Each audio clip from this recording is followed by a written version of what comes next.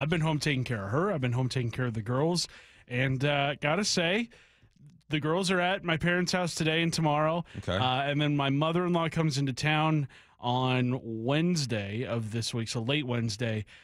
I was really looking forward to getting back to work today. Back to work. Just to be able to not have the responsibility of taking care of somebody right for the next 4 hours. Right, But right. as soon as the show's over, I got to book it out of here. Back to work. And get back to work. Got to be dad, got to be husband. So Memorial Week, you had a long weekend. You had Memorial Weekend, taking care of the family. And it was about what? Celebrating, barbecuing and all that and recognizing those in the past. But it also tells us something when Memorial Weekend hits, right? It's maybe, just maybe, we realize who the Mariners are, what is real and what is not. And there's something that is real to me, Curtis, is that if they don't hit bombs, they're not winning ball games. Right? You got to hit 2 or 3, it seems like, for the Mariners to win ball games. And it was a tough weekend, right? A tough stretch against the Astros. And we knew coming in that the Astros were struggling, right? The pitching wasn't on point, but all of a sudden Altuve looks like an all-star game. You got to walk off that last game. It's just, look,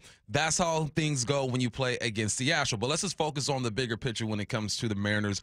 What do you see in this squad that you say, you know what, this is for real? We can depend and count on them when it comes to this. I think the thing that I see most that I'm like, okay, this is absolutely real, is the tear that Cal Raleigh has been on to start this season. I think he is going to be in the MVP conversation, even with Aaron Judge having the season that he's having. I think Cal Raleigh is well on his way to having one of the best seasons we've ever seen from a Mariners offensive player. Will he hit 50-plus home runs? I think that pace might slow down a little bit, but I think 40 is definitely in the realm of possibility for him, 42, 43, what have you. And that would be an incredible season, regardless of position, but especially coming from a catcher. Like, the fact that the Mariners here on May 27th have probably the best catcher in baseball. Not probably. They have the best catcher in baseball. Let's speak in definitives right now. For the sake of this segment, they've got the best closer in baseball. That's a heck of a 1-2 punch to have going for you here as we approach June once we've gotten past the Memorial Day benchmark. That Cal Raleigh, to me, is the most for real thing that I've seen with this ball club. What about you, Bob? The most for real thing, I'm going to second that. I'm going to say Cal for sure, right? I'm going to second that. But I also think that what's real is that Julio is moving in the right direction, right? It's probably not as fast as what people want to see. It's not as dramatic as what people want to see.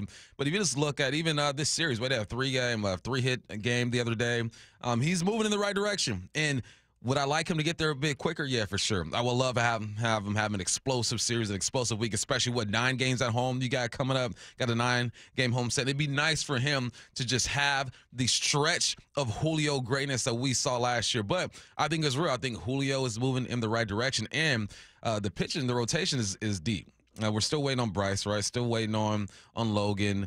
Kirby's going to have another chance to get out there. We just want to see him get through his first start healthy, but I think the rotation is deep. So I think Julio's moving in the right direction. I think the rotation is deep. Is there something negative that you think is real about this squad? What's negative that is real about this squad is, and I hate to say it because this was what we all kind of anticipated being the strength, the ultimate strength of this team, is the starting rotation right now is leaving plenty to be desired, and I don't know if getting these guys back healthy is going to be the biggest fix for everything. We'll get into maybe some other solutions for this rotation coming up later in this hour. But I look at the health of a lot of the guys, and I don't know if these 2 weeks off for Bryce Miller are going to be what ultimately fixes what's been ailing him. He talked a lot this weekend about just kind of where he's at in his recovery.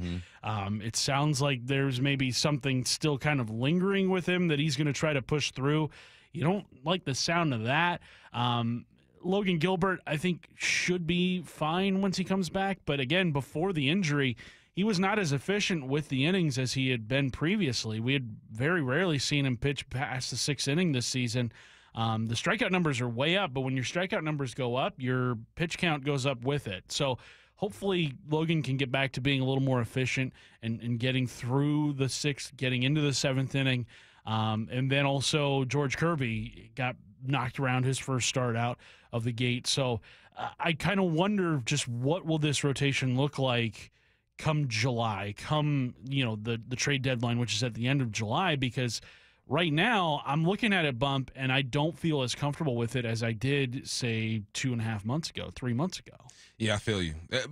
A positive when it comes to that rotation. I like what Castillo's doing. I like the way he looks, right? It was started off a bit shaky for my man to start the season. He's battling. He's looking like the Rock, looking like a veteran out there. But, yeah, this team is interesting because we still haven't been able to see the whole band together, right? We still haven't seen this whole rotation together. We haven't seen Robles in the outfit. We're still waiting on Luke. There are still some things to be discovered when it comes to the squad. So we can take what they've done up to Memorial Day, but I still look at the squad and say, what if? What if everyone's healthy? What if the rotation looks good? What does this team look like?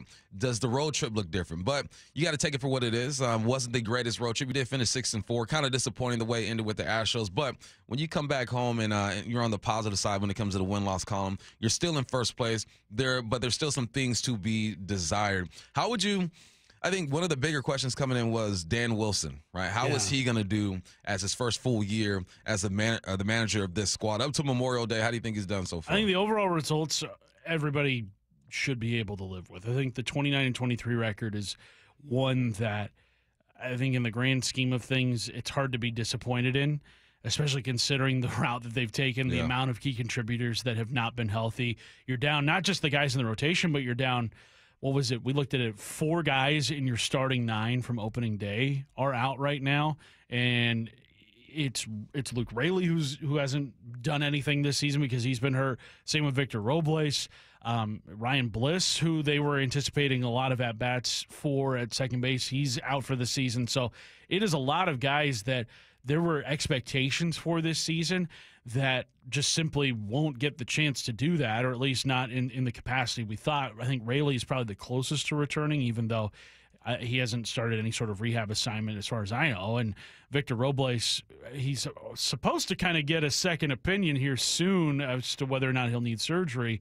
But am I banking on any of those guys making big contributions here in 2025? No, I'm really not. Right. Now, if Raley comes back, then you probably move Tellez to the bench a little bit more, which I think would help things out in that regard. But I look at this Mariners team right now, Bump, and just Dan Wilson's first basically full season as manager.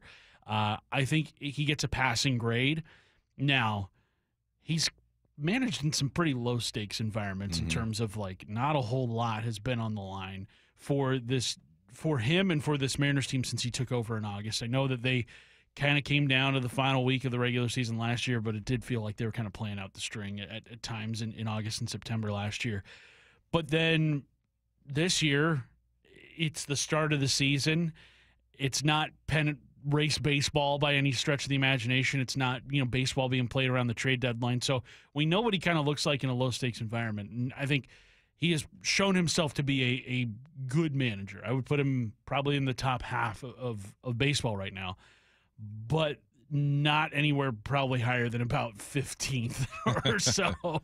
And that's not to say that he can't get better, right. But I think he's at a point in his managerial career where he's just kind of doing a lot of trial by error, and some of those errors have come back to bite the Mariners this season. Some haven't, but it's all about kind of getting to that point and maybe approaching those situations differently after you've seen it kind of blow up in your face a couple of times. Yeah, he's learning on the job. And there are some decisions that we scratch our heads, and there are some decisions that end up working out for him. So I'm with you, too. I'd give him a passing grade, most definitely. Let's focus on this series for a little bit. I'm looking at the text lines, and I'm looking at some of my notes. And game 1, this is my note. Up 2-0 going into the third inning, 9 unanswered. Game 3, 3 home runs. You power through. Tavares had 1 in the third, Mascheroni in the 5th, Cal in the 7th. You hit bombs, this team usually wins. Game 3, just 3 hits and 11 Ks, 0 for 6 runners in score position. In Game 4, you get walked off. It seems like they weren't too far off in a few of these games. How do you think this team bounces back from a series that you feel like was very winnable? Like they have their opportunities to get this done. All the ingredients for a successful homestand you and I were looking at are right there. Like you have the Nationals tonight and for the next 2 nights after that, who are not a good team. They have really scuffled this season. Their starting pitching coming into this series, it's not going to be anybody that you recognize other than maybe Mackenzie Gore. And then you've got the Twins, who outside of a random 13-game win streak this season have kind of been in the middle of things in the American League. Not necessarily a great team, not necessarily a bad team. So there's opportunity there. And then the worst team in the American League, which as we all kind of thought was going to be the White Sox this year. No. It's the Baltimore Orioles. Surprise. The worst team in the American League comes to town to finish off this nine-game homestand. There is going to be plenty of opportunity for the Mariners to put together a 6-3 homestand, a 7-2 homestand. Now, that's the idea, right? That's what you want to see happen. But what happened the last time the Mariners were at home? They went 1-5. Mm-hmm. So you're hoping that maybe the weather being a lot nicer this week. It's going to be mid-70s today. Tomorrow, mid-80s. It's going to be back down to the mid-70s. What is it, on Thursday? So maybe we see the offense kind of tick up a little bit over the next 3 nights bump. But there is going to be a lot of opportunity for this Mariners team to kind of add back to the ground that was lost in this series against Houston. I'm not sweating the 3 of 4 that you dropped to Houston, but it's also a series where it's kind of like, okay, like that was your first taste of what the Astros are like here in 2025. So let's go back to the drawing board. Mm-hmm. No need to panic right now.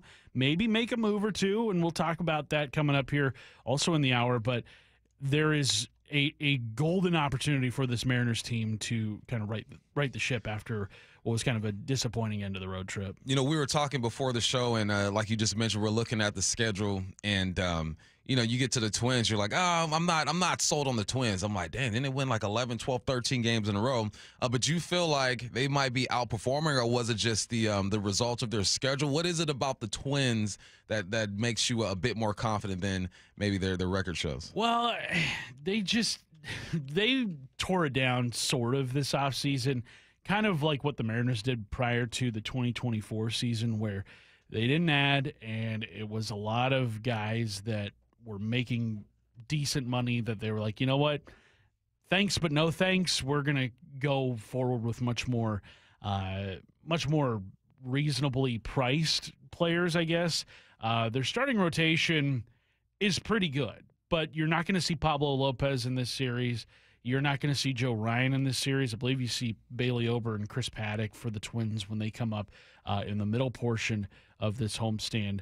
At least that's kind of how things are lining up right now.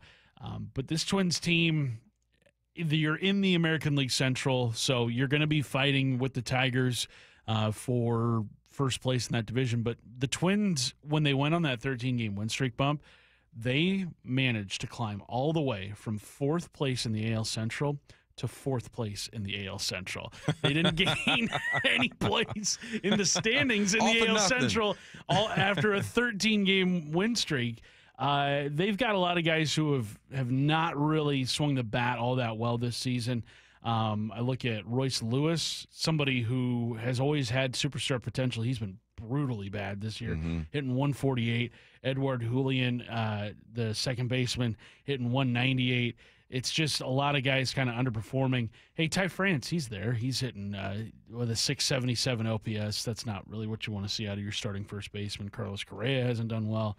Byron Buxton's still playing very well. That's the Byron Buxton we all kind of know and kind of loathe around here. But, yeah, this Twins team, when I look at them, I don't see it. I don't see them as American League contenders right now. Maybe they'll prove me wrong, but I look at this homestand as a great opportunity for the Mariners to get some more wins here. Let's go get it. Welcome home, Mariners, man. The Seattle Mariners return home to T-Mobile Park tonight to begin a 9-game homestand featuring visits from the Washington Nationals, the Minnesota Twins, and the Baltimore Orioles. Fans can look forward to 3 days of Randy Rosa bobblehead giveaways, K-pop fireworks night, Bark in the Park, Pride Month, and Mariners value games. Fans can purchase tickets for all games during the homestand at mariners.com/tickets. Let's get to headline rewrites. Extra, extra, read all about it. Headline rewrites. We must make headlines. The real story behind the headlines in today's news with Bump and Stacy.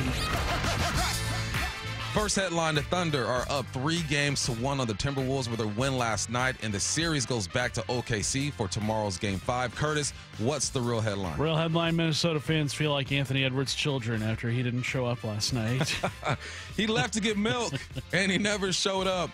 Anthony Edwards, man, I don't know what to think of him. We know that he's great. Yeah. We know that he is he's young. He still has room to improve, but when you don't show up in, 2 out of the last, 3 games or 4 games in this series, people start to scratch their heads. I think that OKC is a bit deeper. I think they have a bit more star power, especially when it comes to the young guys. Chet has showed up. He dropped 21. Jalen Williams dropped 34, and Shea drops 40. It's hard to compete with that. So I think OKC is just deeper, but when Ant goes 5 for 13, 1 for 7 3-pointers, and 16 points, you start having headlines like you just mentioned. Yeah, and I saw people kind of wondering, like, where is his place among the hierarchy of young stars in the NBA? Because last year in the conference finals, the Timberwolves got outworked by Luka. It wasn't even close. Dallas won that series in 5 games. It looks like OKC is probably going to win this series in 5 games, and him having to go up against Shai Gilgeous-Alexander, the league MVP this season, another kind of contemporary in terms of his age, outplaying him. People are kind of like, is Anthony Edwards really ready to be the new face of the league? He doesn't have an MVP trophy. And I mean, maybe he needs to have more postseason success, get to an NBA Finals before we can crown him as such. He's a highly entertaining player, yes, but I think he also might need a little bit more scoring help in Minnesota because he just doesn't have another guy that can go drop 30, 35 at a moment's notice. He can do it, but Julius Randle's not that kind of player. Rudy Gobert's definitely not that kind of player. Jaden McDaniels he's a great defensive stopper, but not somebody that you can rely upon to score and get buckets when you need it. So maybe he needs some scoring help, but I just think right now maybe we kind of reassess the place that Anthony Edwards is at right now in terms of just the young players in the NBA. He needs some help, man. Get this guy some help. But, yeah, this series is probably over. I know you guys hate to hear OKC headed to the finals, but it is what it is unless he pulls off a miracle. And you got to show it, baby.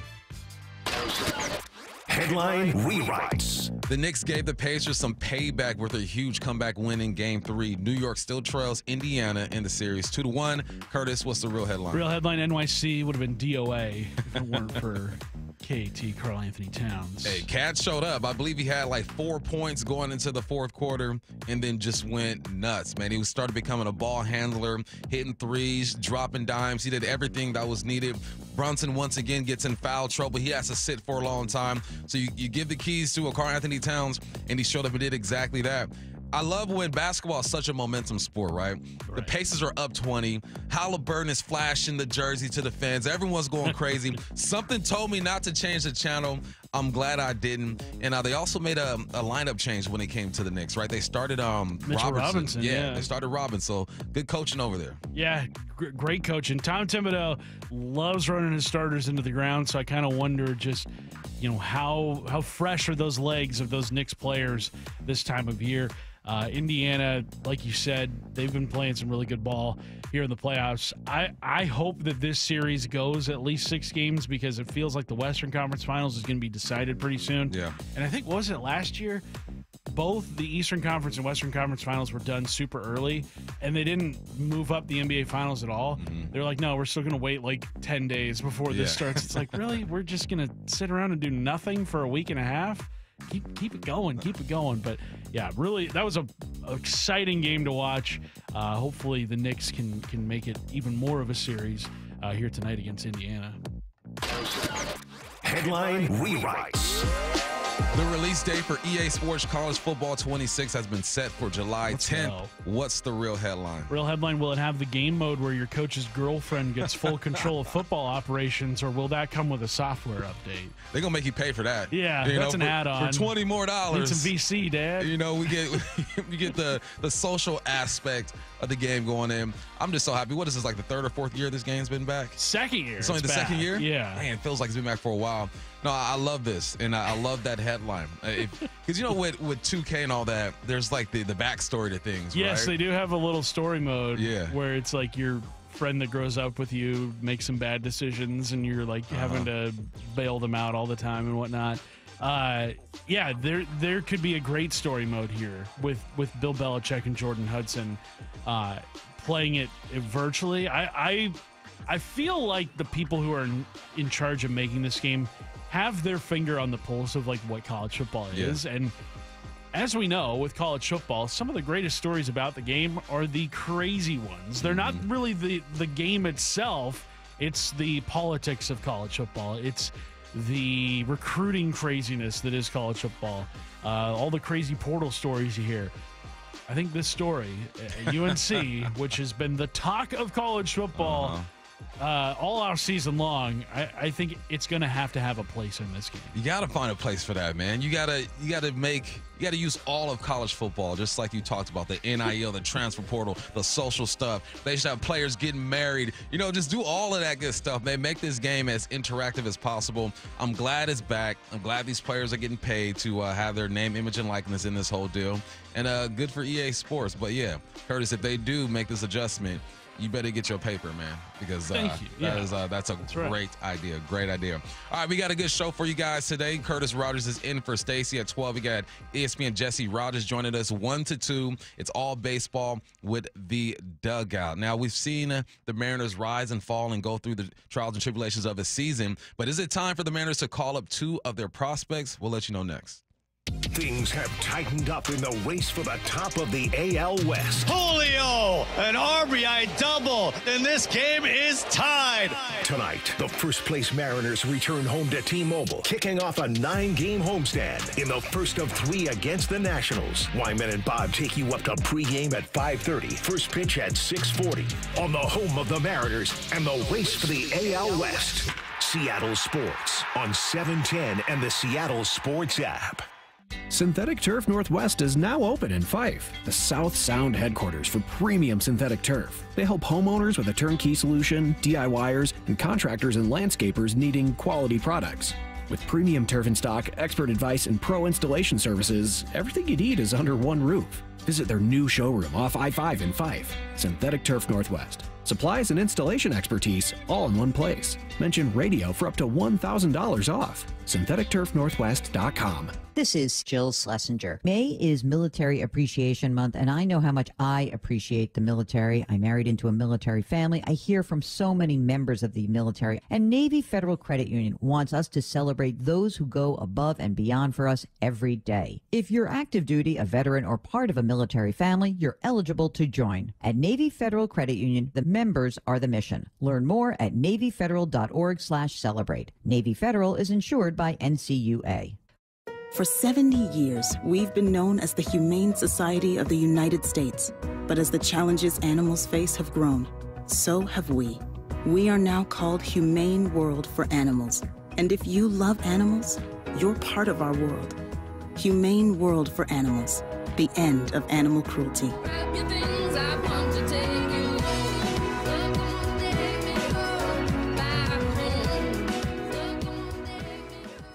Progressive knows if you have to choose between everyday life and your RV, RV wins. What, are you going to take the RV to the mountains or go pick up your dry cleaning? RV wins! Are we cleaning the gutters or taking the RV camping? RV wins! Are we getting a new passport or cruising up the coast? RV wins! Don't forget, you got that trip to Sweden coming up. Oh, yeah, passport, then RV. With Progressive, you can bundle your RV with your home or auto and save with a discount and spend more time enjoying those savings in your RV. Progressive Casualty Insurance Company affiliates and other insurers not available in all states and situations. Testing.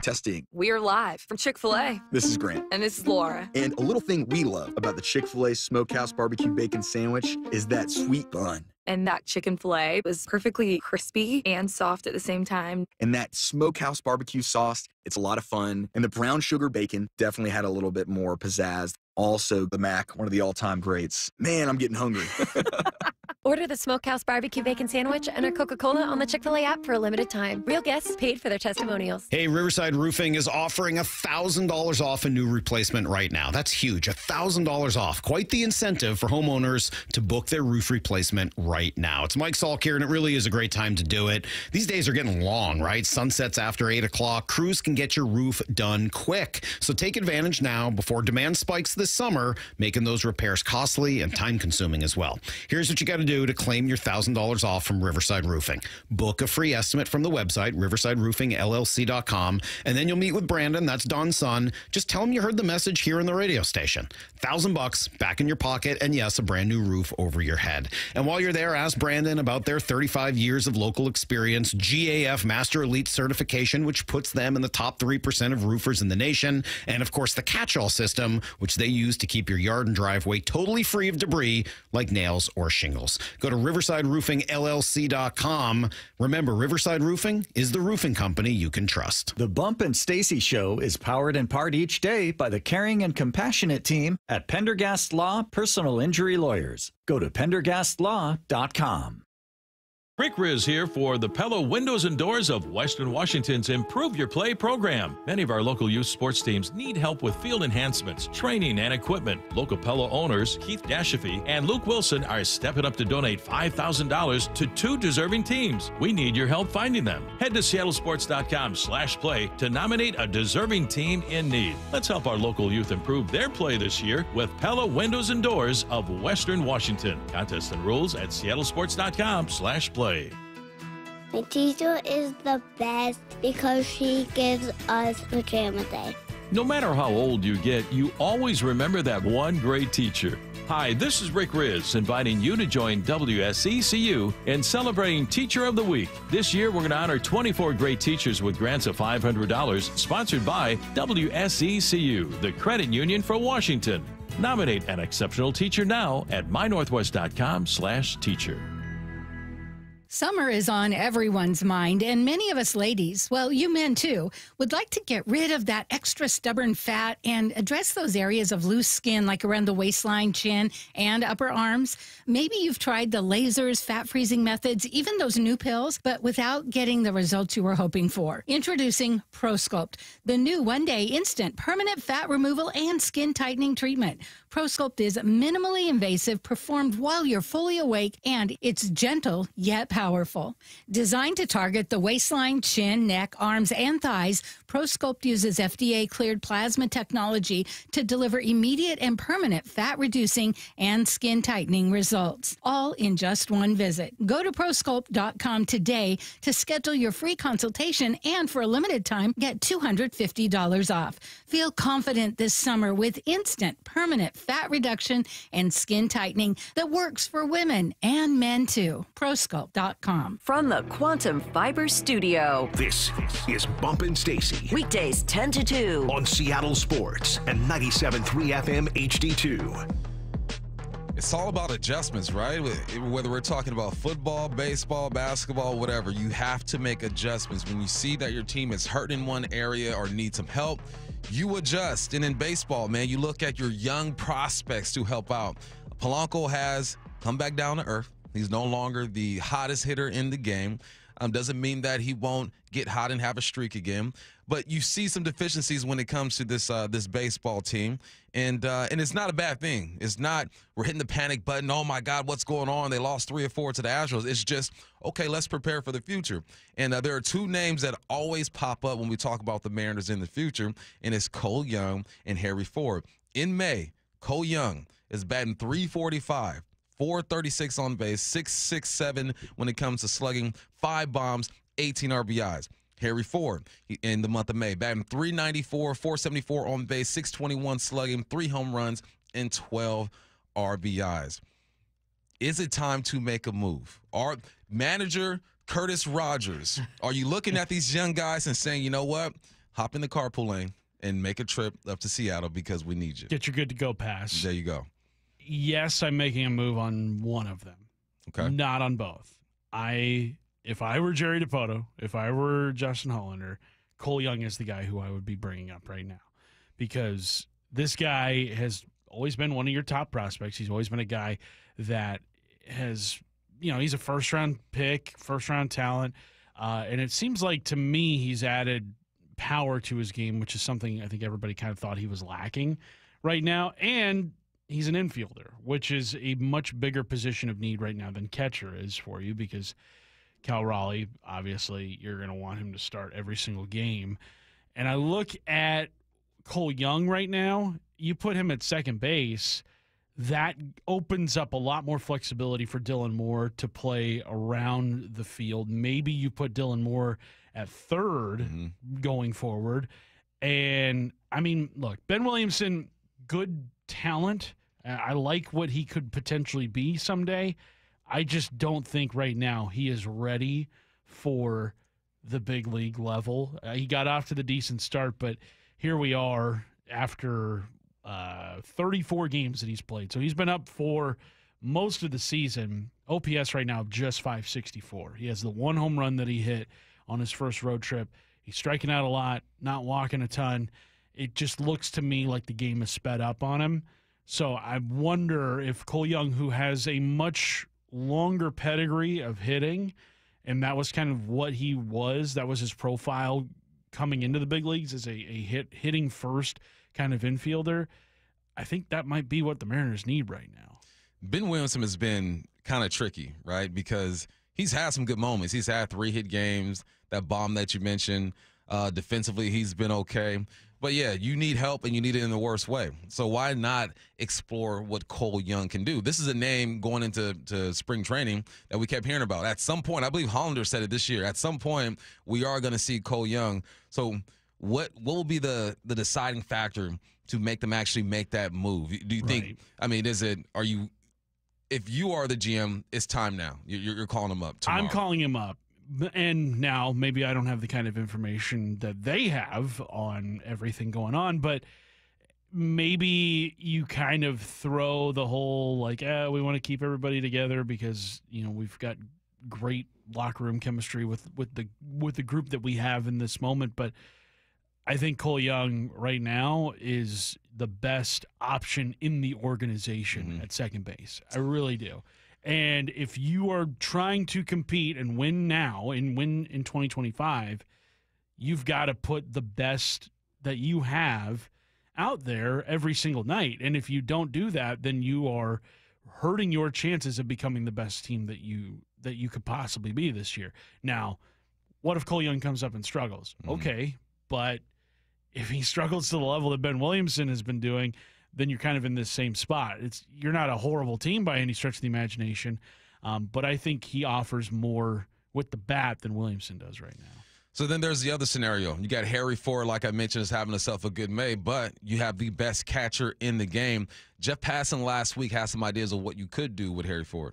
You know, is Harry Ford, because Cal Rowley's there, is Harry Ford a guy who's going to be expendable? And if so, what are you going to be able to get for him? Do you move him now? Do you move him over the winter to try and, you know, get an even bigger piece and maybe not a guy who's on an expiring contract? Just like, sorry to bring this up, but, you know, like 54%, not this year. And Harry Ford's been a fan favorite, too. Sure. You see the potential in that young guy. I've heard fans request maybe to throw him in the outfield to see what happens there. Maybe you put him at third base. But with Harry, would you use him as a trading piece, or are you holding on to him just in case? Well, you know who your catcher is going to be for at least the next 6 years. Right. And unless something dramatic changes on that front, I don't see Harry Ford getting the start over Cal Raleigh in any of those 6 years at catcher, unless Cal eventually moves to DH or moves to first base or something. That's just kind of the natural progression of starting catchers in Major League Baseball once they get a little bit older, but that's years down the road. That's not now. And I think if Harry Ford wants to be at the big league level, he's going to need everyday playing time, which just doesn't exist at the position he has. Now, Bump, you mentioned the possibility, and people bring this up all the time too, like, could he play a different position? We saw him last year take reps in the outfield and left field. I think that was at the insistence of Ford himself, who was like, I just want to be out there every day, especially on the days that I'm not catching. Yeah, I want to be able to help this team out and do something that can get me in the box score another day. But that's in the minor leagues. This is a Mariners team that is going to be gunning for an American League West title this season. I don't know if this is necessarily the spot where, A, you can afford to sit a guy like Ford and ruin his development with the bat by playing him, you know, once or twice a week at catcher, or you bring him up and you're having him learn a new position on the fly in the midst of a super hyper-competitive atmosphere. I just don't think development-wise it would be smart to do that with Harry Ford at the moment. Now, not to say that I'm rooting for this to happen or anything, but like if there is an injury to somebody, then I think potentially, Harry Ford is somebody that you should look at to bring up, especially bat-wise. But right now, you're just looking at it strictly from performance-based play, and I think Cole Young and what he can bring defensively at second base, what he can bring offensively in this lineup, I think is a better move for this Mariners team right now after Memorial Day than it would be to bring up Harry Ford. Yeah, I agree 100%. I also think that the closer you get to the trade deadline, I think Harry Ford is in play, but we also know that prospects don't hit the way they used to. You get to that trade deadline, guys are looking to improve right now. Right. And, of course, Harry Ford's name will be out there. But I mean, an athletic 22-year-old catcher, he has not been as high on the top 100 prospect rankings as we've seen him in the past, but, like, there's still value to that. There's still a lot of value to that. Yeah. He'd have to be a package, right? You got to throw an arm in there. You got to do something.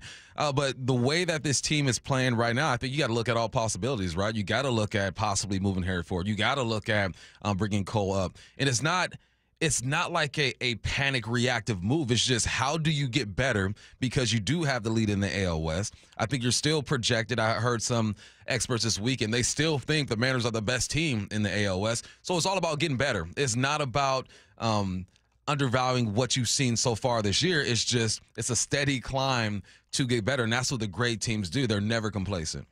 Right, and you look at some great teams out there, like you said, they will make those hard moves. They'll make those tough decisions and bring up the guys that they think can help them ultimately come down the stretch. And I think this Mariners team I think they are the most put together team in the AL West right now. And what we learned last year is that around this time, there's not enough reinforcements you can make. You can make so many reinforcements this time of year, even if the trade market is not active. Like, we have not seen a trade in Major League Baseball, I don't think, anywhere, at least in terms of, like, Major League talent. It has been dormant for 2 months now.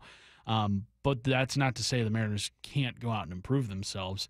I like what they did in signing Taveras because it showed an aggressiveness that I think in years past maybe they let a player like that go because of what is owed on his salary the remainder of the season. I hope that the aggressiveness doesn't stop there. I hope it continues with maybe some promotions coming down the pipe. All right, well, listen, this rotation, guys are getting healthy. Currently, it's a 5-man rotation, but can the Mariners make a 6-man rotation work? We'll give you our thoughts next. Things have tightened up in the race for the top of the AL West. Julio, an RBI double, and this game is tied. Tonight, the first-place Mariners return home to T-Mobile, kicking off a 9-game homestand in the first of 3 against the Nationals. Wyman and Bob take you up to pregame at 5:30, first pitch at 6:40 on the home of the Mariners and the race for the AL West. Seattle Sports on 710 and the Seattle Sports app. Get in the zone, AutoZone. Welcome to Bundle Deal Days at AutoZone. Well, I do need a bundle of things. When you bundle, you save. Do I save if I bundle oil with an oil filter? Save up to $12 on that bundle. What about brake pads and rotors? Bundle those and the brake pads are free. Can't save more than free. You can save on hundreds of deals during Bundle Deal Days. Ends June 2nd at AutoZone. Get in the zone, AutoZone. Restrictions apply. Duralast brake pads only. I'm Ed Evans, CEO of Consumer Cellular. No, we're not one of the big guys. Truth is, we don't want to be. If you're over 50, Big Wireless probably has you paying for more data than you might need. You could be throwing away thousands over a lifetime. We're not here to be the biggest. We're here to bring you something we believe is better. Our plans start at just $20. You'll get the same fast nationwide coverage without the big wireless bill. Call 1-888-FREEDOM, visit consumercellular.com/facts or a store near you. Plans include $5 credit for auto pay and e-billing. See site for additional facts. The Peace Lily is so last year. Hey, has anyone worked with fiddlenecks? Shelby's popular flower shop is in full bloom. We just got a request for an arrangement that evokes air. Who's up for that challenge? No? She needs to hire a floral designer to nip foliage faux pas in the bud. I need Indeed. Indeed you do. Our advanced matching helps find talented candidates so you can connect with them fast. Redeem your $75 credit at Indeed.com/credit. Terms and conditions apply. Shopping with your parents can be embarrassing. Why would they sell jeans with holes in them? I'm going to speak to the manager. Mom! That hoodie is giving. You should get it. YOLO. Thanks to the Chase mobile app, your kid can shop independently while you keep an eye on their spending. So you can go from... We can be twinsies. ...to... How was shopping? Saw you stayed on budget. Thanks, Mom. Freedom for kids, control for parents. That's family banking from Chase. Account subject to approval. Chase mobile app is available for select mobile devices. Message and data rates may apply. JP Morgan Chase Bank N.A. Member FDIC. When you bundle renters and auto with Progressive, you can save while protecting your most valuable possessions. Like your really expensive limited edition sneakers and your new suit for your cousin's wedding. Except you never actually bought the suit because you can't stop buying sneakers. So you show up to the wedding looking like you're going grocery shopping. But hey, at least your sneakers will look good in the pictures. Until you're cropped out of every last one of them. So go ahead and get Progressive, so you can save while protecting the things that matter to you. Progressive Casualty Insurance Company and affiliates and other insurers. Not available in all states or situations. All power, zero compromise. Ego cordless outdoor power equipment features advanced lithium battery technology that exceeds the power and performance of gas without the noise, fuss, or fumes. From mowers and trimmers to blowers and pressure washers, one battery powers over 90 tools. No wonder it's the #1 rated brand in cordless outdoor power. Power beyond belief. Visit egopowerplus.com to learn more or to find an Ego retailer near you. That's egopowerplus.com. This Father's Day weekend, take Dad out to a ball game at T-Mobile Park. The Mariners are squaring off against the Guardians June 13th through 15th, and the weekend is jam-packed with can't-miss events. The fun gets started Friday the 13th with Sing-Along Fireworks Night presented by T-Mobile, followed up by a Steelheads Cap giveaway Saturday the 14th. Then on Father's Day, Sunday the 15th, the first 10,000 dads will score a pair of socks thanks to Muckleshoot Casino Resort. Get your tickets today at mariners.com. The home of the Mariners. It is gone! Cal Raleigh, 2-run home run. Hear every pitch on 710 and the Seattle Sports app.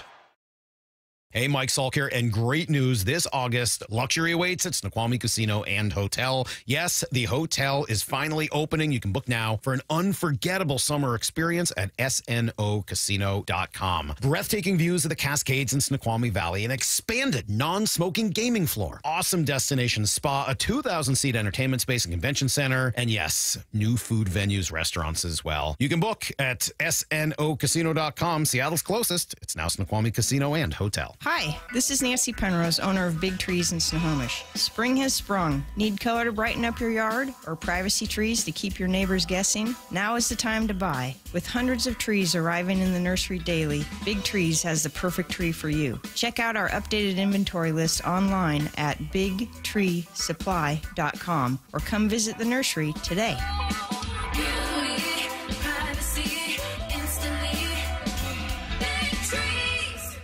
Do you have a car sitting around collecting dust? Well, turn that car into cash at Wayscar Ford in Auburn. Not only will they purchase your vehicle today, pay you right up front, but it gets way better. Once they resell your old car, they share 50% of their profit with you. I'm here with my friend Mark Clymer from Wayscar Ford in Auburn. So, Mark, it's been a few years since you started offering this. How's it going? And how much money have you given back to your customers that sold their cars to Wayscar Ford under this program? It's going great, Stacy. As a matter of fact, we've given back over $750,000 to the customers that have sold their cars to us on our vehicle profit sharing program. Wow, that's fantastic. Why do you think it's working so well? Let's face it, it's Thunderdome out there with all the auto theft, the identity theft, and the other scams going on today. Less and less people are comfortable trying to sell their car themselves. So we offer them a way to get a lot more money for their car without having to go through all the hassle of trying to sell it themselves. And it's only at Wayscar Ford, Isuzu in Auburn. WayscarFord.com. From the Quantum Fiber Studio. This is Bumpin' Stacy. Weekdays 10 to 2. On Seattle Sports and 97.3 FM HD2. You know, Curtis, back in the day, there's a 4-man rotation. Back in the 90s. All right, then you move to a 5-man rotation. All right, trying to make sure your arms get some rest. And now the Mariners are preview of Get Off My Lawn tomorrow? It might be. Back in the day. 3-man rotation. 3-man, no, actually 2-man rotation. But in all seriousness, man, these Mariners are getting healthy, right? We've seen who is the ace of the squad right now. Logan's getting better. He had a bullpen session the other day. You got Kirby, who's back. Castillo's doing his thing. But when it's all said and done, they have an Emerson, right? Emerson is kind of the name that is making things interesting when it comes to this rotation. Right. Should the Mariners entertain a six-man rotation? Before I get your thoughts on it, let's hear what Jeff Passan had to say about that current situation here.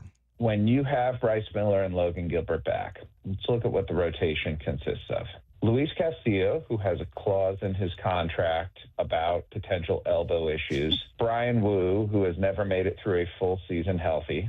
And three guys in George Kirby, Bryce Miller, and Logan Gilbert, who have been injured this year. If ever there is a time for this organization to go with a six-man rotation, it would seemingly be this year, and it would seemingly make a lot of sense. Now, that doesn't mean that it's what they should do or that what they're going to do, but at very least, the logic behind it, it's pretty sound.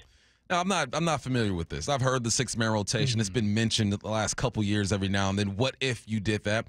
How common is that in today's game, and do you think the Mariners should entertain it? It's not super common even in 2025, but it seems like it could be a solution for the Mariners, at least in the short term. Over the long term, I don't know if that's something you want to do. And also, what about the guys that haven't been hurt this season? Mm-hmm. What about Brian Wu and Luis Castillo? An extra day off might not necessarily be the best benefit for those guys, especially Castillo, he's the veteran of the group. He's the guy who's been around the longest. He's in his 30s. When you're somebody that has been doing things one way for that long, I don't know if an extra day off would be the best benefit for him at this point in his career.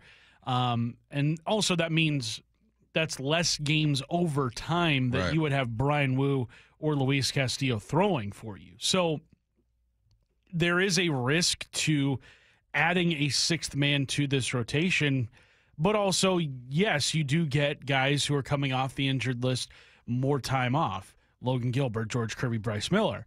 So there is a catch-22 in this situation. I just don't like the idea of not giving the ball to Brian Wu every fifth day. Maybe there's an exception you make for him where, hey, the guys that are still healthy and we don't have to worry about them, maybe they go on a 5-day schedule and you kind of mix and match outside of that. But I don't like the idea of not giving the ball to Brian Wu every fifth day. Like, he has been so good this season. Yeah, you want your ballers to be on the mound as often as possible. So that's what gets me, is because I understand the rest situation. You want your guys time to recover or whatnot, but you don't want to mess up somebody's groove, man. No.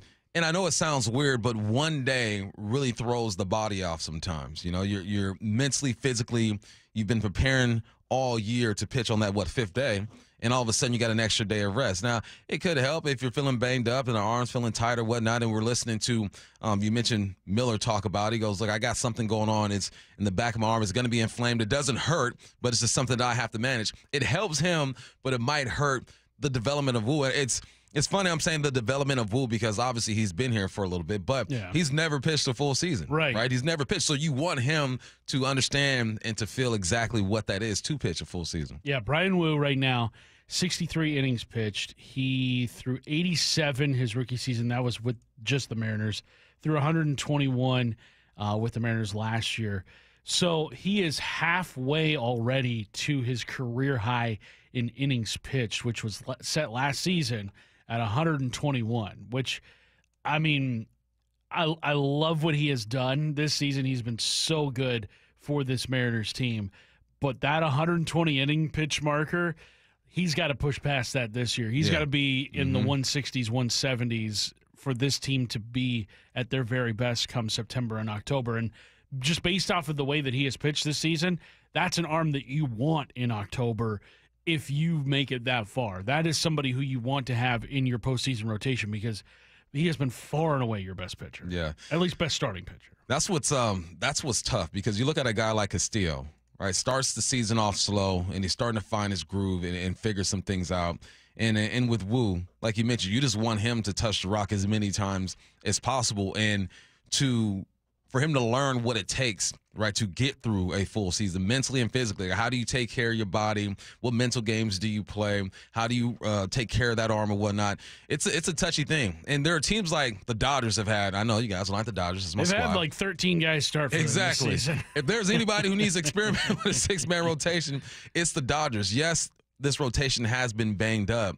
But like I mentioned earlier, we just haven't seen those 5 together consistently or at all this year. So if you get an opportunity to do that, I want to see it. Let it ride out. Now, there's the impact it has on the rotation by giving guys an extra day off. But what about the impact on your bullpen? Because that removes a bullpen arm. Because you have to carry, 12 pitchers at the very least. So now you're going with only 6 relievers. Passan spoke about that with Brock and Saul. It can be a challenge, but that's what options are for. That's what having the train between Seattle and Tacoma is, right? It's knowing that there's somebody who literally can drive to your ballpark if you need another arm that day. And that option rules allow guys to go up and down as many times as you want, as long as they don't have 5 years of service. And so it's going to be a big train, I think, between Seattle and Tacoma, but that's okay. Like, they'll take that, right? It just seems kind of almost not headache-inducing, but it just seems like, well, that might be a little unnecessary if you are if you're just constantly shuffling back and forth between Seattle and Tacoma available relievers. Especially, like, what if you're on the road? Like, what if you're in Tampa? Yeah. You can't necessarily make a move at the drop of a hat like that because you got to go on a cross-country flight and whatnot. But if you're at home, sure, yeah, it makes a lot of sense. Yeah, convenient when you're down the street. Not convenient when you're across the country. But this is something that I think they'll look at. I think they should look at. There are pros, there are cons for both situations. My main thing, I think we're in agreement when it comes to we just want Wu to touch the rock as many times as possible. Yes. I like the way Castillo has kind of found his form and his shape and is playing some good baseball as of late. So there are things that need to be done with this baseball team. We talked about it earlier. Is it Cole Young? Is it Harry Ford? And now, is it the 6-man rotation, something that these guys should experiment with? We don't know, but we shall see. All right, more to do when we come back. 1 hour down, 3 more to go. Reminder, we got the dugout from 1 to 2, but when we come back, we'll be joined by ESPN's Jesse Rogers.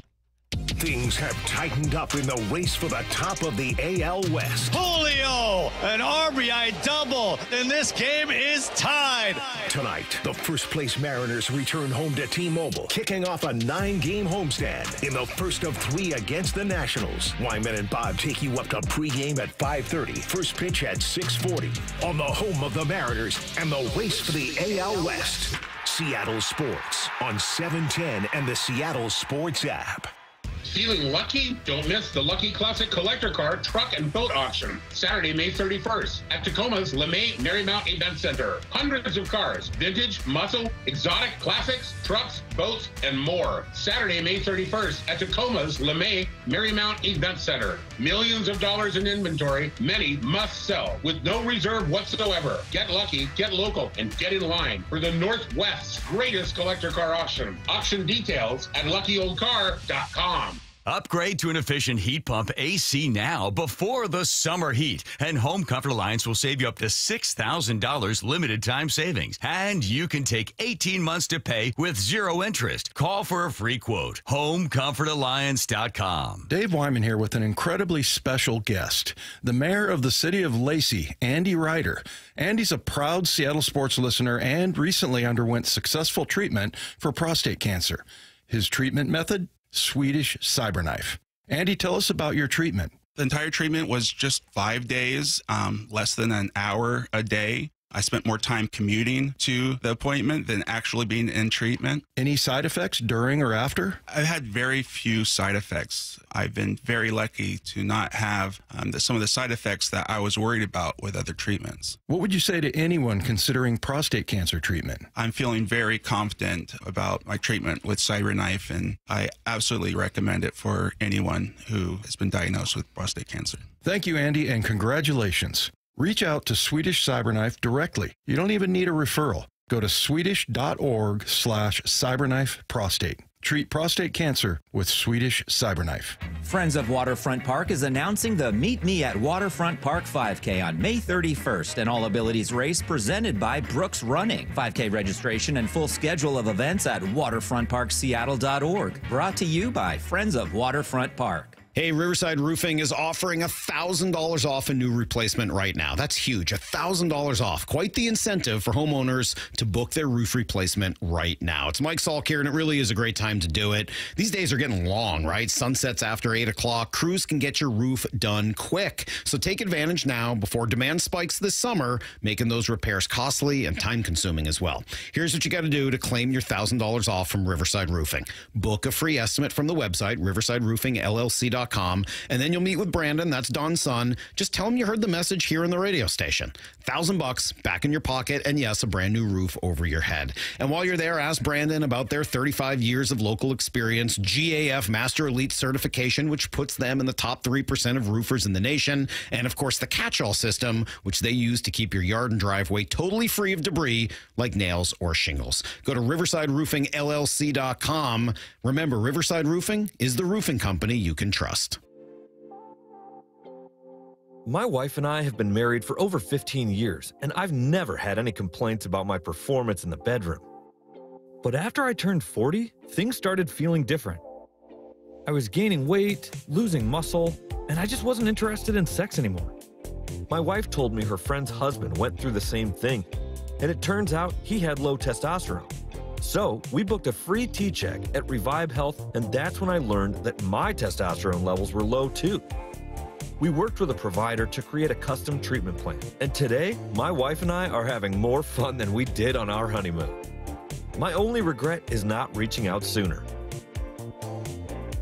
If you're ready to book your free T-check, visit revivemenshealth.com or call 206-529-1111. Again, that's 206-529-1111. This might be the most surprising statistic I've shared in decades of doing local news. More than 75% of commuters will be involved in a car accident at some point.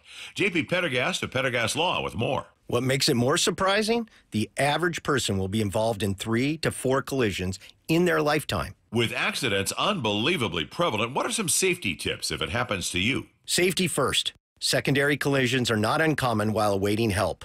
Turn on those hazards and remain in a safe place. If a bystander witnessed the accident, capture their information and encourage them to remain at the scene.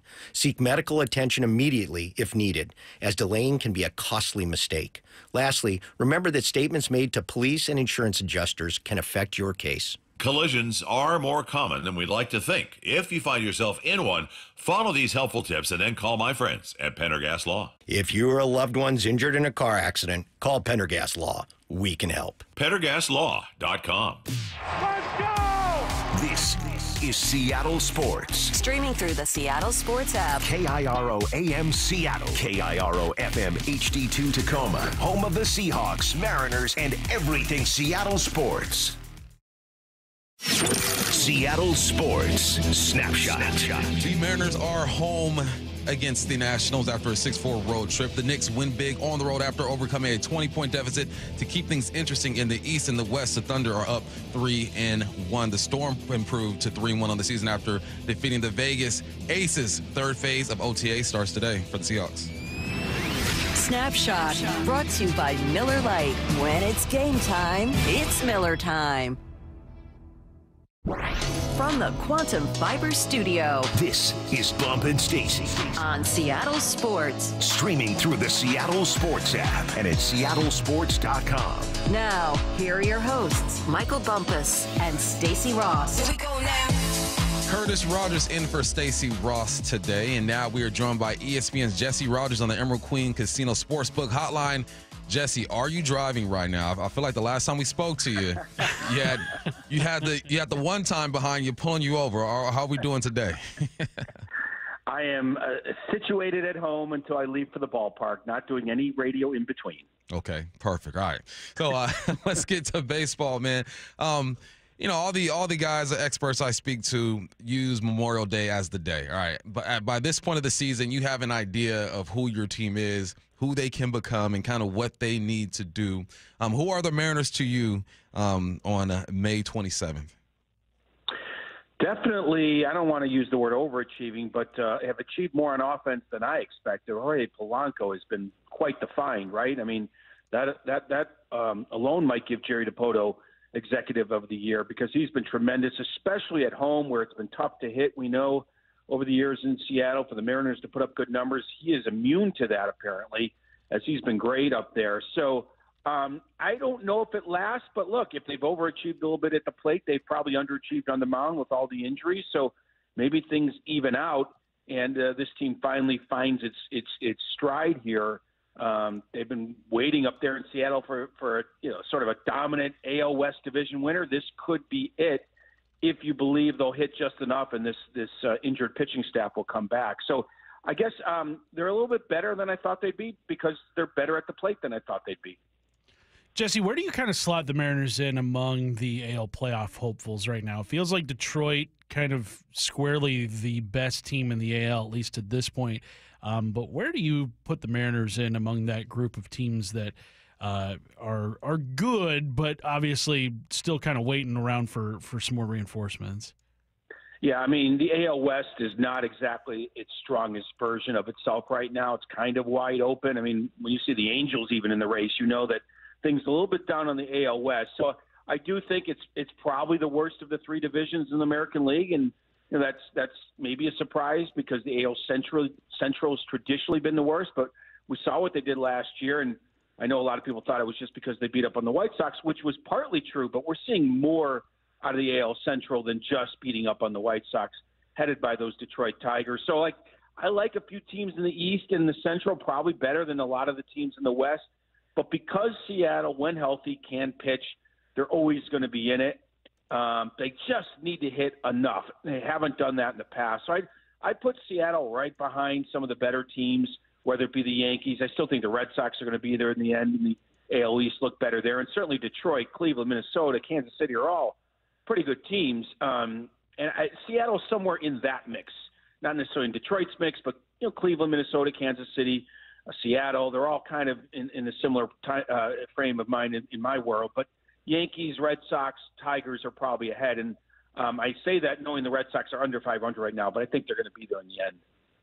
Hey, Jesse, how common is a six-man rotation? With the injuries that happened with the Mariners, people are saying maybe they should entertain that. The Dodgers have said they might entertain it. I saw the Cardinals saying they might as well, but no one really committing to it. How common is that in this game today, and do you think the Mariners should take a look at it?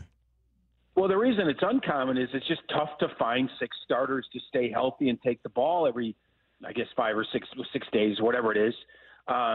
So it's just tough to maintain it. It's tough to develop six starters to do it. The Mariners would be the one team that kind of could. Yeah, there's other teams that have talked about it, but you're not wrong. It's more talk than reality. What happens is it sounds good on paper, but then you include some off days, and all of a sudden someone's pitching once a week or once every 7 or 8 days, and it becomes a little less of a routine and rhythm that you want. If there were no off days, I think six-man rotations would be very common. But as soon as you add an off day, even just once a week, now a guy is falling out of rhythm. How many bullpens does he throw? I mean, the 5-man rotation fits for a reason, and it has for a long time. But I do think to protect arms, especially coming back from injuries, it could make sense in Seattle. I know they're talking it over, and I absolutely could see it when everyone's healthy. Just that, how long are they healthy, and how long are they all going to be going well? There's always something that throws a wrench into the six-man rotation plan. So maybe you plan it out, and when there is that wrench, you adjust. But it's not a terrible idea for the Mariners as everyone gets healthy. Jesse, here in Seattle, we've got Cal Raleigh, who's off to an incredible pace, who could potentially hit for 40-plus, maybe even 50-plus home runs if he manages to play somehow every day. But another guy who's on an insane pace is Andres Munoz, the closer, who has an ERA still of 0. He's appeared in 23 games, 17 saves, struck out 28, has only walked 8 guys this season. Where is Andres Munoz to you ranked among the game's best relievers?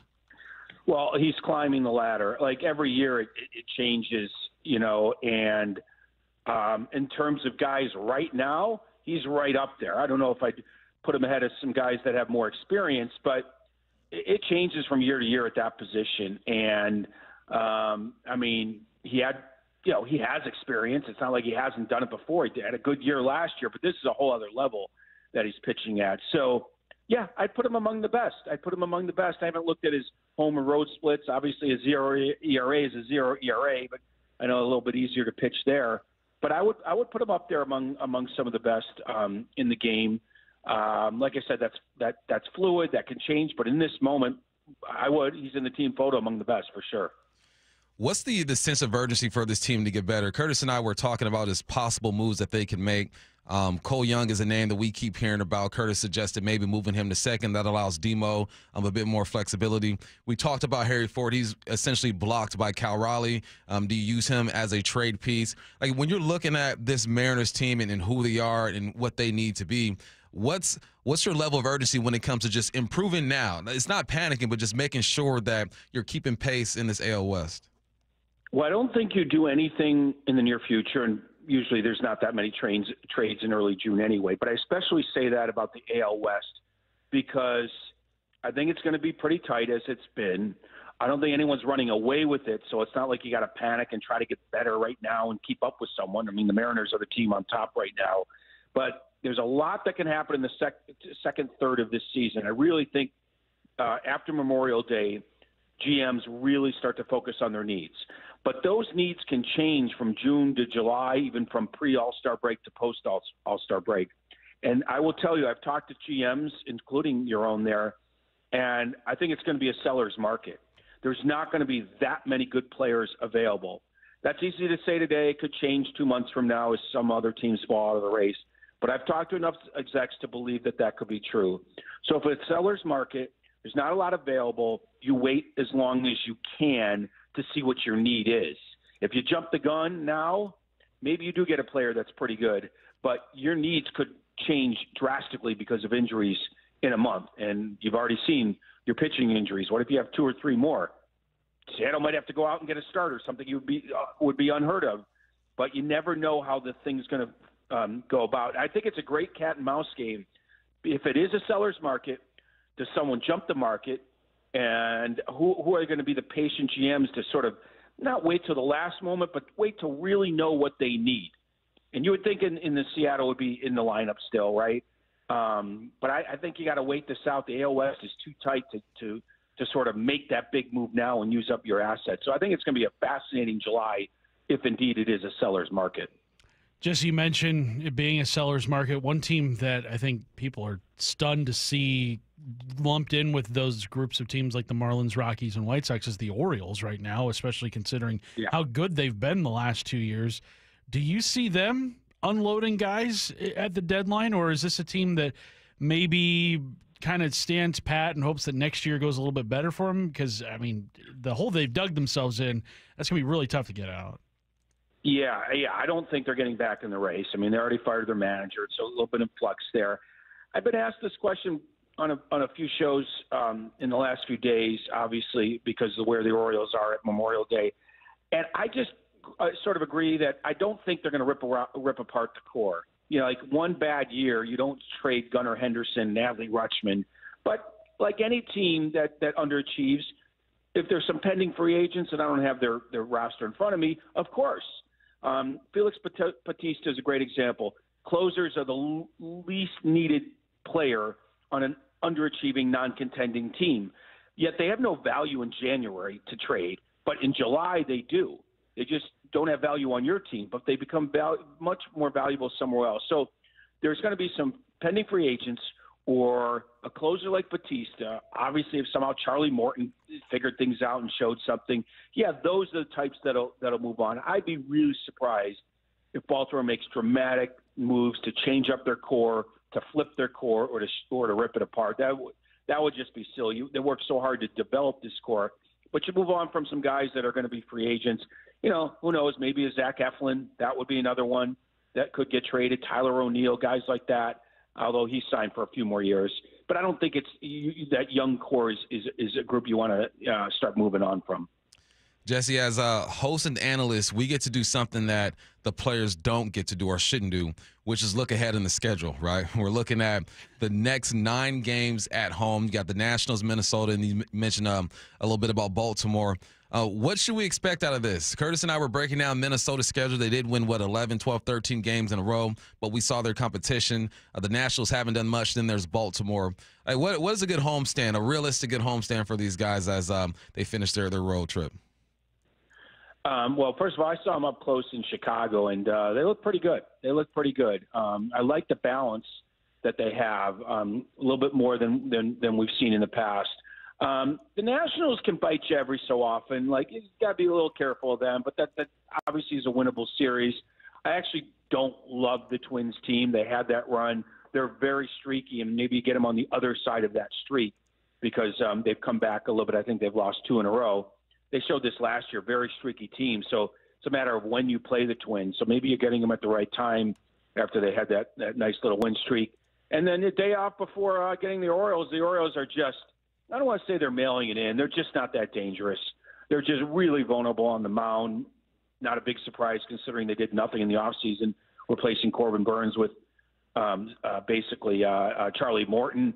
So those are 3 winnable series is the way I'd put it. 9 games, you go 6-3. That's a really good homestand. That's the best way I'd put it. Jesse, mentioned Cal Raleigh with you briefly. You look at the pace that he's on, 17 home runs right now, 948 OPS. Is this somebody that, I mean, Aaron Judge is doing what he's doing, but is Cal Raleigh in the MVP conversation in your opinion, or is this somebody that, maybe you think has had a good couple of months but could slow down here as, just the playing time that he's racked up at catcher, you're going to take a beating having played that many games. Right. And, maybe you put him at DH a little bit if he's hitting this well and keep him on his, off his knees, so to speak. He's in the American League. So, right off the bat, you could be in the conversation a little bit more than the National League, which is stacked. Obviously, there's Judge. I would say as of today, yes, he's in the MVP conversation.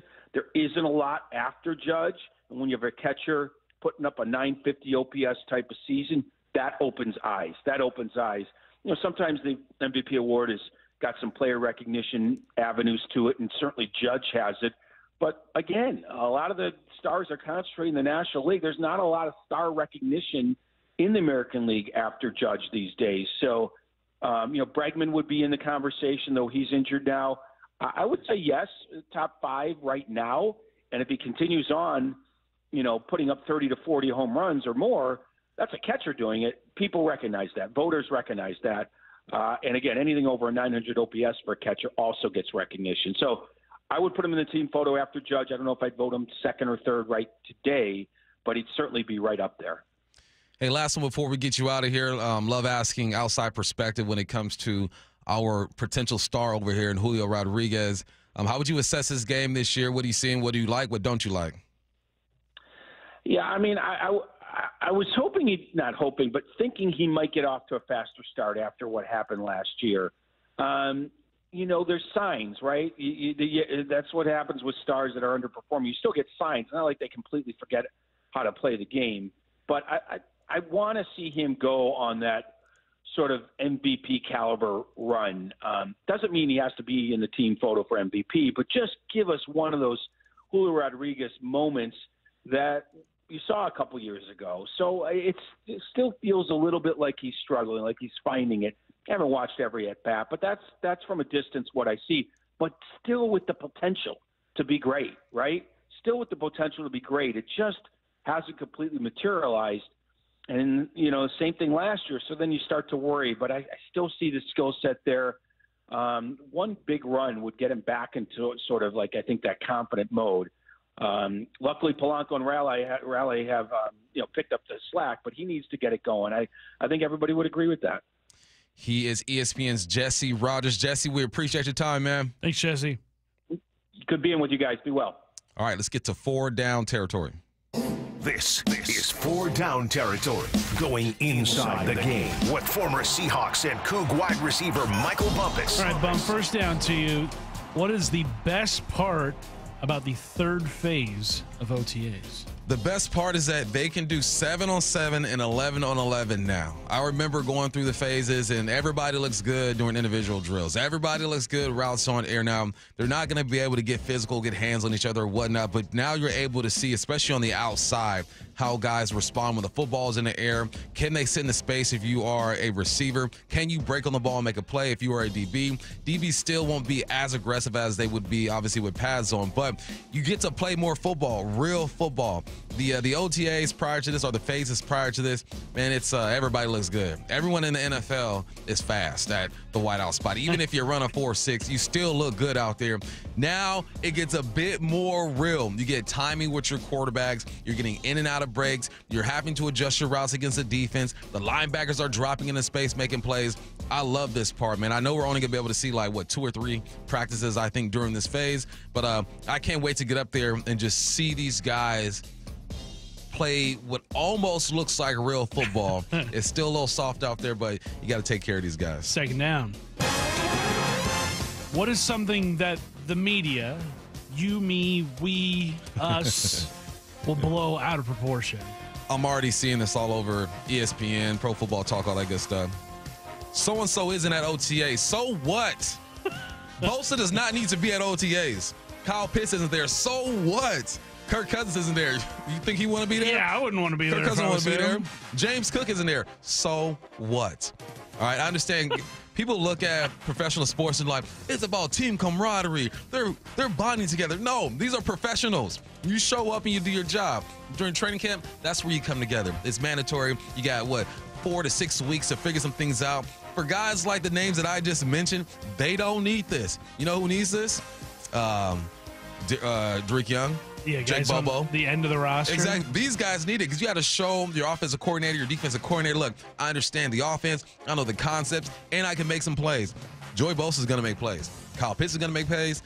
Cook is going to make plays. And all these other veterans who aren't there, so what? Stop blowing this out of proportion. If you have been on a team at that level, you understand that he don't need to be there. I mean, when I was playing with the Seahawks, Nate Burleson didn't need to be there. He going to start. He going to play. He knows his playbook. Contract. Yeah, he doesn't need to be there. It's different strokes for different folks. And I open up the laptop this morning, and I'm reading all these articles, and people are complaining about guys not being at this third phase of OTAs. So what? They're ballers. They're established. They're going to play. This is for guys like me who are fighting to make the squad. Third down. All right, Bump, which position for the Seahawks still needs that fourth guy? Man, so when you look at this Kubiak offense, right, I'm just going off of snap counts alone. You know the tight ends are going to play the majority of the game. Last year, you got Foster Moreau, who played 69% of the snaps. You have Juwan Johnson, the other tight end, one of the other tight ends, who played 64% of the snaps. As a receiver, you know who the 3 guys are going to be. Cooper Kupp, JSN, MVS. You're still going to need a 4th guy because if you just look at the snap counts for the Saints last year, there are a bunch of guys getting reps. You got Adam Prentice. I'm sorry if I'm jacking your name up, sir. 25%. You got Olave, who played 28% of the snaps. You got Shaheed, who was injured, right? He played 26% of the snaps. You got Cedric Wilson Jr., who played 35% of the snaps. MVS, who played 30% of the snaps. You got Austin, who played 29% of the snaps. You got Tipton, who played 32%. They're spreading this thing out. Now, they're going to lean on the top 3, MVS and JSN and Cooper Kupp. But this just tells me you're gonna need a 4th guy. And who is that 4th guy going to be? The guys who are at OTA's phase 3 right now, fighting for their lives. The Derek Youngs, the Jake Bobos. You got Horton, the young receiver. You got Ricky White as well. They're still going to need that 4th guy. And that 4th guy is going to have to play special teams as well. That's where I look at Jake Bobo and he has an advantage. That's where I look at Ricky White and he has an advantage. But they're expecting big things out of Horton as well. This is going to be an interesting battle. How many receivers are these guys going to carry? Because the numbers tell you 3, 4, 5 guys have the potential to get some snaps when it comes to this Kubiak offense. Of course, your first 3 are going to be there, but that's a battle that we need to pay more attention to. Who is going to be the 4th guy in this wideout room? 4th down. Bump, what is an indication that change might be coming when it comes to second-round draft picks in the NFL? So we saw something we've never seen before when it comes to 2 second-round draft picks in the NFL. You got Jaden Higgins with the Texans and Carson Schweissinger? Schweissinger, thank you. That's a tough one. For the Cleveland Browns.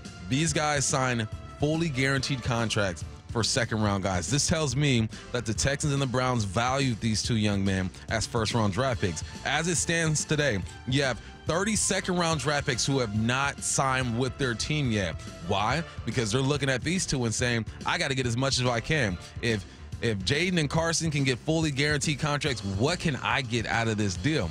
And these guys are going to get signed, and I don't think there will be any more fully guaranteed contracts for second-round picks, at least this year. But what this does for these guys, it just gives them leverage. All right, they're getting fully guaranteed contracts. I want to get as much of it guaranteed as I can. I want to get the biggest signing bonus as I can because I want to make sure that my family is set and good to go. And I like this, man, because in football, it stands for not for long and no freaking loyalty. All right, they will cut you as soon as you got a limp, and they don't and they act like they love you until you can no longer provide a service for them, which ain't bad. It's just football. It's how things go. But second-round picks, I like this. Make these guys have to pay up and give you as much money as possible because you never know when your last snap is going to happen in the NFL. It's just a vicious, vicious game that you play. Yeah, I think is it Eamon and Arroyo that are still inside? I think so. Both second-round picks. Mm-hmm. Yeah. What was it? Jaden Higgins. He was the one that kind of set this whole thing off. He set it off. I bet man. A lot of NFL teams look at whoever it was. Look at the Texans. The Texans. Like, come on, man. Really? Like, you're going to make it that much harder for us to sign our second-round picks now. Yeah, and it's real. I mean, you got 30 guys who are sitting at home saying, you know what? I'm going to chill. I'm going to be in shape, but I'm going to chill until things get right because I want to get that money. And I'm not mad. You know I'm all about players getting their money. You go ahead and do that. Let's see what's on tonight. What's on tonight with Bump and Stacy, brought to you by Caesars Sportsbook at Muckleshoot. Now, here's what's on tonight. The Mariners start their homestand tonight with a series against the Washington Nationals. First pitch is at 6:40 p.m. on Seattle Sports. All right, we got Curtis Rogers filling in for Stacy Ross, and we still got lots more to do. They got the dugout from 1 to 2 as well. But when we come back, it's time to visit the timeline. You got USA Flag Football. You got some guys speaking up saying, nah, this is our job. We can get it done. We'll give you our thoughts next here on the Bump and Stacy Show. Things have tightened up in the race for the top of the AL West. Julio, an RBI double, and this game is tied. Tonight, the first-place Mariners return home to T-Mobile, kicking off a 9-game homestand in the first of 3 against the Nationals. Wyman and Bob take you up to pregame at 5:30, first pitch at 6:40, on the home of the Mariners and the race for the AL West. Seattle Sports on 710 and the Seattle Sports app. Hey, Mike Salk here with special guest Ryan Rowland-Smith, and we love having Hyphen on the show to talk a little baseball, but today, talking about something a bit more personal, yet really exciting. Hyphen, share all the good news. Thanks, Mike. Look, I've been hearing for about 2 years now how you did the Eastside Weight Loss Clinic plan and how you lost a ton of weight. I decided to see what the program was all about, and I'm so glad I did. So far, I've lost 30 pounds in just 60 days, and my only regret is not starting sooner. Well, I'm happy for you. What's been the best part of the program so far? Honestly, how simple it's been. There's no crazy exercises, no counting calories or scary shots or injections, no side effects or any of that stuff.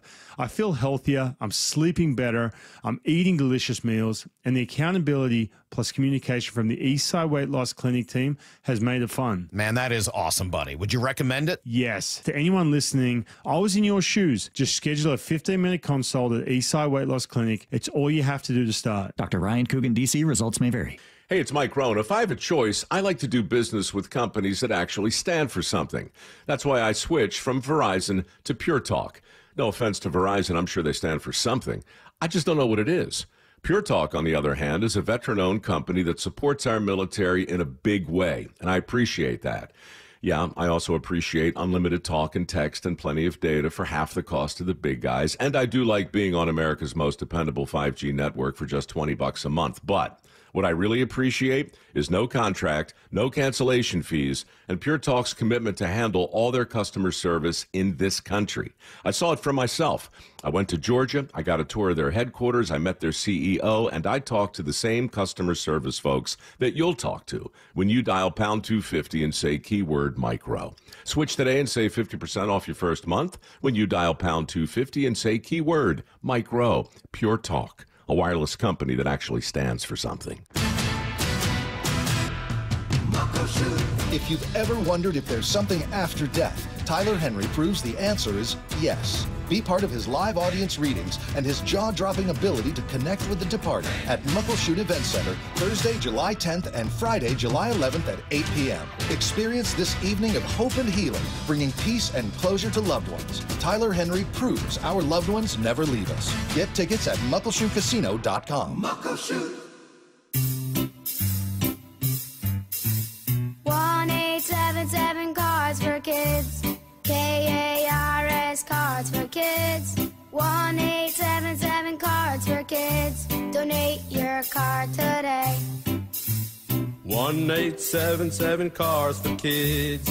KARS Cars for Kids. 1-877 Cars for Kids. Donate your car today. Donate your car today at carsforkids.org. That's cars with a K. Your car, running or not, can be picked up as soon as the next day. You'll get a maximum tax deduction and a vacation voucher. 1-877 Cars for Kids. KARS Cars for Kids. 1-877 Cars for Kids. Donate your car today. Now accepting donations of land, homes, buildings, or any kind of real estate. The home of the Mariners, Seattle Sports. Cal swinging a drive, deep to right field. Every pitch of every Mariners game is on the Seattle Sports app. Are you worried about economic conditions, tariffs, and inflation? Are you tired of trying to time the stock market? Maybe it's time to take a little risk off the table given current market volatility. For stability, there's no better option than Legacy Group's Northwest Fund, a fixed return of 9%.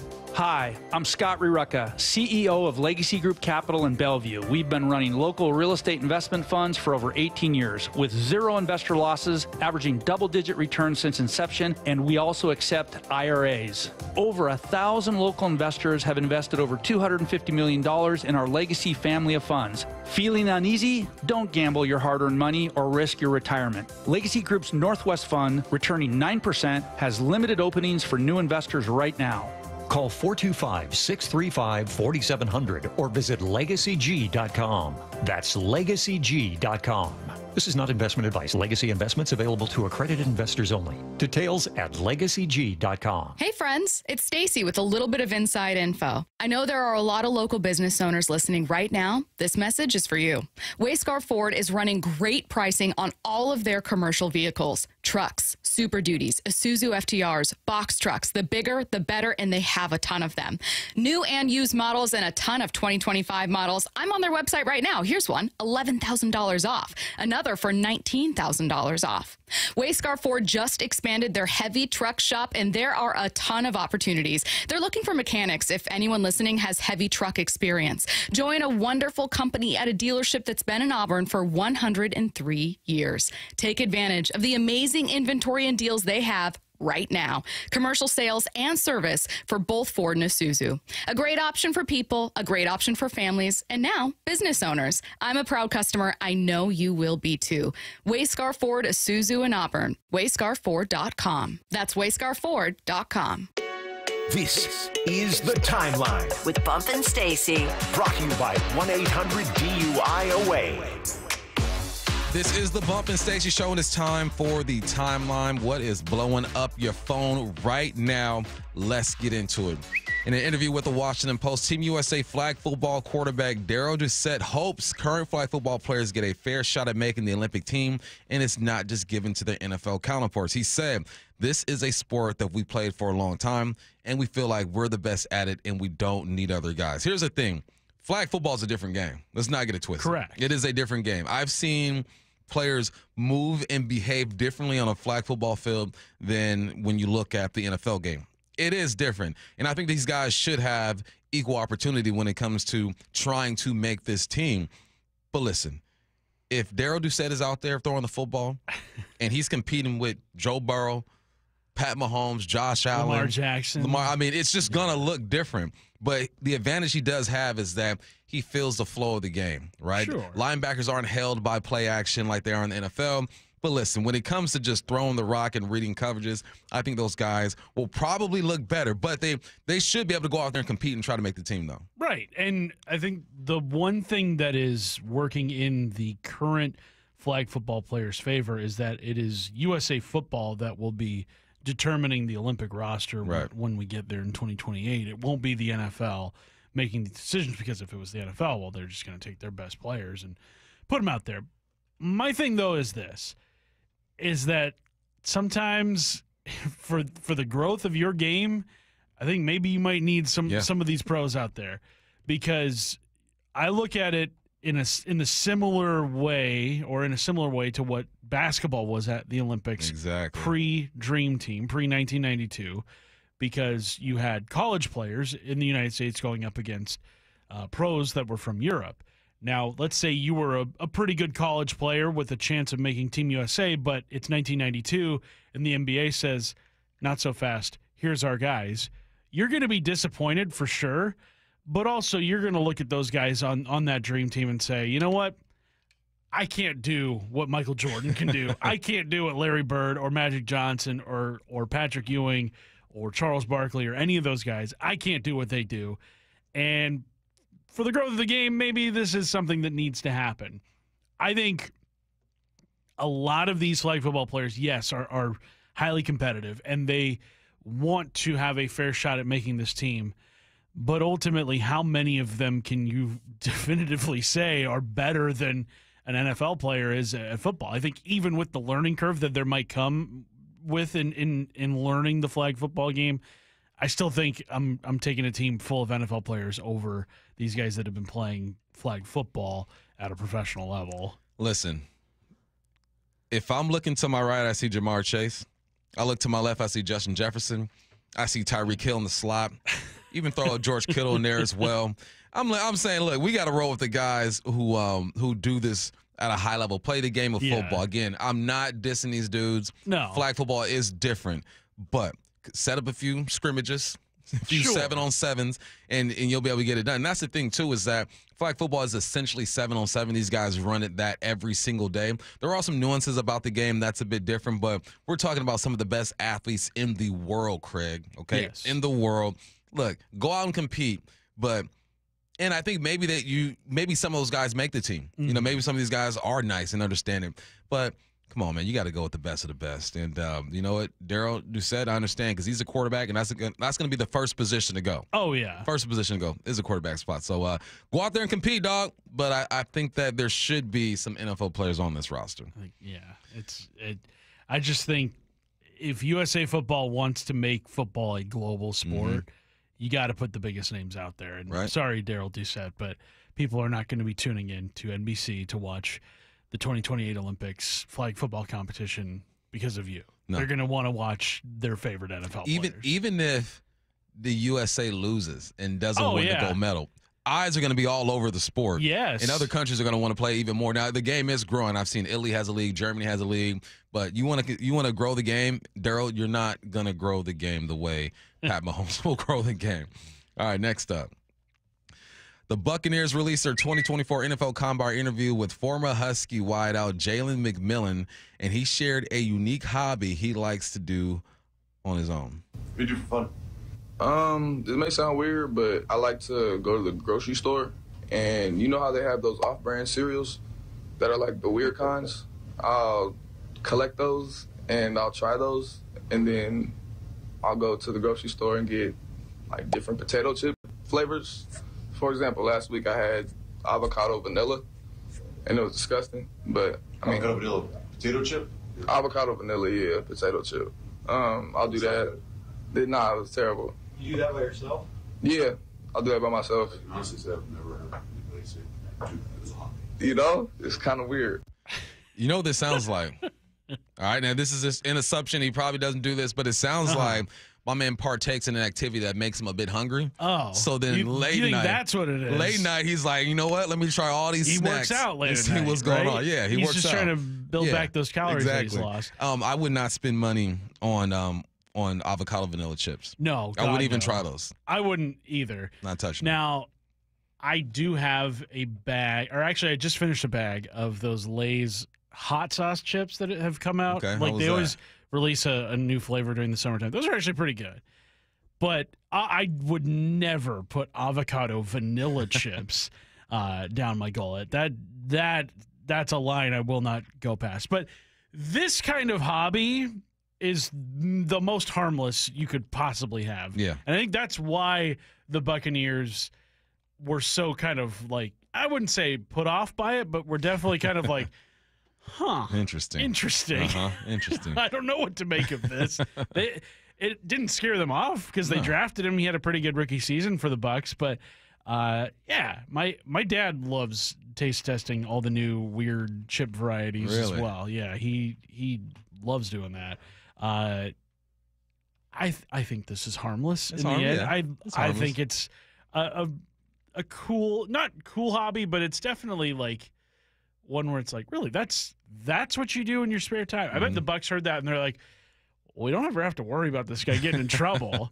There's those trends online where it's like, I know my significant other will never cheat on me, and they show like what it is about this person that it's like, oh yeah, this person is harmless. Where it's like, oh, I've got my Dungeons and Dragons collection.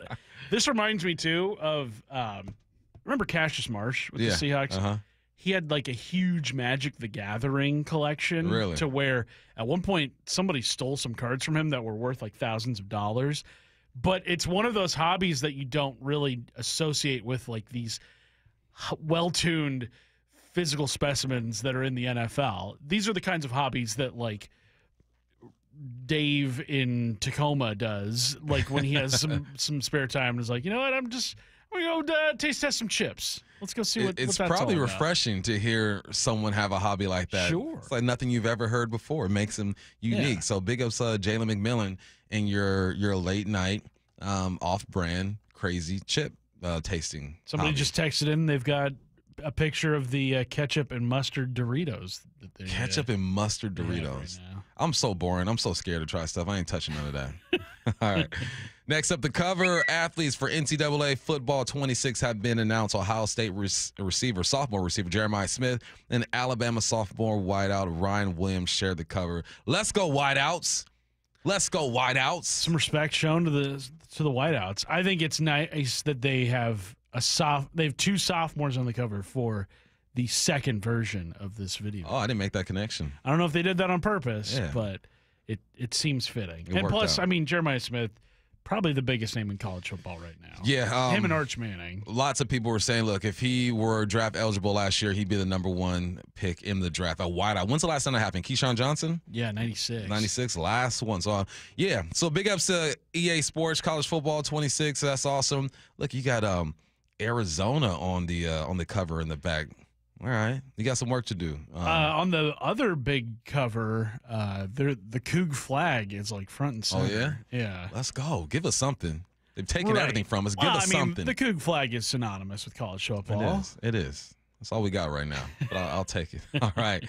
More to do when we come back. It's time for a Hype Train. We're going to talk Mariners. We're going to talk OKC, the Seahawks, all of that on Hype Train. That's coming up next. Curtis Rogers in for Stacy Ross. This is Bumpin' Stacy. Things have tightened up in the race for the top of the AL West. Julio, an RBI double, and this game is tied. Tonight, the first-place Mariners return home to T-Mobile, kicking off a 9-game homestand in the first of 3 against the Nationals. Wyman and Bob take you up to pregame at 5:30, first pitch at 6:40, on the home of the Mariners and the race for the AL West. Seattle Sports on 710 and the Seattle Sports app. I've never had any complaints about my performance in the bedroom. But after turning 40, I noticed my libido just wasn't what it used to be. That's when I reached out to Revive Health. Their team knew exactly what I needed, which is why today, my wife and I are both more satisfied than ever. If you're ready to book your free T-check, text BOOST to 65555 or visit ReviveMen'sHealth.com to schedule your appointment. Message and data rates may apply. Message frequency varies. Text help for help. Text stop to cancel. See privacy policy at ReviveMen'sHealth.com/privacy-policy. For info on how opt-in info will be used and terms and conditions at ReviveMen'sHealth.com/terms of use for terms of short code service. You've heard the saying, you never get a second chance to make a first impression. Since 1926, my family's been helping local businesses make great first, second, and long-term impressions. We know how to make your company look good with quality uniforms, logoed apparel, floor mats, linens, and more. If you're paying for linen service or doing it yourself, let's have the conversation. The information and quote are free, but the savings and service can really add up. Visit suplinen.com. Superior Linen Service. It's what we do. Hey, baseball fans, Rick Riz here. I'm excited to introduce you to my good friend Keith Dashafy, owner of Pella Windows and Doors of Western Washington. Keith? Thanks, Rick. At Pella Windows and Doors, we pride ourselves on delivering top-quality windows and doors that enhance the beauty and energy efficiency of your home. Our products are built to last with innovative designs and exceptional craftsmanship. Whether you're looking to upgrade your windows or install new doors, Pella has you covered. That's fantastic, Keith. Don't wait. Schedule your free appointment today at PellaPNW.com. Dave Wyman here with an incredibly special guest, the mayor of the city of Lacey, Andy Ryder. Andy's a proud Seattle sports listener and recently underwent successful treatment for prostate cancer. His treatment method? Swedish CyberKnife. Andy, tell us about your treatment. The entire treatment was just 5 days, less than an hour a day. I spent more time commuting to the appointment than actually being in treatment. Any side effects during or after? I've had very few side effects. I've been very lucky to not have some of the side effects that I was worried about with other treatments. What would you say to anyone considering prostate cancer treatment? I'm feeling very confident about my treatment with CyberKnife, and I absolutely recommend it for anyone who has been diagnosed with prostate cancer. Thank you, Andy, and congratulations. Reach out to Swedish CyberKnife directly. You don't even need a referral. Go to swedish.org/CyberKnife prostate. Treat prostate cancer with Swedish CyberKnife. Emerald Queen Casino Event Center presents the main event. Powered by WFC, Saturday night, June 14th. A night of professional boxing where champions are made and every punch counts. Contenders from the region go toe-to-toe, ready to prove they belong at the top. Tickets at emeraldqueen.com.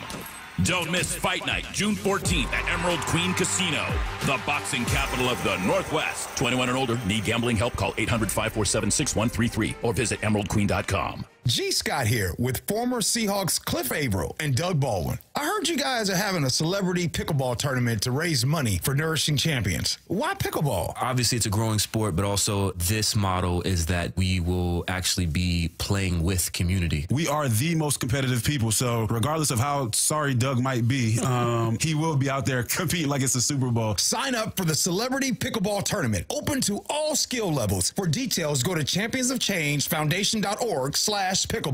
The home of the Mariners. Left off to center. It is on its way. Julio, 2-run home run. Hear every pitch on 710 and the Seattle Sports app. Free consultations, no-fee guarantees, 5-star reviews. J.P. Pendergast with Pendergast Law explains the importance of going beyond these familiar offerings. Accident victims want an attorney, Tom, that satisfies their needs. Someone who handles those needs with the highest degree of care. Pendergast Law offers the no-fee guarantees and free consultations, but these only scratch the surface. Okay, explain more. We make sure that every member of our team is genuinely passionate about helping others. Customer service and communication are our top priority. It's how we take care of our clients so they always feel one step ahead of the insurance companies. Our strong reputation for high standards provides comfort and confidence when it's needed most. Pendergast Law offers the free consultations, the no-fee guarantees, and of course, they are 5-star rated. But what really makes them different is their genuine passion for helping others. I can't recommend them enough. If you or a loved one has been injured in a car accident, call Pendergast Law. We can help. That's PendergastLaw.com. Got neighbors? Big Trees can help. This is Nancy Penrose, owner of Big Trees in Snohomish. If you've been considering planting trees to add privacy, look no further than Big Trees. Privacy trees fill in empty spaces, help to define property lines, and add curb appeal. Learn more about Big Trees' big supply of privacy trees at bigtreesupply.com.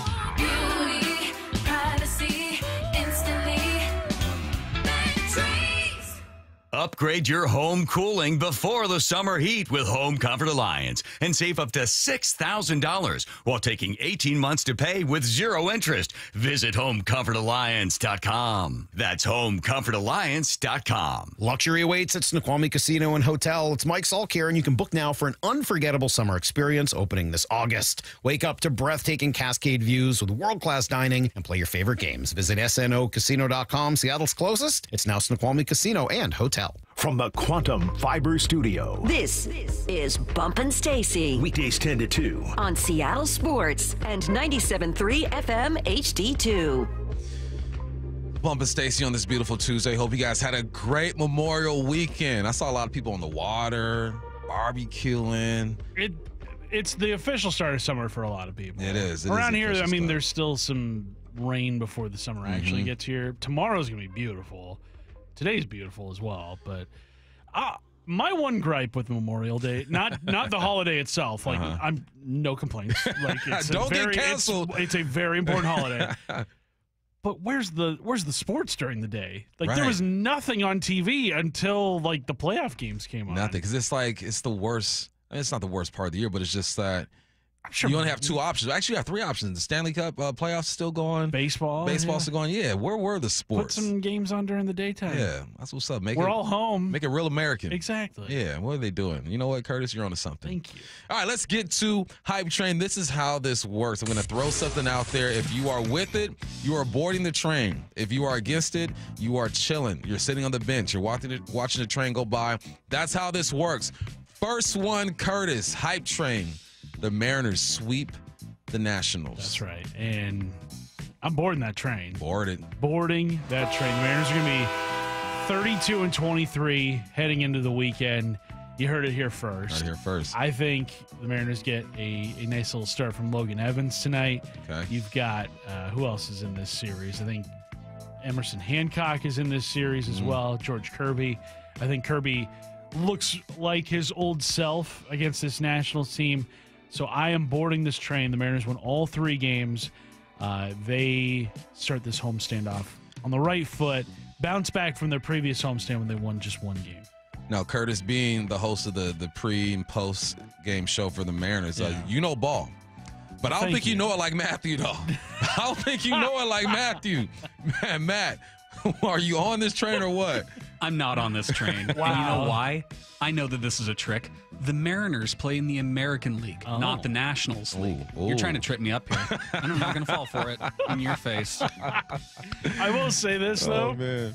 And Matt and I have calculated this because we've spent a lot of time together doing Mariners games. A disgusting amount of time together. I don't think there's a single person in Seattle that has watched more Mariners games over the last decade plus than Matt Nelson. Right. Is he watching it or is he just looking at it? I mean, he might just be looking at it. I don't think he's watching it. I'm in the room when it's happening, but I wouldn't say that I'm watching it. Sure, but it's on your TV more than it is on... It's on your TV more than it is most diehard fans' TVs. Yeah, that's true. It's time for the next Hype Train. I don't want to keep talking about this, man. Low-key ball knower. I'm on the train as well, man. They sweeping. Let's go. Let's get it. Next up. Man, we talked about Anthony Edwards to start the show, and where is he? He's shown up maybe once or twice in this series, and now the Minnesota Timberwolves are down 3-1. But here's a Hype Train. Minnesota pulls off a miracle and comes back from down 3-1 to OKC. Oh, I want it to happen so bad. Yeah. I really do. But that means they got to win 2 games in Oklahoma in order to pull off the miracle comeback in this series to then clinch a spot in the NBA Finals. They didn't come close to winning games 1 or 2 in Oklahoma. So I would love to board this train more than any train that has ever pulled into the station. I just don't see it happening. I think this Oklahoma City team, I can't allow myself to think of them as potential NBA champions because that's just a place I don't ever want to get to in my life. But it feels like we are very close to that happening because of, I mean, the Eastern Conference, it's a competitive series, but I don't think New York or Indiana stand a chance against Oklahoma City. So unfortunately, I'm going to let this train go by. I don't see it happening. Go by. Here, listen. We don't like OKC. Right. Okay? But OKC and Indiana have something in common. The atmosphere at their games is like a college basketball atmosphere. True. It's like a top 5 college basketball team. Everyone puts on the shirts that they lay out for them. In LA, they try to lay out shirts. Half of the people put that on. Yeah, I respect the crowds that get into it and put the shirts on. Yeah, put the shirts on, man. Home field advantage or home court advantage. But you know what? Minnesota not getting her done. Matt, what do you say? I am going to board the train. Okay. Because unlike you two, I actually don't like Oklahoma City. Okay. I'm just trying to put good vibes out there. Wow. I mean, these two, biggest Thunder fans in the world. That's an They talk allegation about it every break. I will not stand by. I love the Thunder. Thank goodness the Sonics aren't here just every single Stop break. that. So, no, I am boarding the train. libel. That's what that is. I just don't like them that much. My lawyer will see you after the show. Talk to my lawyer. Next up. That rotation is could be something special, Curtis. It could be something special here with the Mariners. Here's the hype train. The Mariners will have a 6-man rotation once Logan Gilbert and Bryce Miller return from injury. Something that isn't very common, but it's talked about a lot. It does get talked about a lot, and it feels like every time the Mariners have sort of thrown the idea out there, the day that they have 6 starters in place, somebody goes and gets hurt, and then it's like, oh, well, I guess we're back down to 5. I guess we can't put the 6-man rotation into place. I think they do have a 6-man rotation for at least a little bit. So I'm boarding this train. I think they have it for maybe a couple of weeks here or there once Logan Gilbert and once Bryce Miller kind of get their legs underneath them, but I don't think it's something that they do the remainder of the season. It's not permanent. Right. Just something you try out to make sure your arms are healthy. Like you dye your hair, you let it, you rock with that for a little bit, and then it's like, you know what, I'm over that. You know, I dyed my beard one time, maybe like 3 years ago. I can hear Matt laughing through the soundproof glass. I dyed my beard. And I was working for Pac-12 Network, and I saw myself on TV, and I go, that ain't you, dog. You look like Ryan Day. Nah, it wasn't that bad. It was like the, you kind of still leave some gray. Oh, the touch of gray. Yeah, it wasn't like completely. But I looked at myself, and I go, why are you being fake, dog? Stop being fake out there, man. Be yourself. Be true to yourself. I'm boarding the train in 6-man rotation. Keep these guys healthy. I'm not going to Matthew because he's laughing so hard. Next hype train. All right, the Knicks, man, they pulled off a huge win the other day, down 20. Indiana's getting all hyped. They think it's over. Then Cat shows up and takes the game over. Here's the hype train. The Knicks pull even with the Pacers with a win tonight. I think it happens. We're boarding that train. I think there's going to be at least one competitive conference final series. I think the Knicks pull even. We go back to New York, tied 2-2. And it's just going to be all bad because I think that series is going to go 7 games, and Oklahoma City's just going to be posted up waiting and waiting and waiting for that series to end.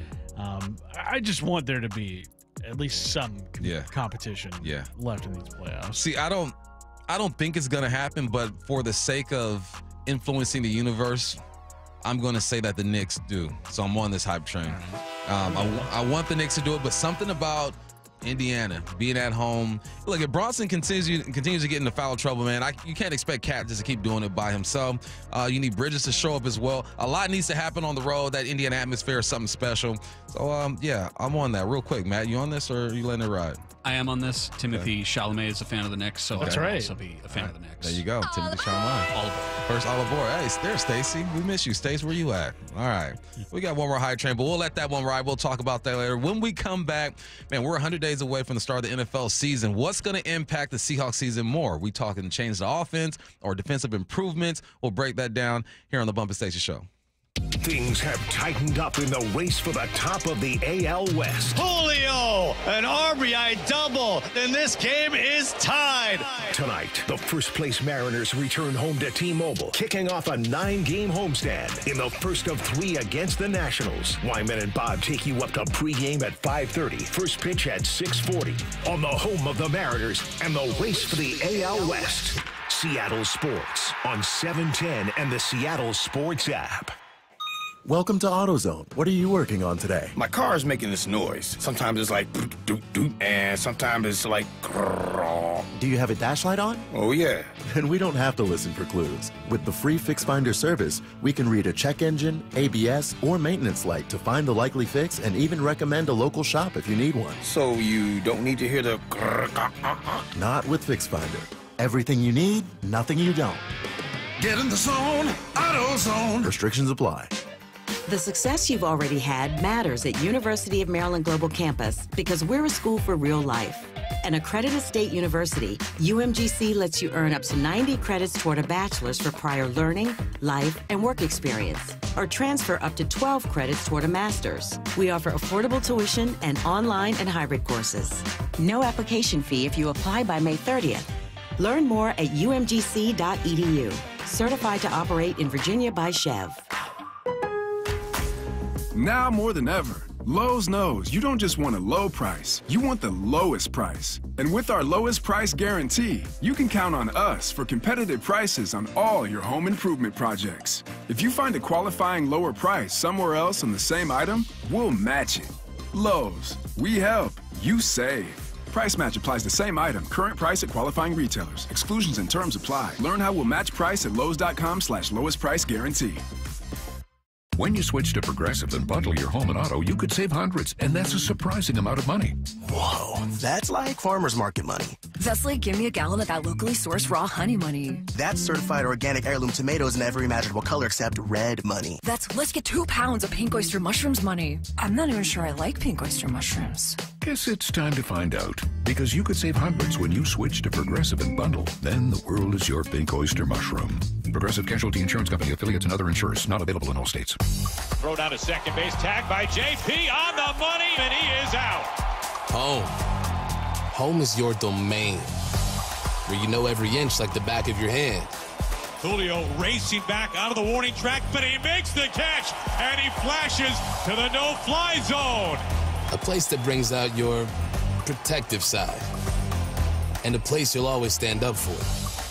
Going and going, it will fly away. Because what's inside is the most valuable thing in the world. Your family. Mariners baseball at T-Mobile Park. Welcome home. The Mariners are back in town for a 9-game homestand, and the fun gets started with a 3-day Randy Arozarena bobblehead giveaway tonight through Thursday against the Nationals. All 3 games are Mariners value games, which means you can score seats starting at $11. Get your tickets at mariners.com. We've all been there, sleepless nights, wondering if your business's security service is really protecting what matters. At Bay Alarm, we can put your security insecurities to bed. Our advanced technology and personalized support ensure you can rest easy knowing we're here for you. BayAlarm.com. Summer is on everyone's mind, and many of us ladies, well, you men too, would like to get rid of that extra stubborn fat and address those areas of loose skin like around the waistline, chin, and upper arms. Maybe you've tried the lasers, fat-freezing methods, even those new pills, but without getting the results you were hoping for. Introducing ProSculpt, the new one-day instant permanent fat removal and skin tightening treatment. ProSculpt is minimally invasive, performed while you're fully awake, and it's gentle yet powerful. Designed to target the waistline, chin, neck, arms, and thighs, ProSculpt uses FDA-cleared plasma technology to deliver immediate and permanent fat-reducing and skin-tightening results, all in just one visit. Go to ProSculpt.com today to schedule your free consultation, and for a limited time, get $250 off. Feel confident this summer with instant, permanent fat reduction and skin tightening that works for women and men too. ProSculpt.com. Riverside Roofing is offering $1,000 off a new roof replacement. Book a free estimate online, and when you meet with Brandon, that's Don's son, tell him you heard the message on the radio station. Go to riversideroofingllc.com. It's Riverside Roofing, the roofing company you can trust. It's time for a girls' night out back. Australia's Thunder from Down Under Temptation Tour is hitting Galaxy at Muckleshoot, June 5th through 7th. Tight abs, ripped bodies, and moves so hot you'll need a cold shower after. Get tickets now at muckleshootcasino.com and feel the thunder. June 5th through 7th, only at Muckleshoot Casino Resort. is Seattle Sports. Streaming through the Seattle Sports app. KIRO AM Seattle. KIRO FM HD2 Tacoma. Home of the Seahawks, Mariners, and everything Seattle sports. Seattle Sports Snapshot. The Mariners are home against the Nationals after a 6-4 road trip. The Knicks win big on the road after overcoming a 20-point deficit to keep things interesting in the East and the West. The Thunder are up 3-1. The Storm improved to 3-1 on the season after defeating the Vegas Aces. Third phase of OTA starts today for the Seahawks. Snapshot, brought to you by Miller Lite. When it's game time, it's Miller time. From the Quantum Fiber Studio, this is Bump and Stacy on Seattle Sports. Streaming through the Seattle Sports app and at seattlesports.com. Now, here are your hosts, Michael Bumpus and Stacy Ross. Here we go now. We're getting closer and closer to the start of the NFL season, 100 days out. And, people start writing articles, making lists, and projecting what's going to happen. And we got an important question, real important question. So from ESPN's Ben Solak, he put out an article, and this is what he says about the Seahawks. The Seahawks offense got a ton of coverage, so we don't need to rehash it all. But when Geno Smith, Tyler Lockett, and DK leave the building for Sam Darnold, Cooper Kupp, and MVS, you're downgrading in my eyes. This has been Solak. The offensive line still has big question marks. Even if rookie Greg Zabel plays well, Coach Mike McDonald worked wonders with this defense last season and must do it again this year. So our question is, what will impact the CX more, the changes on offense or defensive improvements? That's a great question because we saw this defense play at a high level towards the end of the season, and we felt like if the offense just had one or two more guys on the line, if Geno threw one or two less interceptions, if a play was made fair, if Ken Walker could give the zone a chance before looking for the cutback for the big play, maybe this offense does enough to propel this team into the playoffs. So I'm just going to start with you. What side of the ball do you think will have the biggest impact on this season? I think the biggest impact will come from the defensive side of the ball. I think this is a unit that will continue to improve. I think it is a group that will go from a team that finished as a good defense last year. I think they make the strides into becoming one of the league's very best. And I think you see guys like Byron Murphy take a step in their development. I think you see guys like Derek Hall and Boye Mafe continue to get better as they're entering year 3 and year 4 respectively. You've got Devin Witherspoon, who I think continues to ascend, and I think he then develops into one of the very best corners in the game. You've got a linebacking group now with way less question marks than you had entering last season, where it was like, okay, you're going to rely upon these two veterans in Baker and Dodson, who their old teams let them go without much fuss. Like, what's that going to be like? And as we know, it was not what Mike McDonald had envisioned. Now with Tyrese Knight and with Ernest Jones in place, it seems like this linebacking group has a much better identity heading into 2025 than anything that they had going into 2024. You bring in Nick Eamon-Worry as a third safety. Julian Love and Kobe Bryant emerged as the starters at the end of last season. So I think the defense just knows what it is a lot better than what the offense is right now. And I think having that knowledge and having that confidence in the group is going to allow it to elevate to a place that it hasn't been in a long time here. Now, the changes on offense are definitely going to have an impact on what this Seahawks team can ultimately be in 2025. But I just think these changes were necessary. Mm-hmm. Like, not to say that it was necessary to move on from Geno Smith and DK this offseason, but at some point you were going to have to decide on both of those guys, whether to extend Geno or whether to extend DK, and they ripped the Band-Aid off and said, you know what, we're going to put those changes into place now rather than wait a couple of years when maybe those guys aren't producing at the same level. Yeah, I think you make some valid points. It's almost like Mike McDonald is looking at this defense and admiring it. We've done it before. Guys who have yards, you mow the lawn and you edge up the grass and you sit back and you look at it and you say, you know what? I'm going to add a bush over there and some bark, right? I think that's what he's doing at this point. He's looking at his lawn, and he said, what can I add to the lawn? Maybe some tulips, maybe a tree over there, and they'll bark it up over there. That's what he's doing. So he's enhancing that defense. So the lawn was a curb appeal, right? When you're looking for homes, the lawn, give you that curb appeal, man. That's the defense right now. And they got to lead the charge. If the defense does not come out and play like a top 10 defense, I think that this team is going to be in trouble simply because we don't know what the offense is going to look like. That is the biggest question mark. Like, I can project. I can say that I think that this scheme is going to help this offensive line. I think that Haynes will have an opportunity to play because of the way I think Kubiak is going to call plays. I think that Arroyo is going to be a good tight end in this offense because we know how much time these guys get. But thinking is not knowing. I know this defense is going to be good. I really do. And with the additions that you just mentioned, you bring over DeMarcus Lawrence. You have Mawari over there as well. You have the growth. I think Rick Woolen needs to have a bounce-back year. Didn't play horribly, but we still haven't seen that rookie season. But I look at the defense and say, y'all ready to go. I don't know if Sam Darnold is going to come out and be the guy that we saw with the Vikings. I don't know if Cooper Kupp is going to be able to stay healthy and be that number 2.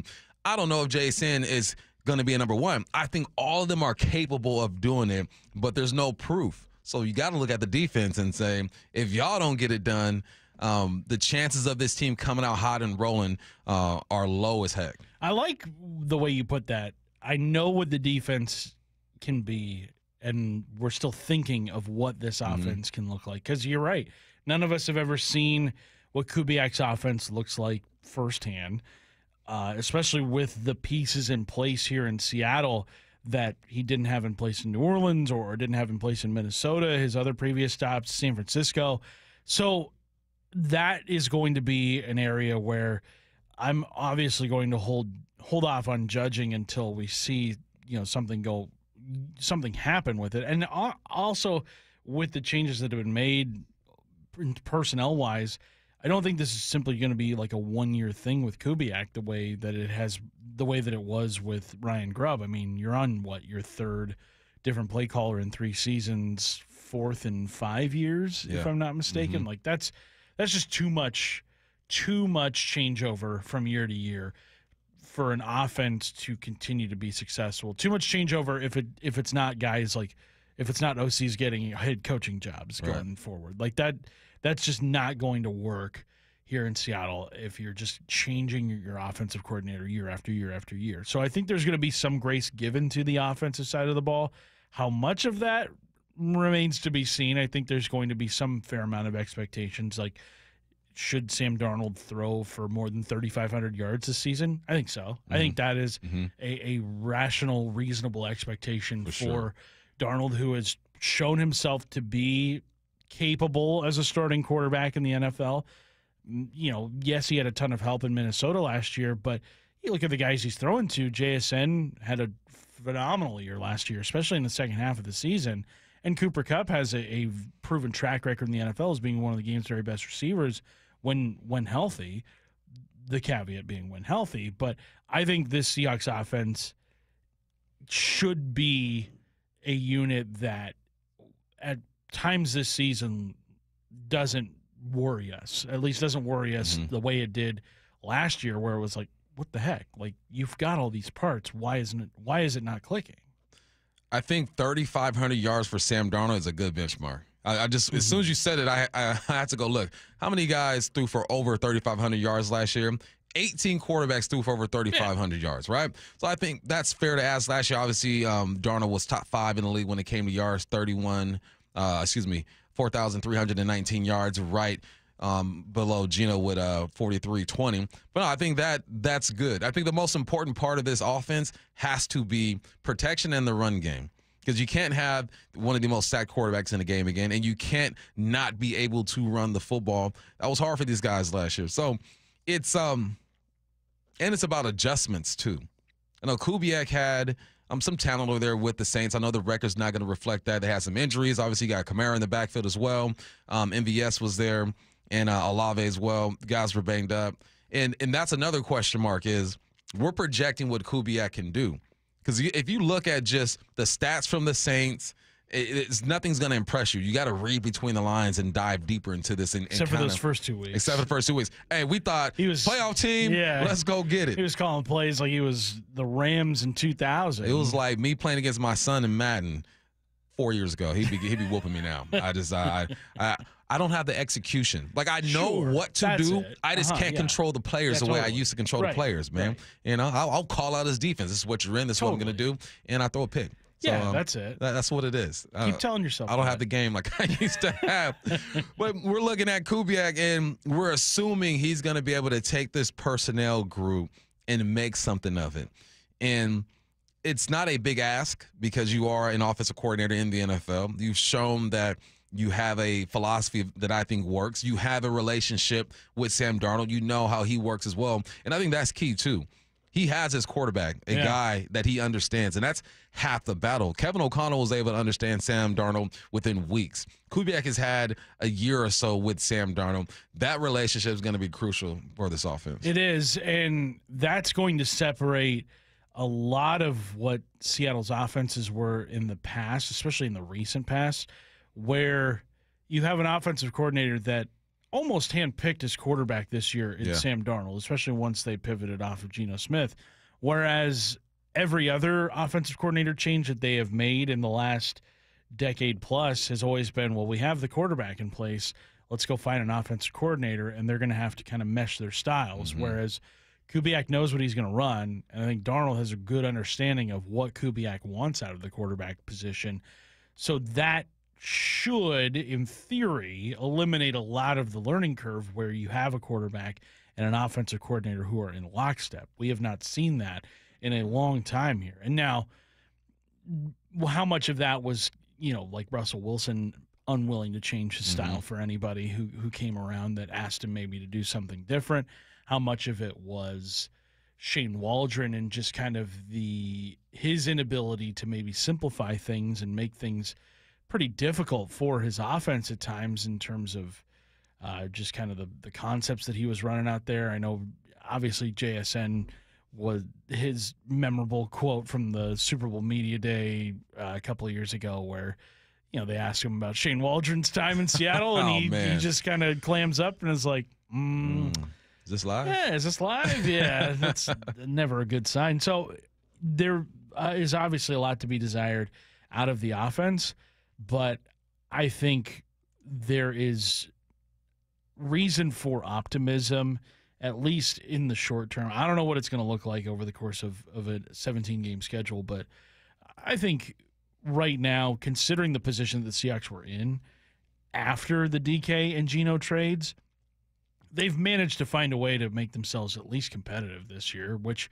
is what you want to see out of this team. You don't want to see them roll over. You don't want to see them just kind of throw the white flag up before the season starts, especially because they're trying to reestablish an identity here. And when you have a defense like the Seahawks have, one that seems to be elevating, you don't want to waste those years. You don't want to waste that opportunity to potentially get to the playoffs and make some noise, because that defense, I think, Bump, is one that could very easily be a playoff caliber defense by the end of this season. Last year, this defense finished the season giving up 332 yards per game, which is good enough for 12th. Now, we understand in the middle of the season there were adjustments being made, so that number could be skewed a little bit. Last year, in 2023, they gave up 371. The last 3 games of the season, they averaged giving up 293 yards per game. That's the type of defense that you need for this offense, to not feel the pressure to have to score every single possession. That'd be great. We all love it. Love when the offense puts up points, but let's be real. You're going to get about 12 drives per game. You're probably going to score, if you're a good offense, on 3 or 4 of those drives per game. Last year, at times, it felt like Geno had to be perfect, and there was never a time where we felt like the offense and the defense were both clicking at the same time. Like, there were moments, there were series where they go back and forth and things look good, but it's about alleviating some pressure on both sides of the ball. Defensively, that's getting stops, that's flipping the field position. Offensively, that's creating these long drives. And I think that's what this offense is capable of doing. In theory and philosophy, is creating these long drives and still being able to take shots. It is. Now, one thing that I am concerned about with sort of the splits between the offense and defense here in Seattle is Sam Darnold, even at his best, will turn the ball over. Yep. He did that with Minnesota at the end of the season. Even before the end of the season, still had a few interceptions here and there. I wonder, just will this Seahawks defense be able to hold up if the offense is giving the opposition extra possessions? Because as we have seen, it's almost it stinks that, like, let's say you turn the ball over and the opposing offense then is starting their drive at like the 20-yard line and only needs 20 yards to get a touchdown, and the defense allows the touchdown, but it's like that touchdown was more of a result of the offense messing up and more a result of the quarterback throwing the interception or the running back fumbling the ball or whatever. Like, I hope we don't see that a lot this season, where it's like, oh man, like the defense is allowing 30 points a game, but really 10 of those 30 points belong to the offense. Yep. Giving them a short field. Right. You don't want to do that. Yeah. You don't want to do that. So hopefully the defense is stout enough to where those extra possessions that they might have to be on the field for, they can take advantage of. Now, conversely, I'd love to see the defense start to generate a little bit more turnovers here. With 100%. I mean, I'll also love for the offense to get inside the 20, not turn it over, put points on the board. I love that. Hey, I love me some Geno. Y'all know I love Geno, but I understand his flaws too, just like my kids. I love my kids. I understand their flaws. It doesn't mean I don't love them. So, yeah. So we're both on the same page. We're thinking the defense is going to have to be the guys to lead the charge. Let's get to headline rewrites. Extra, read all about it. Headline rewrites. We must make headlines. The real story behind the headlines in today's news with Bump and Stacy. First headline, the Thunder are up 3-1 on the Timberwolves with a win last night, and the series goes back to OKC for tomorrow's Game 5. Curtis, what's the real headline? Real headline, Minnesota fans feel like Anthony Edwards' children after he didn't show up last night. He left to get milk, and he never showed up. Anthony Edwards, man, I don't know what to think of him. We know that he's great. Yeah. We know that he is he's young. He still has room to improve, but when you don't show up in 2 out of the last 3 games or 4 games in this series, people start to scratch their heads. I think that OKC is a bit deeper. I think they have a bit more star power, especially when it comes to the young guys. Chet has showed up. He dropped 21. Jalen Williams dropped 34, and Shea drops 40. It's hard to compete with that. So I think OKC is just deeper, but when Ant goes 5 for 13, 1 for 7 3-pointers, 16 points, you start having headlines like you just mentioned. Yeah, and I saw people kind of wondering, like, where is his place among the hierarchy of young stars in the NBA? Because last year in the conference finals, the Timberwolves got outworked by Luka. It wasn't even close. Dallas won that series in 5 games. It looks like OKC is probably going to win this series in 5 games, and him having to go up against Shai Gilgeous-Alexander, the league MVP this season, another kind of contemporary in terms of his age, outplaying him. People are kind of like, is Anthony Edwards really ready to be the new face of the league? He doesn't have an MVP trophy. And I mean, maybe he needs to have more postseason success, get to an NBA Finals before we can crown him as such. He's a highly entertaining player, yes, but I think he also might need a little bit more scoring help in Minnesota because he just doesn't have another guy that can go drop 30, 35 at a moment's notice. He can do it, but Julius Randle's not that kind of player. Rudy Gobert's definitely not that kind of player. Jaden McDaniels he's a great defensive stopper, but not somebody that you can rely upon to score and get buckets when you need it. So maybe he needs some scoring help, but I just think right now maybe we kind of reassess the place that Anthony Edwards is at right now in terms of just the young players in the NBA. He needs some help, man. Get this guy some help. But, yeah, this series is probably over. I know you guys hate to hear OKC headed to the finals, but it is what it is unless he pulls off a miracle. And you got to show, baby. Headline rewrites. The Knicks gave the Pacers some payback with a huge comeback win in Game 3. New York still trails Indiana in the series 2-1. Curtis, what's the real headline? Real headline, NYC would have been DOA if it weren't for KT, Karl Anthony Towns. Hey, Cat showed up. I believe he had like 4 points going into the fourth quarter and then just went nuts, man. He started becoming a ball handler, hitting threes, dropping dimes. He did everything that was needed. Brunson once again gets in foul trouble. He has to sit for a long time. So you give the keys to a Karl Anthony Towns, and he showed up and did exactly that. I love when basketball is such a momentum sport, right? The Pacers are up 20. Halliburton is flashing the jersey to the fans. Everyone's going crazy. Something told me not to change the channel. I'm glad I didn't. And they also made a lineup change when it came to the Knicks, right? They started Robinson. Yeah, they started Robinson. So good coaching over there. Yeah, great coaching. Tom Thibodeau loves running his starters into the ground. So I kind of wonder just, how fresh are those legs of those Knicks players this time of year? Indiana, like you said, they've been playing some really good ball here in the playoffs. I hope that this series goes at least 6 games because it feels like the Western Conference Finals is going to be decided pretty soon. Yeah. And I think, wasn't it last year? Both the Eastern Conference and Western Conference Finals were done super early, and they didn't move up the NBA Finals at all. They're like, no, we're still going to wait like 10 days before this starts. It's like, really? We're just going to sit around and do nothing for a week and a half? Keep it going. But yeah, really, that was a exciting game to watch. Hopefully the Knicks can make it even more of a series here tonight against Indiana. Headline rewrites. The release date for EA Sports College Football 26 has been set for July 10th. What's the real headline? Real headline, will it have the game mode where your coach's girlfriend gets full control of football operations, or will that come with a software update? They're going to make you pay for that. Yeah, that's an add-on. For $20 more. Need some VC, Dad. We get the social aspect of the game going in. I'm just so happy. What is this, like the 3rd or 4th year this game's been back? Second year. It's only the second year? Yeah. Man, it feels like it's been back for a while. No, I love this, and I love that headline. Because, with 2K and all that, there's like the backstory to things, Yes, right? They do have a little story mode where it's like your friend that grows up with you makes some bad decisions, and you're like having to bail them out all the time and whatnot. There could be a great story mode here with Bill Belichick and Jordan Hudson playing it virtually. I feel like the people who are in charge of making this game have their finger on the pulse of like what college football is. And as we know, with college football, some of the greatest stories about the game are the crazy ones. They're not really the game itself. It's the politics of college football. It's the recruiting craziness that is college football. All the crazy portal stories you hear. I think this story, UNC, which has been the talk of college football all our season long, I think it's going to have a place in this game. You got to find a place for that, man. You got to use all of college football, just like you talked about, the NIL, the transfer portal, the social stuff. They should have players getting married. Just do all of that good stuff, man. Make this game as interactive as possible. I'm glad it's back. I'm glad these players are getting paid to have their name, image, and likeness in this whole deal.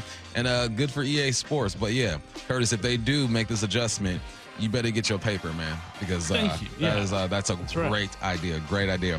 The Seattle Mariners return home to T-Mobile Park tonight to begin a 9-game homestand featuring visits from the Washington Nationals. The Minnesota Twins and the Baltimore Orioles fans can look forward to 3 days of Randy Rosa bobblehead giveaways, K-pop fireworks night, Bark in the Park, Pride Month, and Mariners value games. Fans can purchase tickets for all games during the homestand at mariners.com/tickets. Lots more to do when we come back. Curtis Rogers in for Stacy. NFL headlines coming up. Things have tightened up in the race for the top of the AL West. Julio, an RBI double, and this game is tied. Tonight, the first-place Mariners return home to T-Mobile, kicking off a 9-game homestand in the first of 3 against the Nationals. Wyman and Bob take you up to pregame at 5:30, first pitch at 6:40, on the home of the Mariners and the race for the AL West. Seattle Sports on 710 and the Seattle Sports app. Are you trying to buy a new home, or are you a local real estate agent seeking financing for a client? We're all tired of dealing with banks, credit unions, and endless guidelines. Wouldn't it be nice to go back in time when we had common sense lending?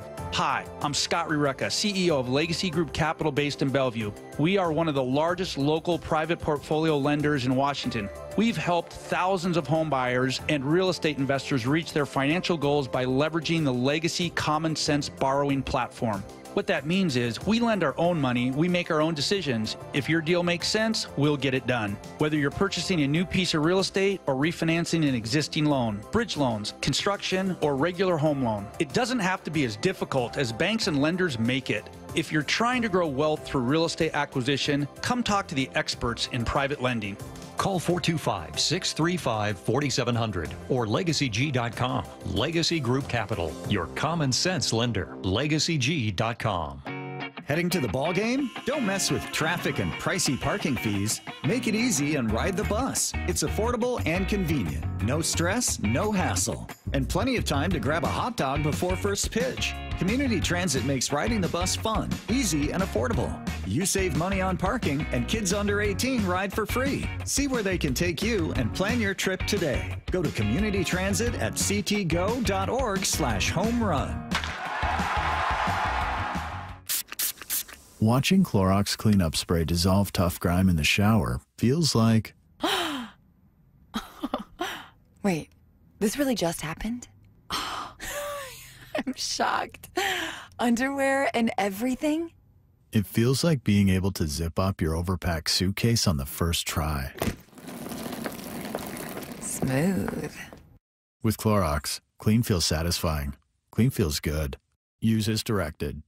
The DQ Sauced and Tossed Chicken Strip Baskets have more flavor than your taste buds know what to do with. We start with all white meat, breaded, seasoned, and fried to crunchy perfection. Next, we double down and toss them in honey barbecue or new buffalo sauce.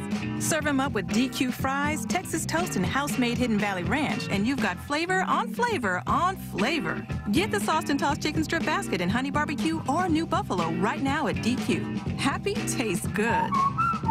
Participation may vary. Patrick was way behind on his IRS taxes. I was in way over my head. The total amount ended up being somewhere just over $30,000. $30,000.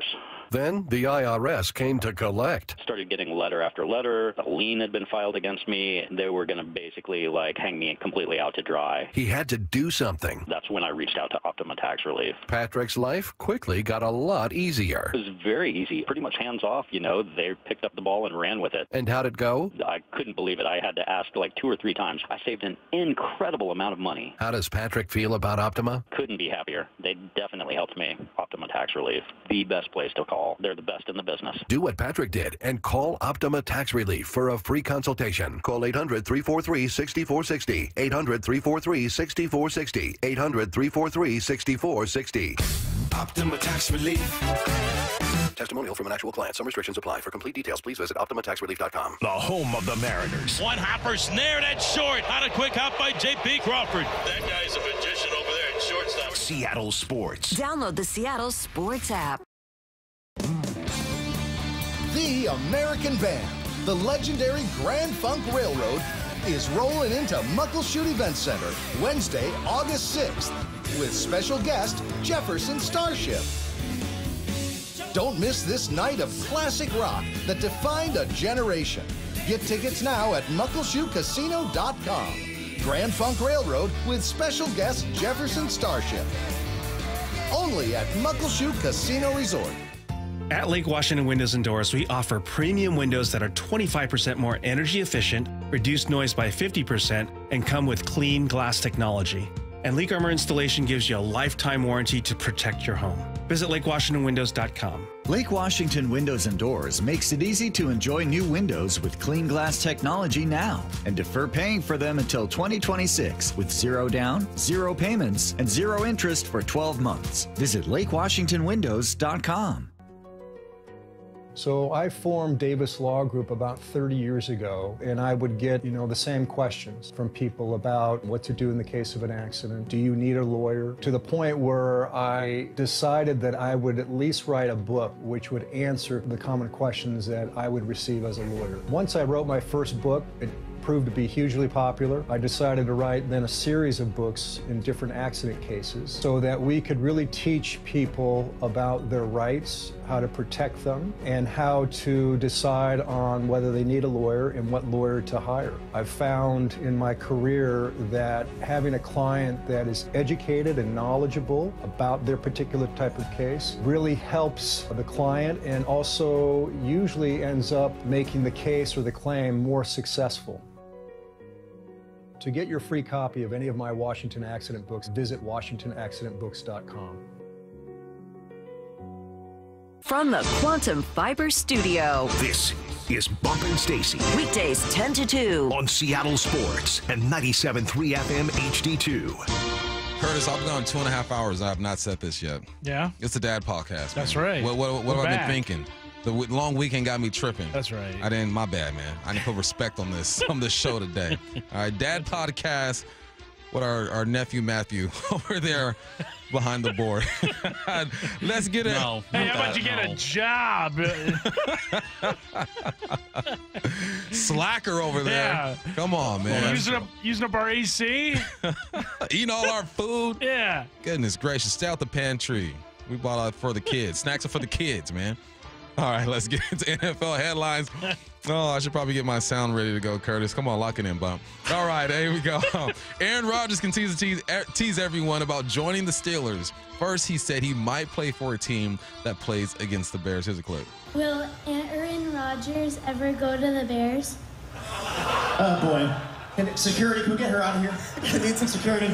Security, can you take it easy on her on this one? No, but I believe there's a team that might play in Chicago this year. On a road trip. I don't know. I'm not sure. Gotta check it out. Are you speaking in code? I love Chicago, though. Way more than they love me. Aaron. Steelers do play the Bears. They do play the Bears. In Chicago, November 23rd. They play the Bears. Like, come on, man. What are we waiting for? Why are we still here? Yeah. I think this is Aaron Rodgers taking another page out of Brett Favre's playbook. He's probably not going to make a decision until the start of training camp, like Brett Favre always used to do. Yep. And then you've got just a few weeks before the season starts. I think the Steelers probably are all operating under the assumption that Aaron Rodgers is coming.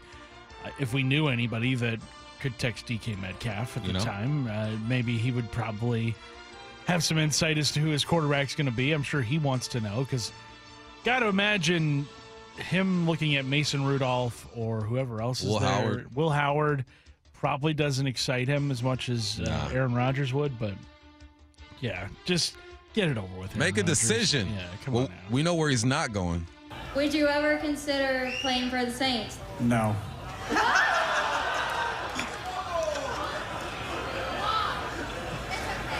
That's the answer. That's the answer. All right, next question. It's no. I've played there a couple times, but no. The answer is no. I'm too old. I don't want to live in Louisiana. Sorry. He's too old. You don't want to live in Louisiana. That's it. At least he gave a definitive answer about that. Yeah. Give him that.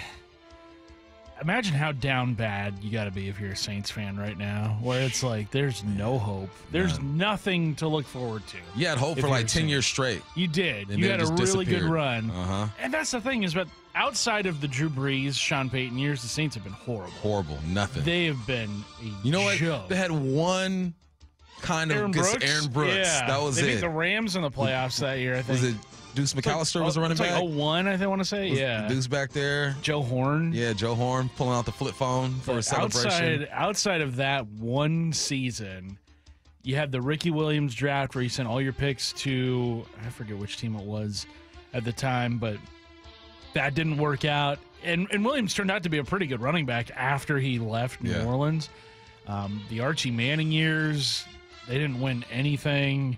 They had Ricky kept it interesting for a little bit. Williams with like Ditka as their head coach for a spell. And Reggie, we thought Reggie was going to do something over there. Didn't really do much. No, started good. But the Drew Brees, Sean Payton years, I mean, a lot of teams would take that as their peak. So I wonder if they just kind of like made a deal with the devil, some New Orleans voodoo, and like we'll have our time in the spotlight. Yeah. But outside of this, we're just gonna be so bad. Well, you know what it is. Last week when you were being a great husband and father, taking care of your peoples, we were talking about so the Superdome was built on like an old graveyard, and they had to come in and do some voodoo and stuff. Really? And that's when they won the Super Bowl. So maybe they bought themselves some time, and now they need the shaman or whatever you want to call him to come back and hook the voodoo up. I don't know, man. Do something, New Orleans, because it ain't looking good over there. All right, next up, Roger Goodell says the next CBA will address owner concerns about the salary cap system. All right, so what is it exactly? He's saying that I think it's the whole cash versus cap stuff where teams have now kind of created ways to come up with dummy years and contracts where basically like the Eagles, having been able to pay everybody coming off of their Super Bowl championship, like that's not necessarily the spirit of the salary cap and the spirit of what the NFL has in place. And so I think they're trying to come up with ways for teams to actually honor the salary cap rather than try to circumvent it. But you know what? Even if they do come up with ways to sort of limit what teams can do creatively in order to make stuff happen with their books, there's still going to be ways for teams to skirt around the rules and to be like, you know what? You didn't think of this, NFL, and we did, and now we're able to pay everybody. So every 10 years you got to revisit this thing. You're like, all right, how can we hold these guys accountable or make them honor the true salary cap system? Well, because you look at like who Philadelphia has paid this offseason, it's been everybody they've been able to extend. Cam Jurgens, Jordan Mailata, you've got Saquon Barkley signed through 2028. Was it Zach Bond who just signed an extension? I mean, it's pretty wild how they've been able to sign every key contributor to the Super Bowl team and bring him back for next year. That's wild. So, hold them accountable. But this, Roger Goodell always seems like this is like fake. We're gonna hold them. You work for them, Roger. Right. You work for them. So it looks good on paper. Until I see some action, we shall see, Goodell. I don't trust you. All right, next up, Kirk Cousins was a no-show for Atlanta's OTAs on Tuesday, per Falcons head coach Raheem Morris. Raheem, why do you think he would show up to this situation?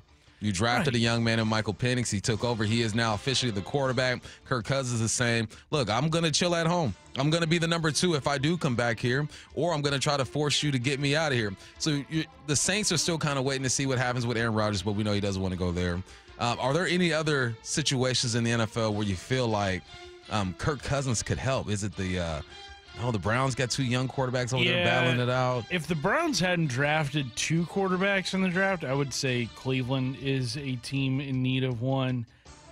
Dude, there's nowhere for him to go. Yeah, he's going to have to wait for an injury, I feel like, to potentially have an impact.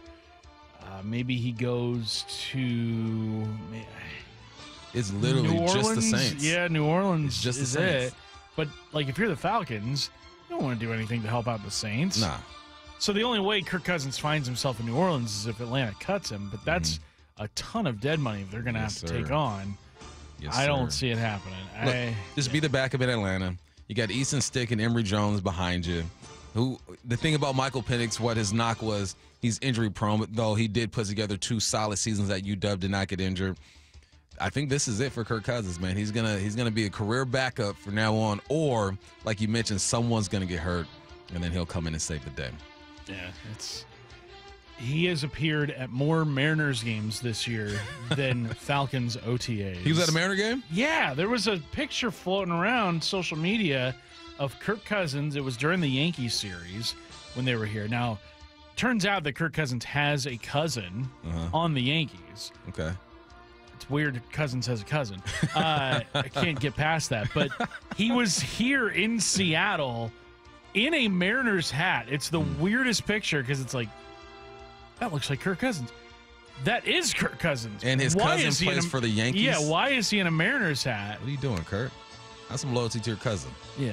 It's in your last name. But also, shout out for him repping the Mariners. Yeah, appreciate it. But if I'm his cousin, I'm like, what you doing, dog? Embarrassing me like this. Last one real quick, another big name OTA no-show. It's Buffalo running back James Cook.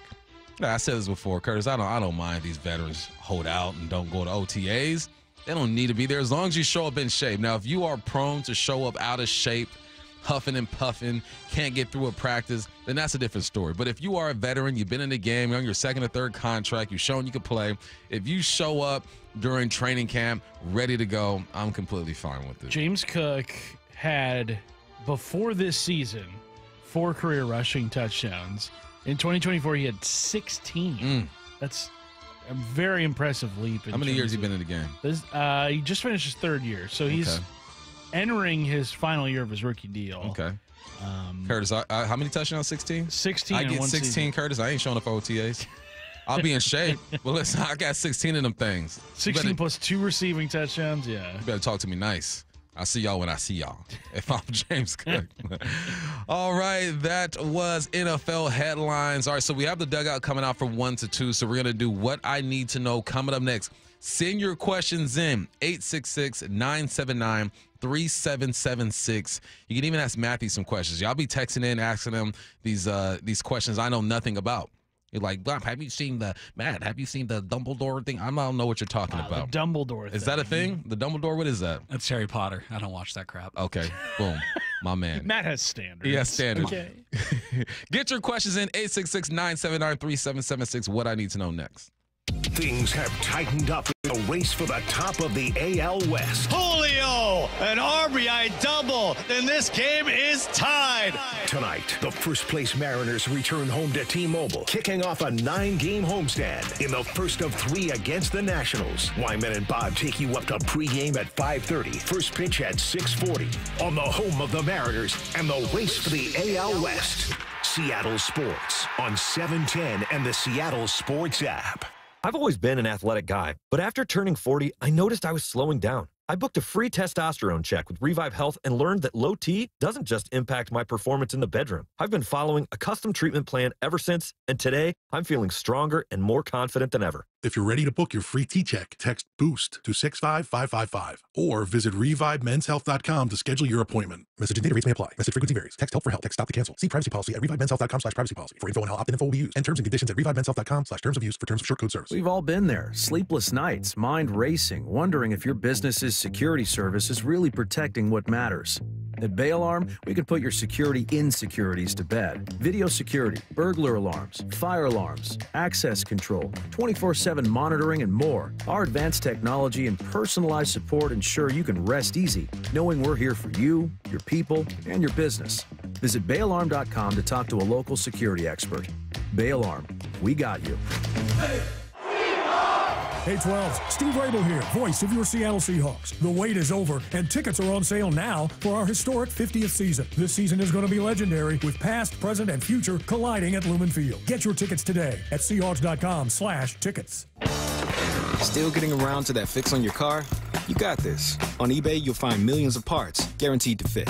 Doesn't matter if it's a major engine repair or your first time swapping your windshield wipers. eBay has that part you need, ready to click perfectly into place for changes big and small, loud or quiet. Find all the parts you need at prices you'll love, guaranteed to fit every time. But you already know that. eBay. Things, people, love. Eligible items only. Exclusions apply. Wesley Financial Group is not a law firm. Are you a victim of the timeshare trap and think there's no way out? I'm Chuck McDowell, founder of Wesley Financial Group, the original timeshare cancellation expert. And I'm here to tell you that there is a way out. All you need to do is give my office a call. I will send you a timeshare exit information kit absolutely free, explaining how the timeshare industry works and your options for cancellation. Call Wesley now for your free info kit. 800-961-5544. 800-961-5544. Friends of Waterfront Park is announcing the Meet Me at Waterfront Park 5K on May 31st. Kick off a season of celebrations leading up to the grand opening of Waterfront Park with this all-abilities race. Experience Seattle's reimagined waterfront and be a part of history with this first ever 5K at Waterfront Park. Presented by Brooks Running, Seattle's new Waterfront Park is being built for you. Come and enjoy it. 5K registration and full schedule of events at waterfrontparkseattle.org. Brought to you by Friends of Waterfront Park. Emerald Queen Casino, the entertainment capital of the Northwest. The best place to watch all your favorite sports. Featuring wall-to-wall viewing screens, 6 windows, and 30 kiosks. Be there at emeraldqueen.com. Emerald Queen Casino, the entertainment capital of the Northwest. Bonneville International radio station contests are open to participants 18 years of age or older that are residents of Washington State unless otherwise specified. Employees or agents of the station, Bonneville International Corporation, other area radio stations, or any entity associated with the contests are not eligible to win unless the station otherwise specifies at its own discretion. Persons who have won in the last 60 days from a station contest or event may not be eligible. Full general contest rules are available on seattlesports.com or in person at the station during regular business hours. Get rid of stubborn fat and address areas of loose skin with ProSculpt, the simple one-day permanent fat reduction and skin tightening treatment. Book your free consultation at prosculpt.com.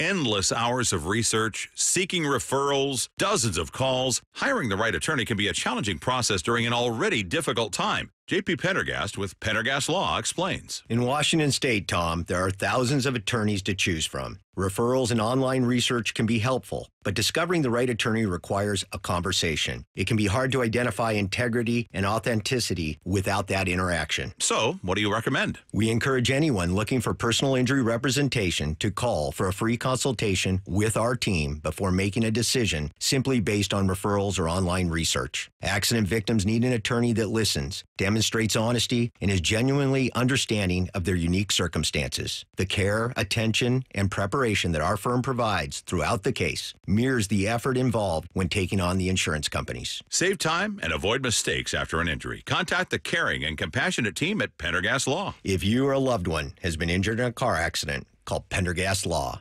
We can help. Hey, it's Mike Salk here, and you've heard about my success losing 35 pounds in just 8 weeks with the Eastside Weight Loss Clinic plan. I know you've heard from Ryan Rowland-Smith as well. Well, now I want you to hear from someone just like you, a Seattle sports listener. Chad, who lives in the South Sound, he joins me now. Chad, how much weight did you lose? I lost about 20% of my total body weight. I was down 43 pounds from the start of the reduction phase till it ended. 43 pounds. My gosh, how'd that make you feel? Would you recommend it? Fantastic. Confident, first and foremost for me, much more confident, and then also just healthier, just easier to do things around the house, easier to do things at work. I would 100% recommend it. I can promise you you'll lose the weight you want to lose. Well, that's another ringing endorsement for Eastside Weight Loss Clinic. Yep, Chad started his journey with just a 15-minute phone call. You can schedule yours today at eastsideweightlossclinic.com. Have the same kind of success I did, the same kind of success as Ryan, and the same kind of success as Chad. Go to eastsideweightlossclinic.com. Dr. Ryan Coogan, D.C. Results may vary. From the Quantum Fiber Studio. This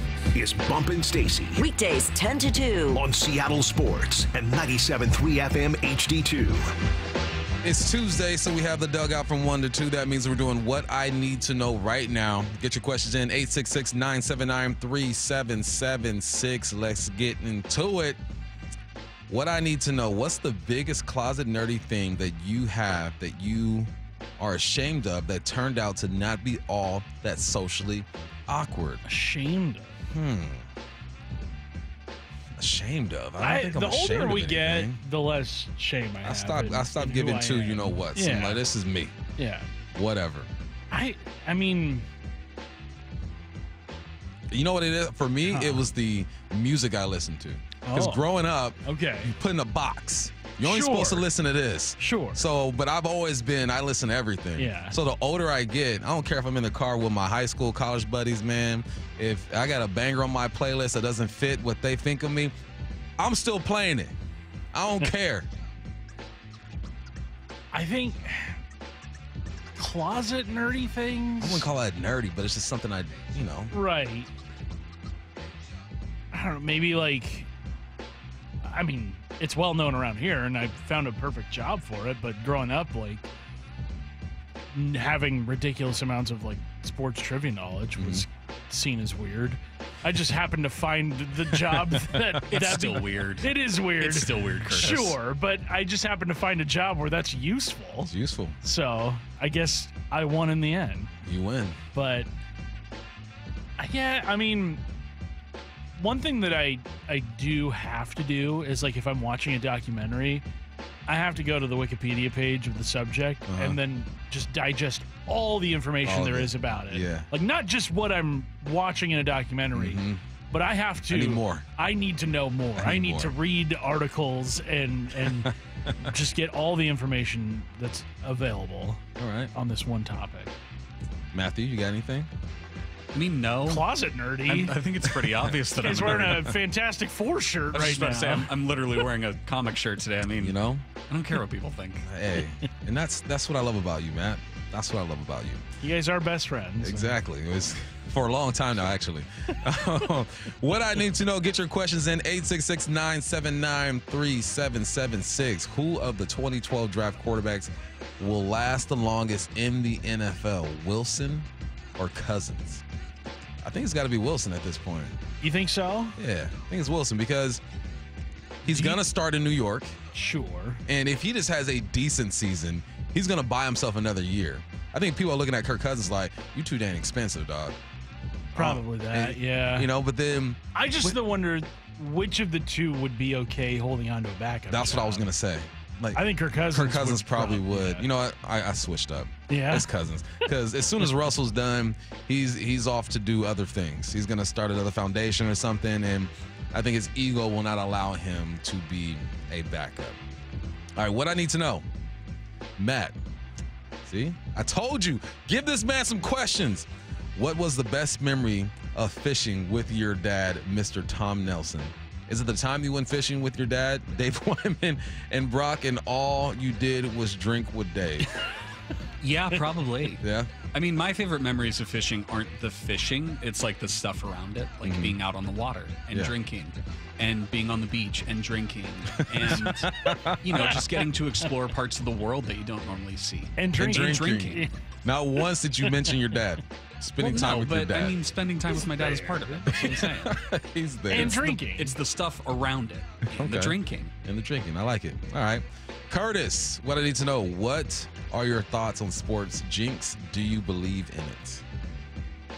I wouldn't necessarily say I believe in it, but there will be things I do as a sports viewer that I will not change up, because I do feel like I can impact the outcome in if I switch it up. Like if I'm standing and my team is on a run, I'm not sitting down. You got to keep standing. Yeah. Like that. You standing is the reason why your team is on an 8-0 run right now, or your team has just scored a touchdown or whatever.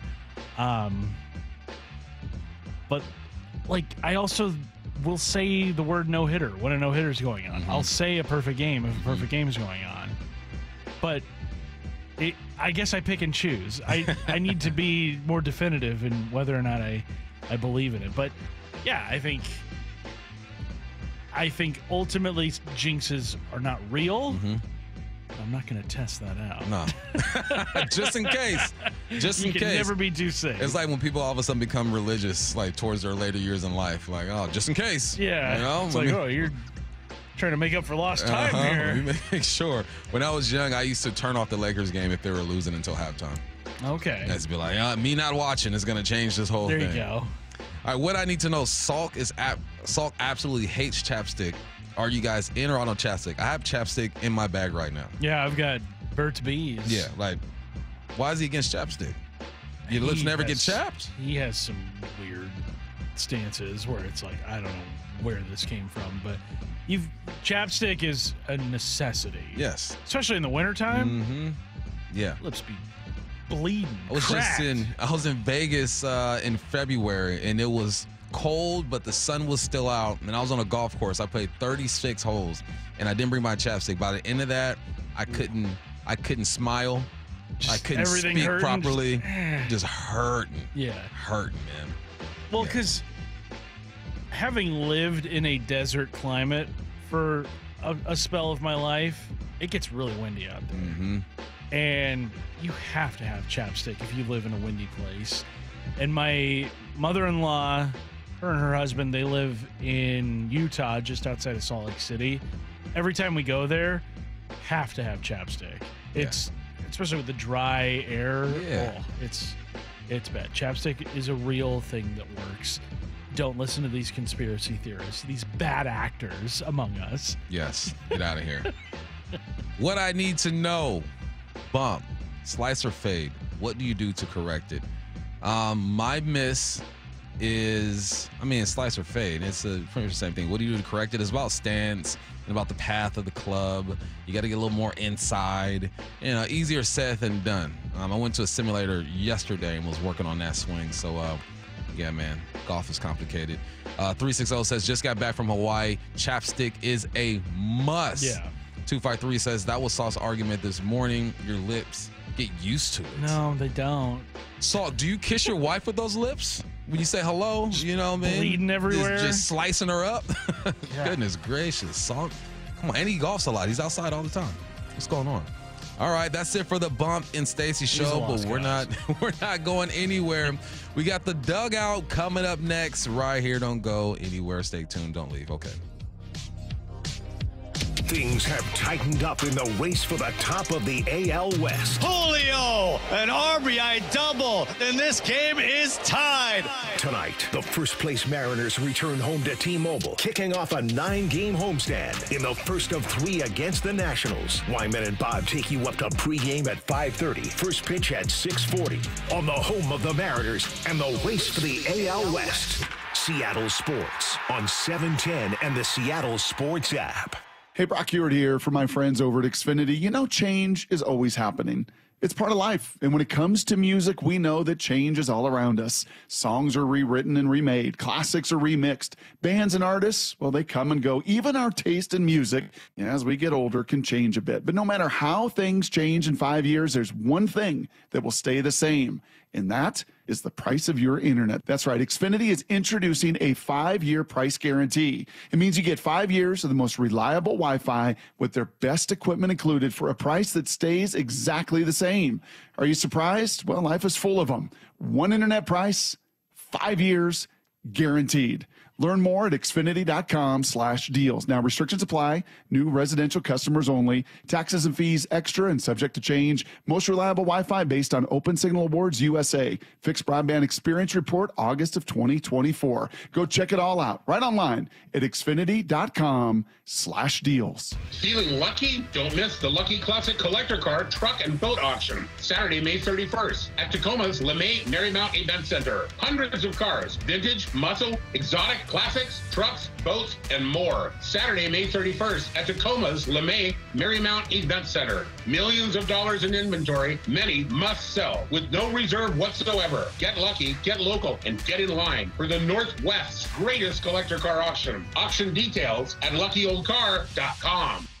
Are you worried about economic conditions, tariffs, and inflation? Are you tired of trying to time the stock market? Maybe it's time to take a little risk off the table given current market volatility. For stability, there's no better option than Legacy Group's Northwest Fund, a fixed return of 9%. Hi, I'm Scott Rirucka, CEO of Legacy Group Capital in Bellevue. We've been running local real estate investment funds for over 18 years with 0 investor losses, averaging double-digit returns since inception, and we also accept IRAs. Over 1,000 local investors have invested over $250 million in our Legacy family of funds. Feeling uneasy? Don't gamble your hard-earned money or risk your retirement. Legacy Group's Northwest Fund, returning 9%, has limited openings for new investors right now. Call 425-635-4700 or visit LegacyG.com. That's LegacyG.com. This is not investment advice. Legacy investments available to accredited investors only. Details at LegacyG.com. During National Military Appreciation Month, we at University of Maryland Global Campus say thank you to the service members, veterans, and families who dedicate their lives to our country. We are deeply grateful. For over 75 years, UMGC has proudly served the military community, from installations overseas to the communities you call home. Wherever you serve, we stand with you. Learn more at umgc.edu/thanks. Certified to operate in Virginia by Chef. Progressive knows if you have to choose between everyday life and your RV, RV wins. What, are you going to take the RV to the mountains or go pick up your dry cleaning? RV wins! Are we cleaning the gutters or taking the RV camping? RV wins! Are we getting a new passport or cruising up the coast? RV wins! Don't forget, you got that trip to Sweden coming up. Oh, yeah, passport, then RV. With Progressive, you can bundle your RV with your home or auto and save with a discount and spend more time enjoying those savings in your RV. Progressive Casualty Insurance Company affiliates and other insurers not available in all states and situations. Riverside Roofing is offering $1,000 off a new roof replacement. Book a free estimate online, and when you meet with Brandon, that's Don's son, tell him you heard the message on the radio station. Go to riversideroofingllc.com. It's Riverside Roofing, the roofing company you can trust. Do you have a car sitting around collecting dust? Well, turn that car into cash at Wayscar Ford in Auburn. Not only will they purchase your vehicle today, pay you right up front, but it gets way better. Once they resell your old car, they share 50% of their profit with you. I'm here with my friend Mark Clymer from Wayscar Ford in Auburn. So, Mark, it's been a few years since you started offering this. How's it going? And how much money have you given back to your customers that sold their cars to Wayscar Ford under this program? It's going great, Stacy. As a matter of fact, we've given back over $750,000 to the customers that have sold sold their cars to us on our vehicle profit sharing program. Wow, that's fantastic. Why do you think it's working so well? Let's face it, it's Thunderdome out there with all the auto theft, the identity theft, and the other scams going on today. Less and less people are comfortable trying to sell their car themselves. So we offer them a way to get a lot more money for their car without having to go through all the hassle of trying to sell it themselves. And it's only at Wayscar Ford, Isuzu, and Auburn. WayscarFord.com. I'm attorney Rob Iddens, proud Marine Corps veteran and owner of Warrior Injury Law. If you've been injured, you need a lawyer that is tough, confident, and battle-tested. Call us at 253-WARRIOR for your free case review. Warrior Injury Law. Battle-tested. Let's go! This is Seattle Sports. Streaming through the Seattle Sports app. KIRO AM Seattle. KIRO FM HD2 Tacoma. Home of the Seahawks, Mariners, and everything Seattle sports. Seattle Sports Snapshot. The Mariners are home against the Nationals after a 6-4 road trip. The Knicks win big on the road after overcoming a 20-point deficit to keep things interesting in the East and the West. The Thunder are up 3-1. The Storm improved to 3-1 on the season after defeating the Vegas Aces. Third phase of OTA starts today for the Seahawks. Snapshot brought to you by Miller Lite. When it's game time, it's Miller time. This is The Dugout, every Tuesday at 1 with Bump and Stacy. Inside access to the clubhouse from Shannon Drayer on Seattle Sports, the home of the Mariners. This is The Dugout every Tuesday from 1 to 2. We're joined now by Mariners insider Shannon Drayer on the Emerald Queen Casino Sportsbook Hotline. Shannon, how you doing?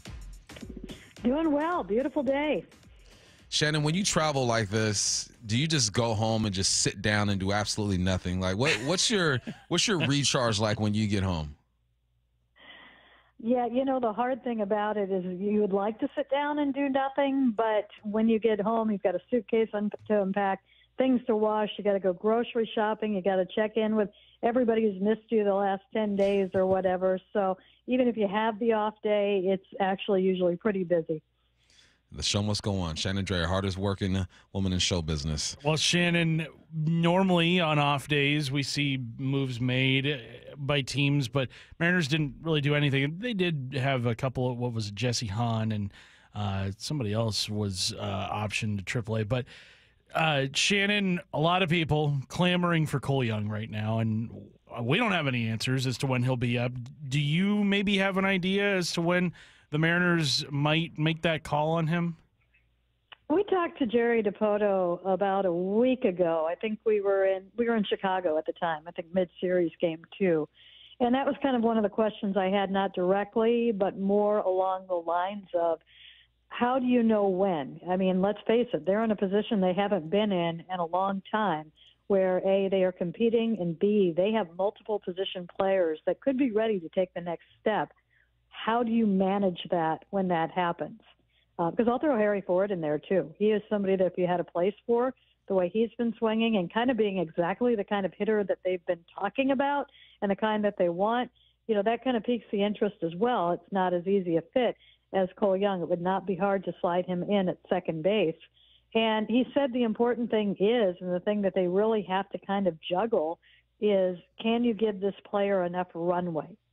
These are players that you don't want to, if they come up and struggle for 2 weeks, send them back. You want them to be able to, get a full representation, get a full look, and get opportunity to even fail a little bit and make the adjustment, and that takes time. So that is, I think, what they are kind of juggling right now. And I think that these young players are kind of checking the box. I think one of the things that I look for is, have they had a constant string or a steady string of success? You want them coming up while they're hot with the bat in particular, and they're kind of checking that box right now. But I think the question is, can you get them the at-bats they need, and can you commit to a little bit longer of a time with them? And I think that's something that they're wrestling with a little bit in picking the right time to make such moves, because I think we went into the season, and they went into the season knowing that there were going to be some debuts of some higher-ranked prospects this year. Shannon, guys are getting healthy. We're hearing Logan's looking good. Obviously, Kirby is back. And this rotation has they have some decisions to make with this rotation, with Emerson and Logan. Now, we're hearing Bryce is trying to work back and get healthy. What do you think they do? Like, we've heard like the 6-man rotation situation. Just your thoughts on the rotation as it stands and how you think it's going to look in the future. Well, I mean, my answer is always, you don't even worry about that until it happens, because something always happens before that happens. Right. And usually it takes care of itself. Well, you can't really say that right now, because you have 2 coming back. I think there's a good chance that somebody is going to have to be moved down, or some adjustment is going to have to be made. So I do think that this is a very different situation from what it usually is. And it is curious how they have treated the rotation. You're starting with a rotation that, for even those that were here for the first month of the season, were largely pitching on a 6-day schedule, even if it wasn't a 6-man rotation, because of all the off days at the beginning of the month. And then you've got players that are coming back from things. Logan Gilbert will be coming back from something. George Kirby is coming back from something. And Bryce Miller, I kind of expect to be him more of a full go once he gets out there and gets going a little bit, although, it sounds like he's going to be dealing with something a little bit, something that is non-emergent, something that you don't have to deal with right away and is not doing damage in his elbow. So you're going to have to kind of maybe weigh that too.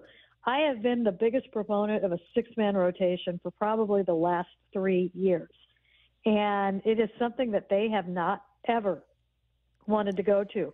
Like, they were almost highly allergic to it. And there, the pros and the cons. The pros are everybody gets more rest, better for length of season. The cons are, well, you don't get to your best pitchers for an extra day. And B, your bullpen's got to be ready to handle it too, because you're one down in the bullpen when you do that. So you better be getting the innings from the starters. So it's not always the easiest thing to do. And for the first time, it sounds like this is something that they're really seriously considering. And if they do it, then I don't think they'll do it for too long. And some teams will just kind of go to it for a couple of turns through a rotation later on in the summer, particularly if they're gearing up for a postseason, just to give everybody a little bit of that break. But they very well could do that to ease everybody in, make sure everybody's feeling good, and then perhaps find a spot in the schedule where it works to kind of transition out of that. So I wouldn't be surprised if we don't see a move. Bryce Miller is expected to be the first one back when that happens, and they do kind of stay in that 6-man for a little bit. They actually did the last turn of the rotation, and it totally went by me because they had the off day. But when they filled Bryce Miller's spot, they did it with a bullpen day, and they didn't need to do that because they did have the off day, and that kept everybody on the 6th day with the extra day of rest. So I do think they could be a little more invested in it right now, and that might be an answer for the short term. Shannon, Dan Wilson has managed or coached in over 1,700 games in his baseball career, and Sunday we saw something we've never seen him do before, and that was get ejected from a game. Did he get his money's worth in his tongue lashing of Las Diaz? Oh, I don't think so. I think this was there was a game earlier this year, very early in the year at home, where he went out to argue a final call of the game, and I was laughing to myself, and I'm like, this would be the best Dan Wilson ejection ever. Just get it over with. Game's over. Most people are leaving. Doesn't matter. And he didn't. He argued, but he didn't get tossed out in this one. And this one was, I'm not going to lie, I had gotten up to run and get the stuff in case there was a post-game interview, and it happened, and I didn't see it. I was in the break, and went back and saw what was on the TV, talked to the people in the booth, and it just sounded like perhaps, Randy and Las Diaz were just having a little conversation, and, it was just kind of an odd ejection altogether. It was odd that Randy stayed out there, which you should always be on the lookout for odd things with Randy because they do happen. But Dan clearly had something he wasn't happy about, and I'm sure it wasn't the last pitch. That clearly was a strike, and a lot of the times when you're going out, you're going to let out everything at that point. It could have been, pitch a few pitches before. It could have been something that had been happening throughout the game. So I'm not sure what happened there. And, for on a scale of a first ejection, and he was a little bit red, so I think he did get some money's worth out of that one. Shannon, how do you think this team is feeling after this series against the Astros? It's like an error here, maybe a hit there. It doesn't feel like, they just got dominated. You look at the series, obviously you take 1 out of 4. It's not what you wanted. But, how do you think this team was feeling? What was the vibe like headed home? Well, I think the vibe was it's time to go home. We've been on the road for 10 days. But I do think that, you are pointing to some things. They have made more errors, and they're not stealing as many bases. I don't think we are seeing all the little things that we were seeing, in the month of April in particular. And I think that there probably was a little bit of a realization that they probably let a couple of games get away from them, that, this is your best chance at the Astros right now. And I know that when I was looking at them, I look at them and think, okay, this team just missed Hunter Brown, so that was about as lucky as you can get facing the Astros. Next time you see them, and every fifth day for them, that's going to be a different, very, very top-notch pitcher going for them. So they've got that going for them. I don't think Christian Walker is going to be hitting 211 or 218 or whatever it was when they came in all season long. You, of course, walked them off. Perhaps he's going to heat up. They're going to get better there. Their bullpen is legit, and it didn't look the same as it did the first time the Mariners faced them. So I think that they are kind of taking stock right now, and hopefully it was a little bit of an eye-opener. I'm not going to say things were easy by any means in the first 2 months, but I bet there was a realization that that lead could be gone pretty quickly. And, they have to get the wins where they, especially kind of fall for them. Shannon, Jorge Polanco had the great month of April, but it's been a struggle for him here in May. Same amount of at-bats in May as he had in April, but just the one home run. Has an OPS of just 476 in this month. Is it the injuries that are barking, or is it maybe pitchers kind of figuring him out a little bit over what he was putting up in April? Well, he was absolutely squaring up everything. Everything that he hit, he was squaring up in the month of April. And he was also putting a lot of baseballs in the air, and he's not doing that right now. He's, hitting a lot of balls into the ground, and that tells me something is off. Why is something off? I think there is a chance that, the dings and the dents plus everything that he's been dealing with the side are catching up with him a little bit right now. I think that is very possible that it's, he's somebody that is unfortunately pretty banged up. And, you've asked him to do a lot on one side. And I do think at that point you do get exposed a little bit more. But he's been a good hitter throughout his career. So I don't think it's a case of pitchers have adjusted to him and he hasn't been able to adjust. I think that is for what we have seen in his history. When you do see this kind of a dramatic change from what his overall numbers are, it usually tends to point to something's going on. He's banged up, and that can impact the swing. So, yeah, I'm curious to see where this goes and how they handle that. She is Mariners insider Shannon Drayer. We appreciate your time, and have fun at the ballpark tonight. Thanks, Shannon. You got it, guys. All right, more to do when we come back. Passan was on with the morning show, the Brock and Salk Show. We'll touch some of that next here on The Dugout. Things have tightened up in the race for the top of the AL West. Julio, an RBI double, and this game is tied. Tonight, the first-place Mariners return home to T-Mobile, kicking off a 9-game homestand in the first of 3 against the Nationals. Wyman and Bob take you up to pregame at 5:30, first pitch at 6:40 on the home of the Mariners and the race for the AL West. Seattle Sports on 710 and the Seattle Sports app. Thy ticket, Lady Jennifer of Coolidge. Well, many thanks, good sir. Here'th my Discover card. They accept Discover at Renaissance fairs? Yeah, they do here. Discover's accepted at the places I love to shop. Getteth with the times. With the times? You're playing the lute. Yeah, and it sounds pretty good, right? Discover is accepted at 99% of places that take credit cards nationwide. Based on the February 2024 Nielsen report. Wesley Financial Group is not a law firm. Do you find yourself stuck in a timeshare? Get the real facts about the timeshare industry and your options for cancellation. Chuck McDowell, founder of Wesley Financial Group, has put together a free information guide that reveals the secrets the timeshare industry doesn't want you to know, including the 5 ways to get rid of your timeshare. Call now and get this timeshare cancellation guide absolutely free. Call 800-837-5050. That's 800-837-5050. 800-837-5050. As a fan, you know all the important sports cliches. And when you save money by bundling your home and auto with Progressive, you can get out there and give it 110%, even though that's mathematically impossible. And remember, failure is not an option. Well, it's always an option, just not a good one. But you're not worried because you've got ice in your veins. You're on fire. How can both of those things be true at the same time? Well, that's between you and your doctor. So get out there and leave it all on the field. Leave what? Who cares? Just leave it and save with a bundle from Progressive. Progressive Casualty Insurance Company affiliates, other insurers, not available in all states or situations. Wesley Financial Group is not a law firm. Are you a victim of the timeshare trap and think there's no way out? I'm Chuck McDowell, founder of Wesley Financial Group, the original timeshare cancellation expert. And I'm here to tell you that there is a way out. All you need to do is give my office a call. I will send you a timeshare exit information kit absolutely free, explaining how the timeshare industry works and your options for cancellation. Call Wesley now for your free info kit.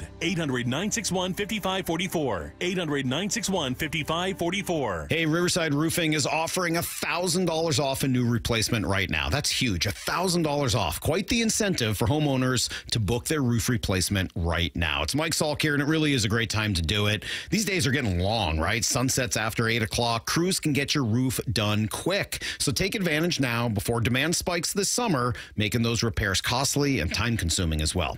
Here's what you got to do to claim your $1,000 off from Riverside Roofing. Book a free estimate from the website, riversideroofingllc.com, and then you'll meet with Brandon, that's Don's son. Just tell him you heard the message here on the radio station.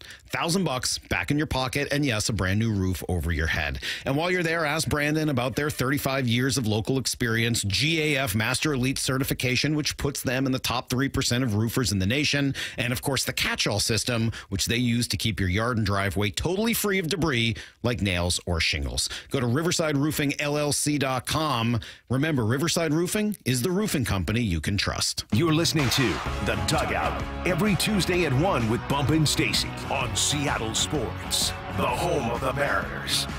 This is The Dugout every Tuesday from 1 to 2 on Michael Bumpus with Curtis Rogers. And this morning we had Passan. He joins the morning show, every week, right? Once a week. And Tuesdays, at 8:30. Drop some nuggets over there. And, a lot of people, not a lot of people, some people are kind of concerned about the offense, right? You saw them struggle a bit with the Astros, and you got to keep things in perspective. And Passan has some thoughts on this offense. Certainly, it has had some issues over the last, week and change. Jorge Polanco has seemingly stopped hitting, and Dylan Moore isn't really hitting anymore, and Ben Williamson coming back to earth. J.P. Crawford hasn't been great. It hasn't been good. But these are the ups and downs of a season, guys. And I would say that over those first 52 games, far more good can be said about these Mariners than bad. I can agree. Not the series that you wanted. You did have some positives, right? You got, 3 quality starts, I believe, out of the 4 pitchers that you saw out there. The offense didn't put up the numbers that we're used to seeing, but it can all change tonight if you just put some runs together. Yes, I think you have some things working in your favor. You're going up against a Nationals team that's not very good, that doesn't have particularly good starting pitching, especially in this series. And the thing that's also working in the Mariners' favor is something that we've all been hoping for 2 months now, is great weather. You're going to have great weather for most of this homestand, especially these 3 games coming up here against the Nationals tonight.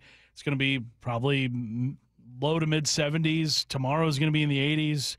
Thursday is going to be in the 70s. You're going to have that working in your favor for the first time really all season. It's been particularly chilly here over the season's first 2 months.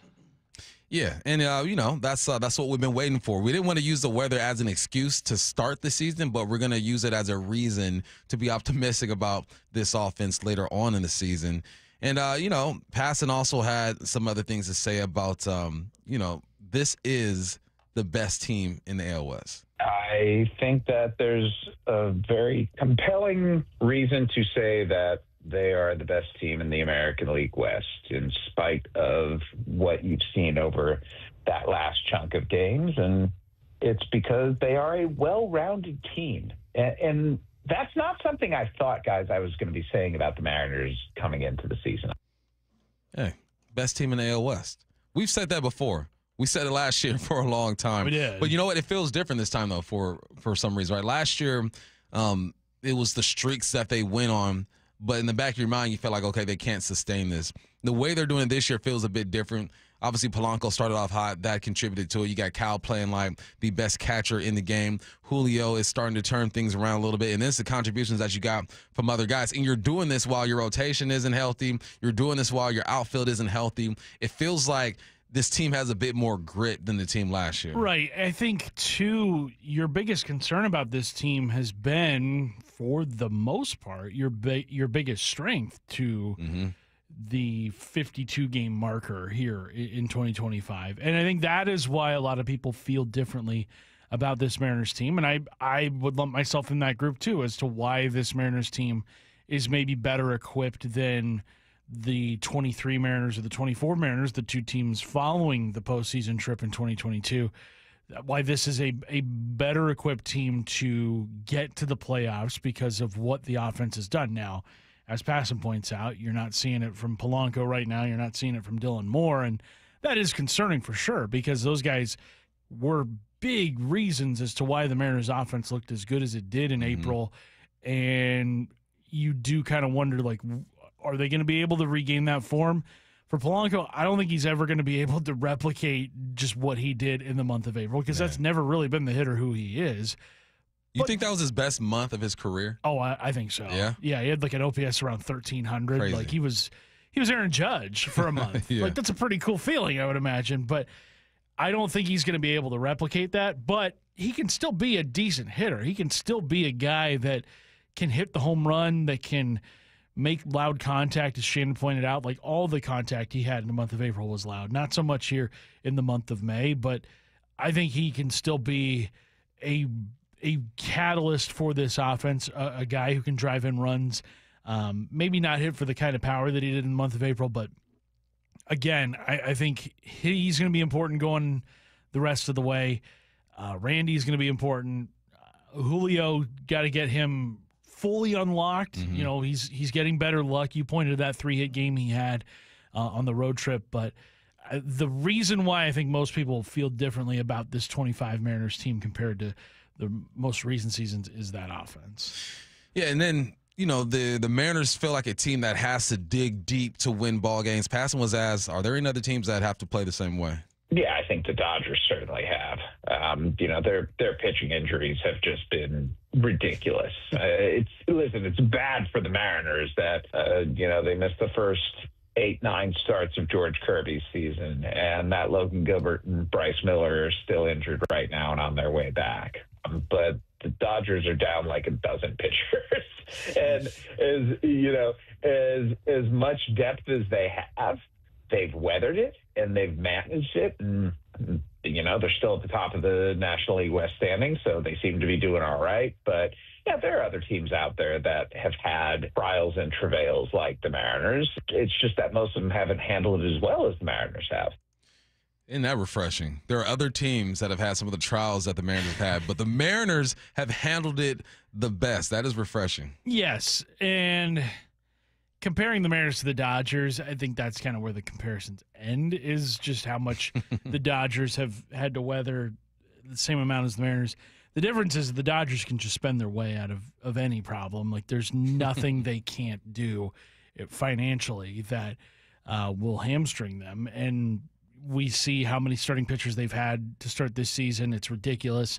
And it's probably not even close to the final tally that they'll end up with this season. But yeah, I mean, this Mariners team, credit to Dan Wilson.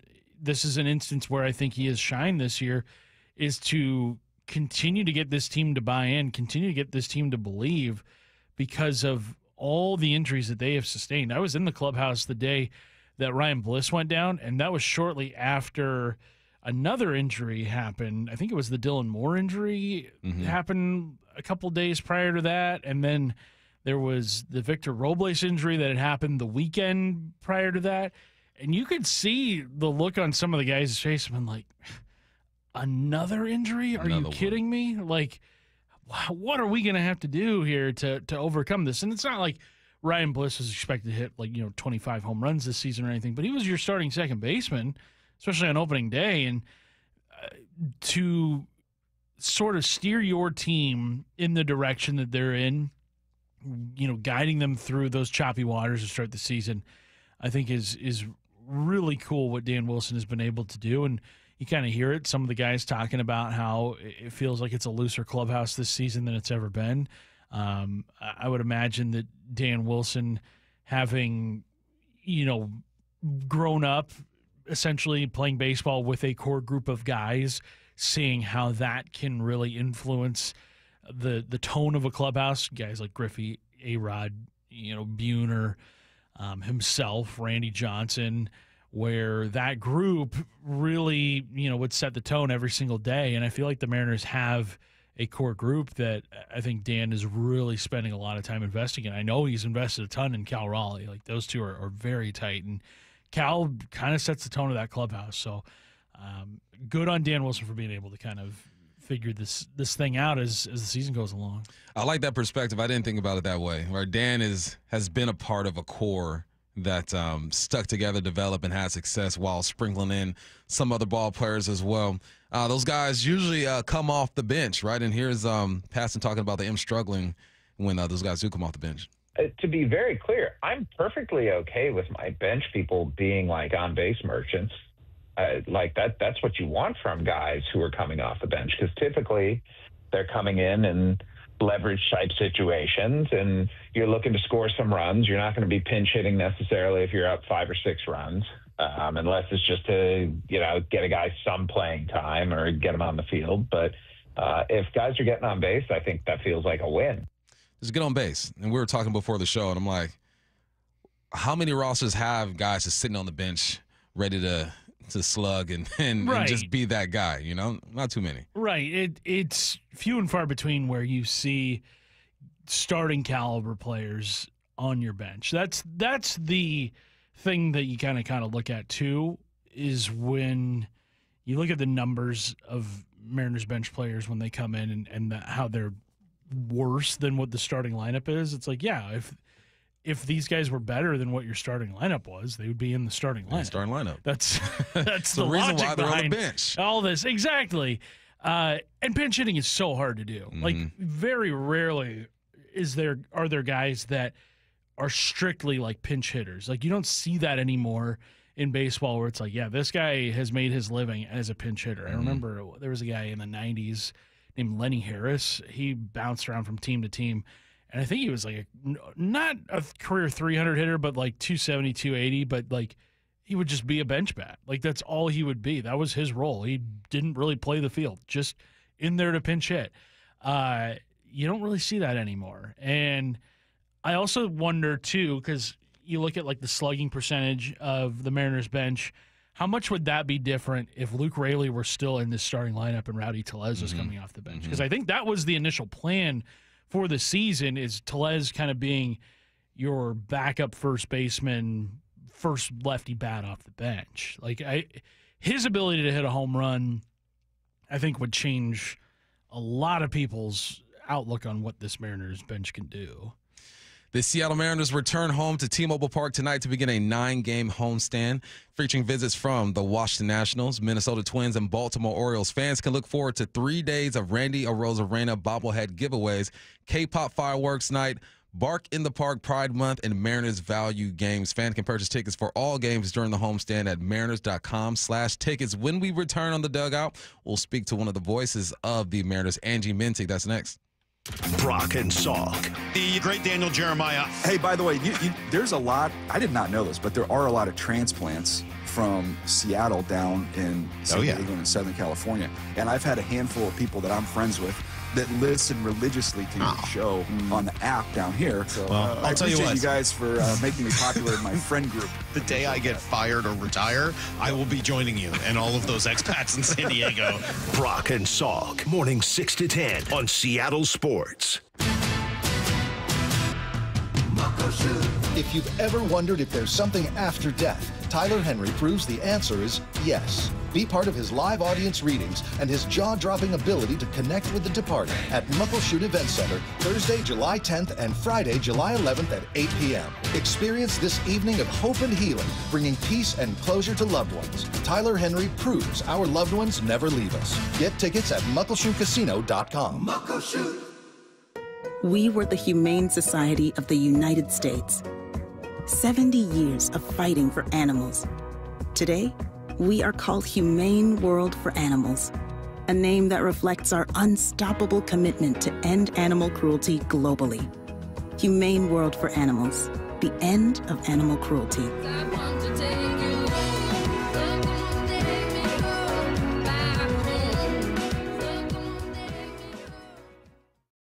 Hey there, I'm Phil Briggs, Navy veteran and host of CBS Eye on Veterans weekly radio show and podcast.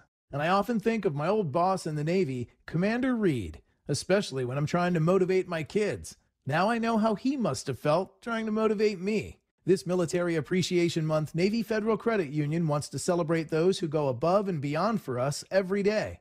Learn more at NavyFederal.org/celebrate. Navy Federal is insured by NCUA. 1-877 Cars for Kids.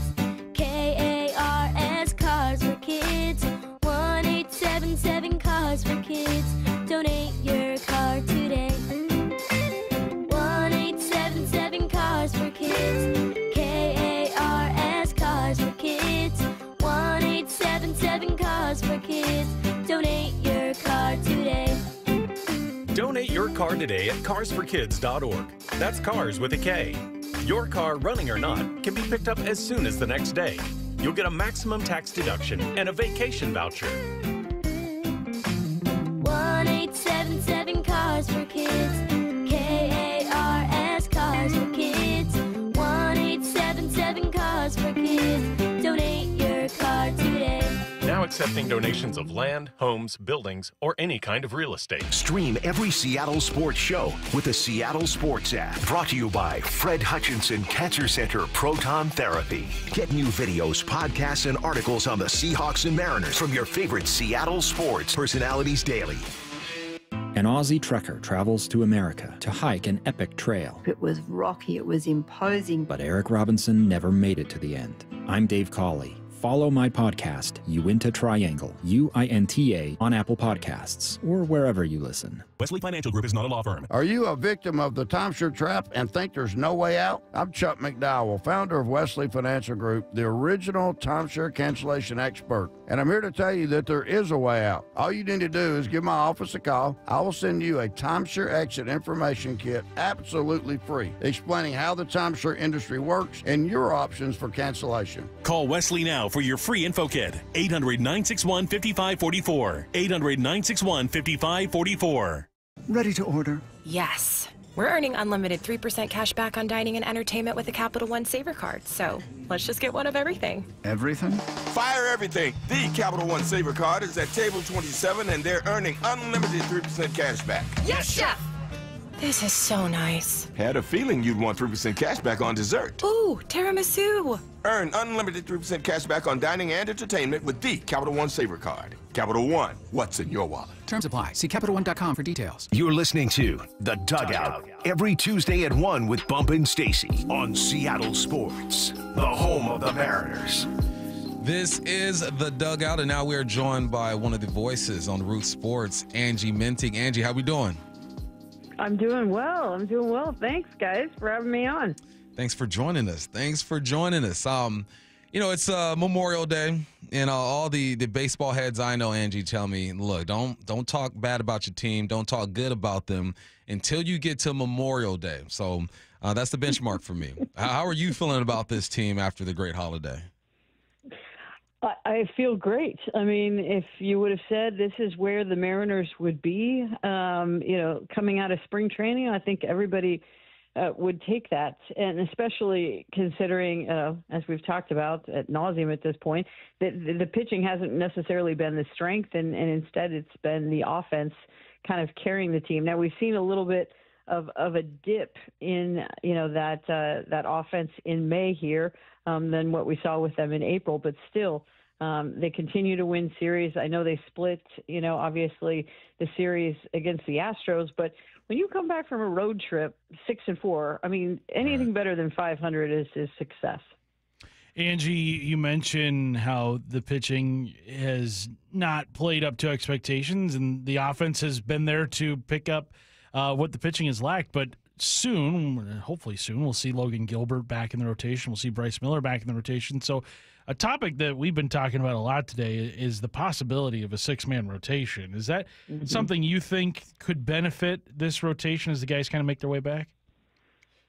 I do. I mean, I at the same time, I know that there are guys that don't really like that extra day rest. So it's like right now you kind of have guys that could probably benefit from the extra day of rest. And then, is that going to sort of outweigh the guys that it sort of just throws off their rhythm, by having that extra day? I think that, it wouldn't be a bad thing. I know that we haven't heard anything concrete about it. Everybody's talking about it. I think it would be a good idea just because of what we've seen.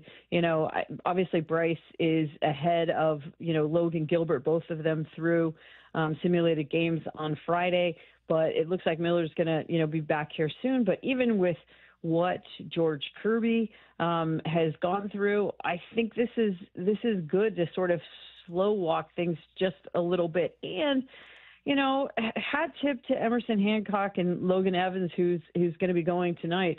I mean, these guys have certainly buoyed, this starting rotation. And so I think that, you have some arms in there that there is trust with, and I don't think it would be a bad idea. I like the idea, but again, they don't pay me to make those decisions. Angie, as an athlete who couldn't hit a curveball in 11th grade, so I stopped playing baseball. I love listening to your swing analysis and like the mental part of the game. Is there anything you're noticing with Polanco, or is this just one of those stretches he has to just keep fighting to get out of? Yeah, I mean, nobody was going to stay as hot as the sun like Polanco was forever, and that is just part of the game. And if you start kind of trying to think like, where was I, and overthink things, you can travel down a really bad hole as a hitter. And I don't think that's what's happening with Polanco.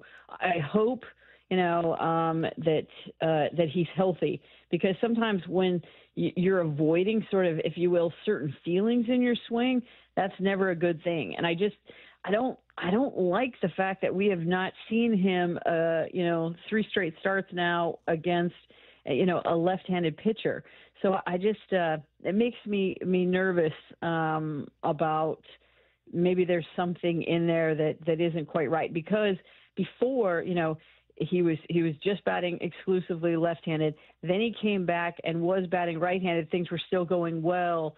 And then all of a sudden something happened, and we're not seeing him, get those at-bats from the right side. And it seems to sort of coincide where we've seen a little bit of this offensive dip.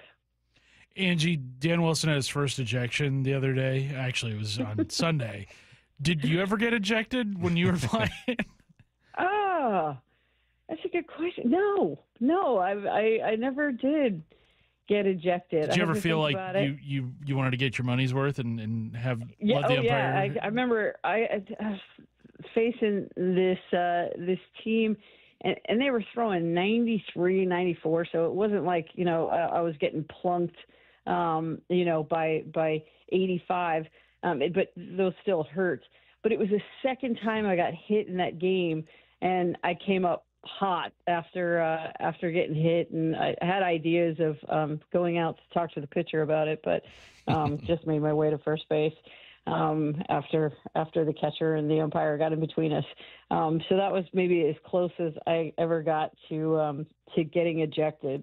But I mean, I love it. I love that we're seeing this from Dan Wilson, just a little bit more spice, a little bit more pepper, because, you talk to the players and they talk about sort of that intensity behind the scenes with Dan, because, we just get the dimples and the smiles and the twinkly eyes, from Dan. But no doubt about it, he's a fierce competitor. Angie, what do you think about the young talent the Mariners have in their farm system? Cole Young's a name that we keep hearing about. And how soon do you think we could see him? Stop it. No. Leave them be. Leave the children alone. Everything that we're seeing is fantastic, and it's amazing, and it's part of the process, but just leave them alone. Let them continue to develop out of the spotlight. They're doing what they're supposed to do. They're getting their at-bats. They're just doing everything that they're supposed to do right now. And, give them their kudos, paste on their gold stars, just like kindergarten. Here you go, kiddo. Good job. And leave them alone. Don't touch him, huh? Don't. No, because I think that, when you get here, there's just, you got to have man muscles. There's a maturity. There's just so many things that you need to have when you get up here. And if you don't have those things, the struggle just becomes so real. And then all of a sudden now you're headed back, to the minors with just a whole bunch of baggage in your head, thinking about things like when they get here, you want them to be right.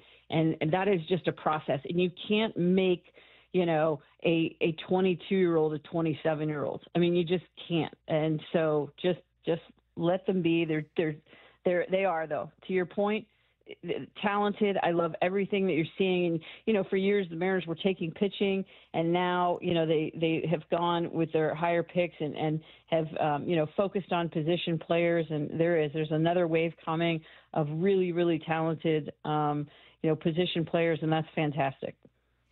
Angie, one guy who at one time was one of these young pups getting called up, who has now developed into a star-level player, some may even say superstar, Cal Raleigh, who has just been incredible this season in every regard. In the non-Aaron Judge division, would he get your vote for MVP? Yes. I think that there is just something absolutely incredible to be able to do what he is doing as a catcher. We kind of, fawn over him and what he's able to do a lot, and for good reason. He has not had a day off yet. And the one day that he didn't even start, they're like, hey, do you mind? Could you just come in the ninth inning and maybe win the game for us? That'd be great. Thanks. Okay, cool. He's on pace for 53 home runs, over 100 RBIs. It is absolutely incredible what he's doing. And you're seeing it. We're all watching it. Every single night he's taking a ball off the forearm, a ball off his throat. And he flinches for a second and then he's right back at it. So nobody works harder than Cal Raleigh. He is such a leader on this team. And it's not like something where, he needs to, say, hey, look at me or listen up. No, he just goes about, his business. He's just so steady. And his preparation, he's first one there, last one to leave.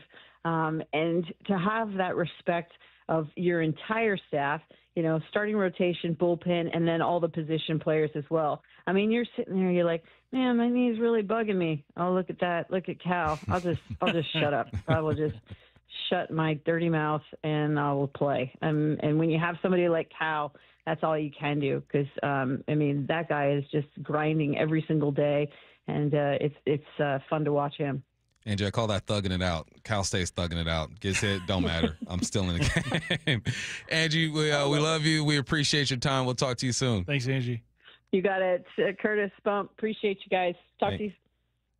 Angie, I love Angie. Angie. Great time. Angie, I first met Angie in 2016 when I was working for Root Sport, and she taught me so much. She has no idea how much she taught me. So always love talking to Angie on the Emery Queen Casino Sportsbook Hotline. When we come back, we'll be joined by Alex Mayer. He's got some stats for you.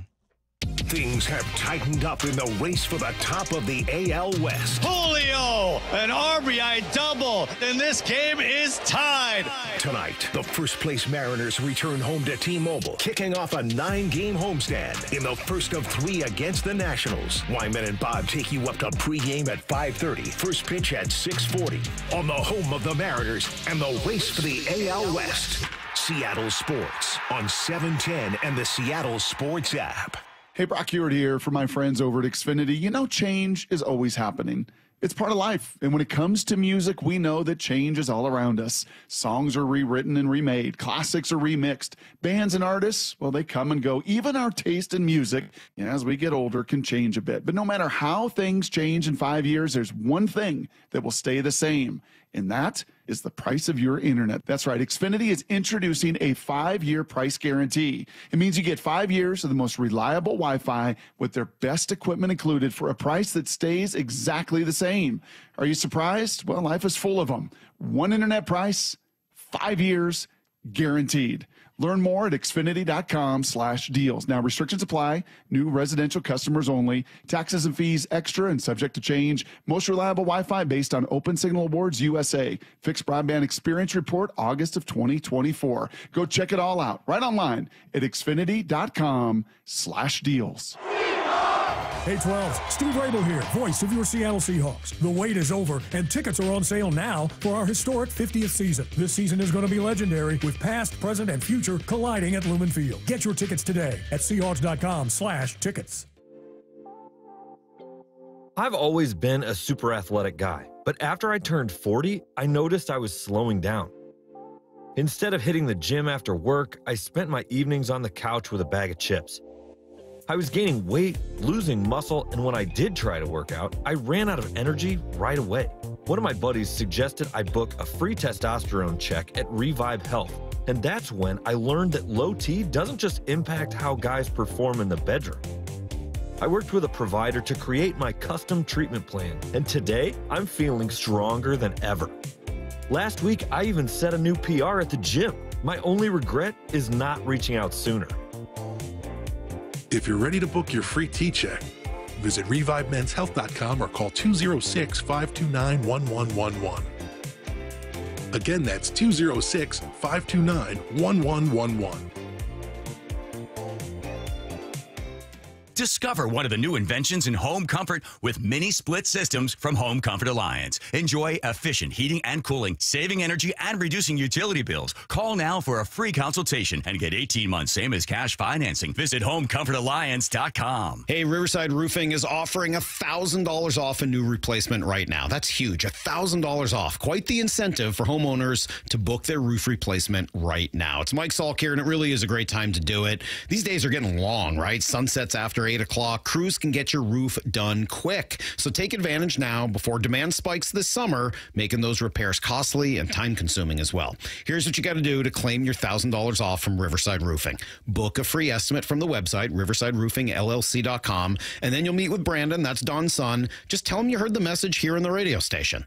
$1,000 back in your pocket, and yes, a brand new roof over your head. And while you're there, ask Brandon about their 35 years of local experience, GAF Master Elite certification, which puts them in the top 3% of roofers in the nation, and of course the catch-all system, which they use to keep your yard and driveway totally free of debris like nails or shingles. Go to riversideroofingllc.com. Remember, Riverside Roofing is the roofing company you can trust. An Australian hiker travels to the American West to walk a wilderness trail. Wasn't afraid to be out on his own. But Eric Robinson vanished in the high Uinta Mountains.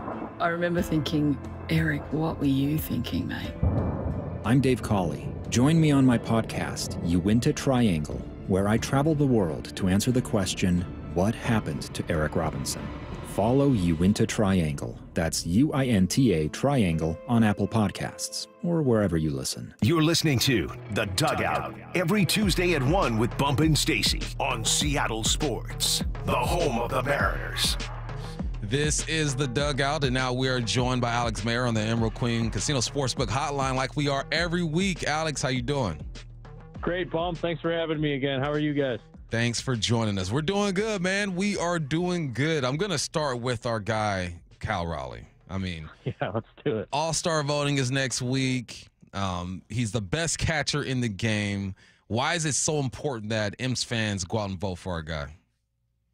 Yeah, Bump, you said it. I think for a long time, Cal Raleigh was underrated. I think it would be fair to say, especially nationally. I mean, I think Seattle's been showing him love now for three-ish years, ever since he hit the clincher. But nationally, I think he was really underrated until this past offseason when it turned out, he was voted a Gold Glove winner, then won the Platinum Glove. And I think it's well overdue for his first All-Star berth. He hasn't made the All-Star game yet in his fourth full season. I think it's about time. And statistically, I mean, he leads MLB catchers in basically every stat. I mean, you take home runs, slugging percentage, extra base hits, both kinds of WAR, so Fangraphs WAR, Baseball Reference WAR, OPS, OPS plus, you name it. Cal leads in every category there basically is known to man, and then he ranks in the top 10 among all players in most of those categories too. Alex, it's going to be impossible to surpass the 2001 All-Star team with it sent, 8 guys to here in Seattle. But how many guys, I would say at least 3 have a really good shot at making the All-Star team. Who are you looking at as guys that you guys are getting behind here to get some All-Star votes? Yeah, it'll be interesting to see. So like Bump mentioned, the balloting starts soon. It actually starts a week from tomorrow on June 4th. So best believe I'll be pushing it hard next week when I join the show. But in terms of voted guys, I mean, obviously only position players are voted on. So I think Cal should be a lock. We'll see how he starts in the polling. And then I think Jorge Polanco has a shot as well. Other than that, I mean, I would think Andres Munoz is a stone-cold lock to get in again. He made his first All-Star game last year, but fans don't vote on pitchers. So position player perspective, I mean, I think Cal and Polo. JP has had a good year, and then Julio, obviously, some of the brand recognition around his name, I think he's got a shot. Some of the peripheral stats have been really good for Julio, and then if he starts to get some better luck, some of those batted balls leave the ballpark more, maybe up stolen base count, I think he's got a shot as well. Starting pitcher-wise, I mean, I think Brian Wu might be a little bit underrated nationally, but he's been so solid lately. And then, we'll see how some of our other starting pitchers stack up. It might be a little difficult for Logan Gilbert just because he has missed some time. But if he comes back, in a couple weeks here or whatever and, shoves in June, I think he's got a shot too. Hey, you mentioned a name that I feel like needs some more respect on it, just like you said, Brian Wu. Man, how great has he been? Has he been in the month of May? Yeah. Wu's been spectacular this past month. I even think he's got a shot at AL Pitcher of the Month. He's got an ERA of 1.71, so obviously just superb there. And then the stat I really want to look at with Wu is during the month in 5 starts, he's got 30 strikeouts and 1 walk, which is just absurd. I was starting to do some digging, and only 2 Mariners pitchers have ever had a better qualified month, and that was Hisashi Iwakuma in July of 2014, and then Logan Gilbert a couple years ago.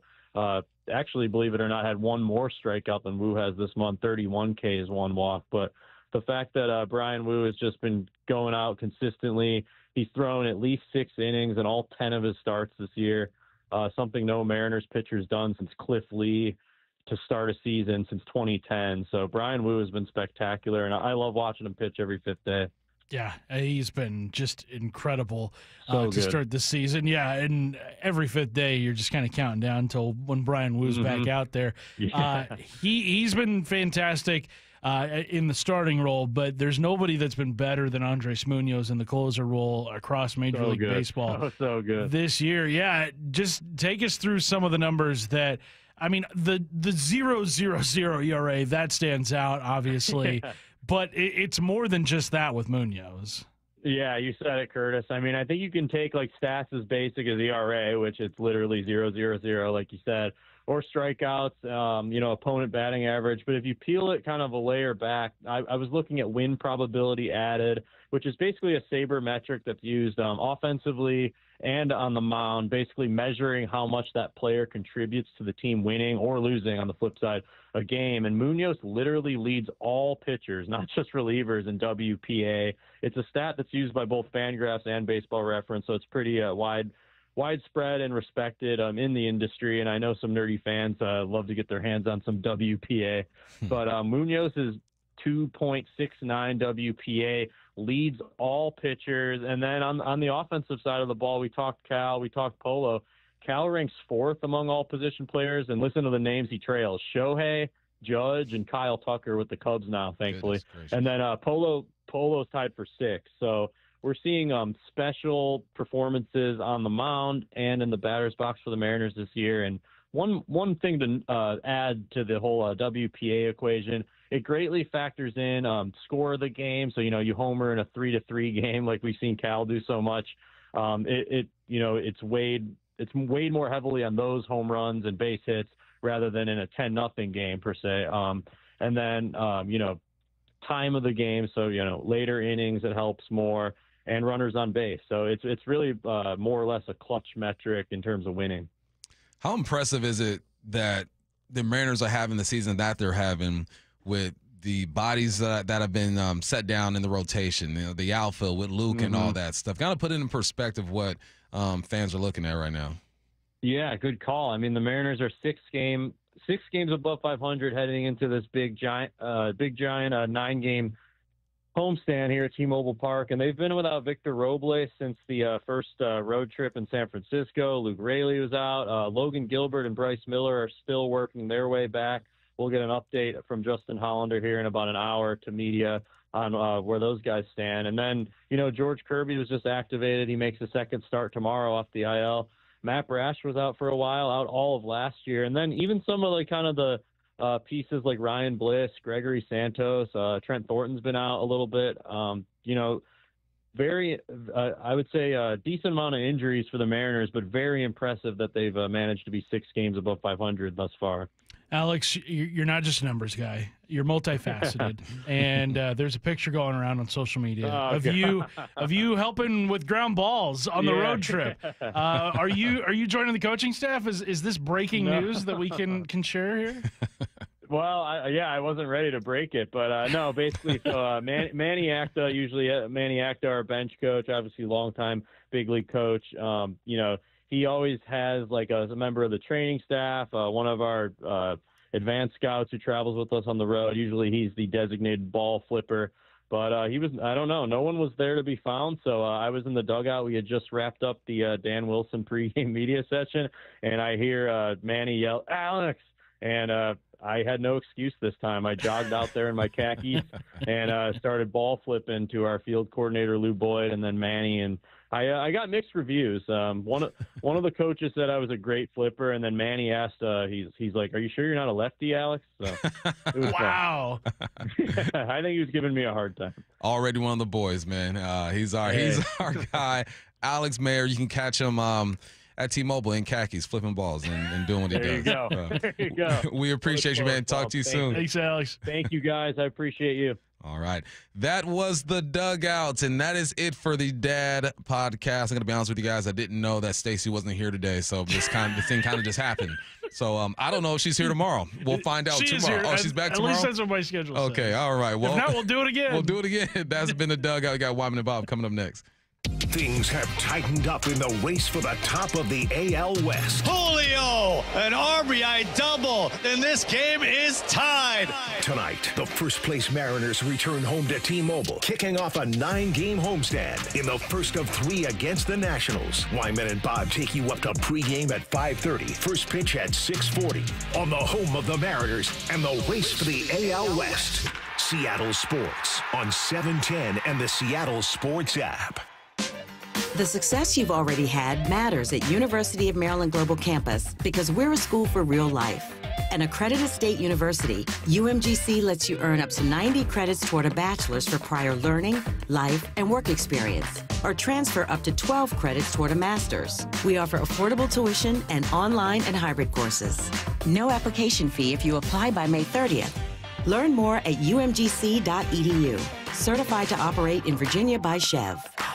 I'm Ed Evans, CEO of Consumer Cellular. No, we're not one of the big guys. Truth is, we don't want to be. If you're over 50, Big Wireless probably has you paying for more data than you might need. You could be throwing away thousands over a lifetime. We're not here to be the biggest. We're here to bring you something we believe is better. Our plans start at just $20. You'll get the same fast nationwide coverage without the big wireless bill. Call 1-888-FREEDOM, visit consumercellular.com/fax or a store near you. Plans include $5 credit for auto pay and e-billing. See site for additional facts. We've all been there. Sleepless nights, mind racing, wondering if your business's security service is really protecting what matters.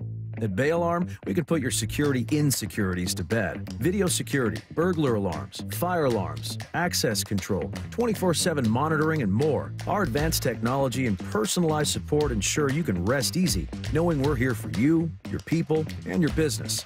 Visit bayalarm.com to talk to a local security expert. Bay Alarm, we got you.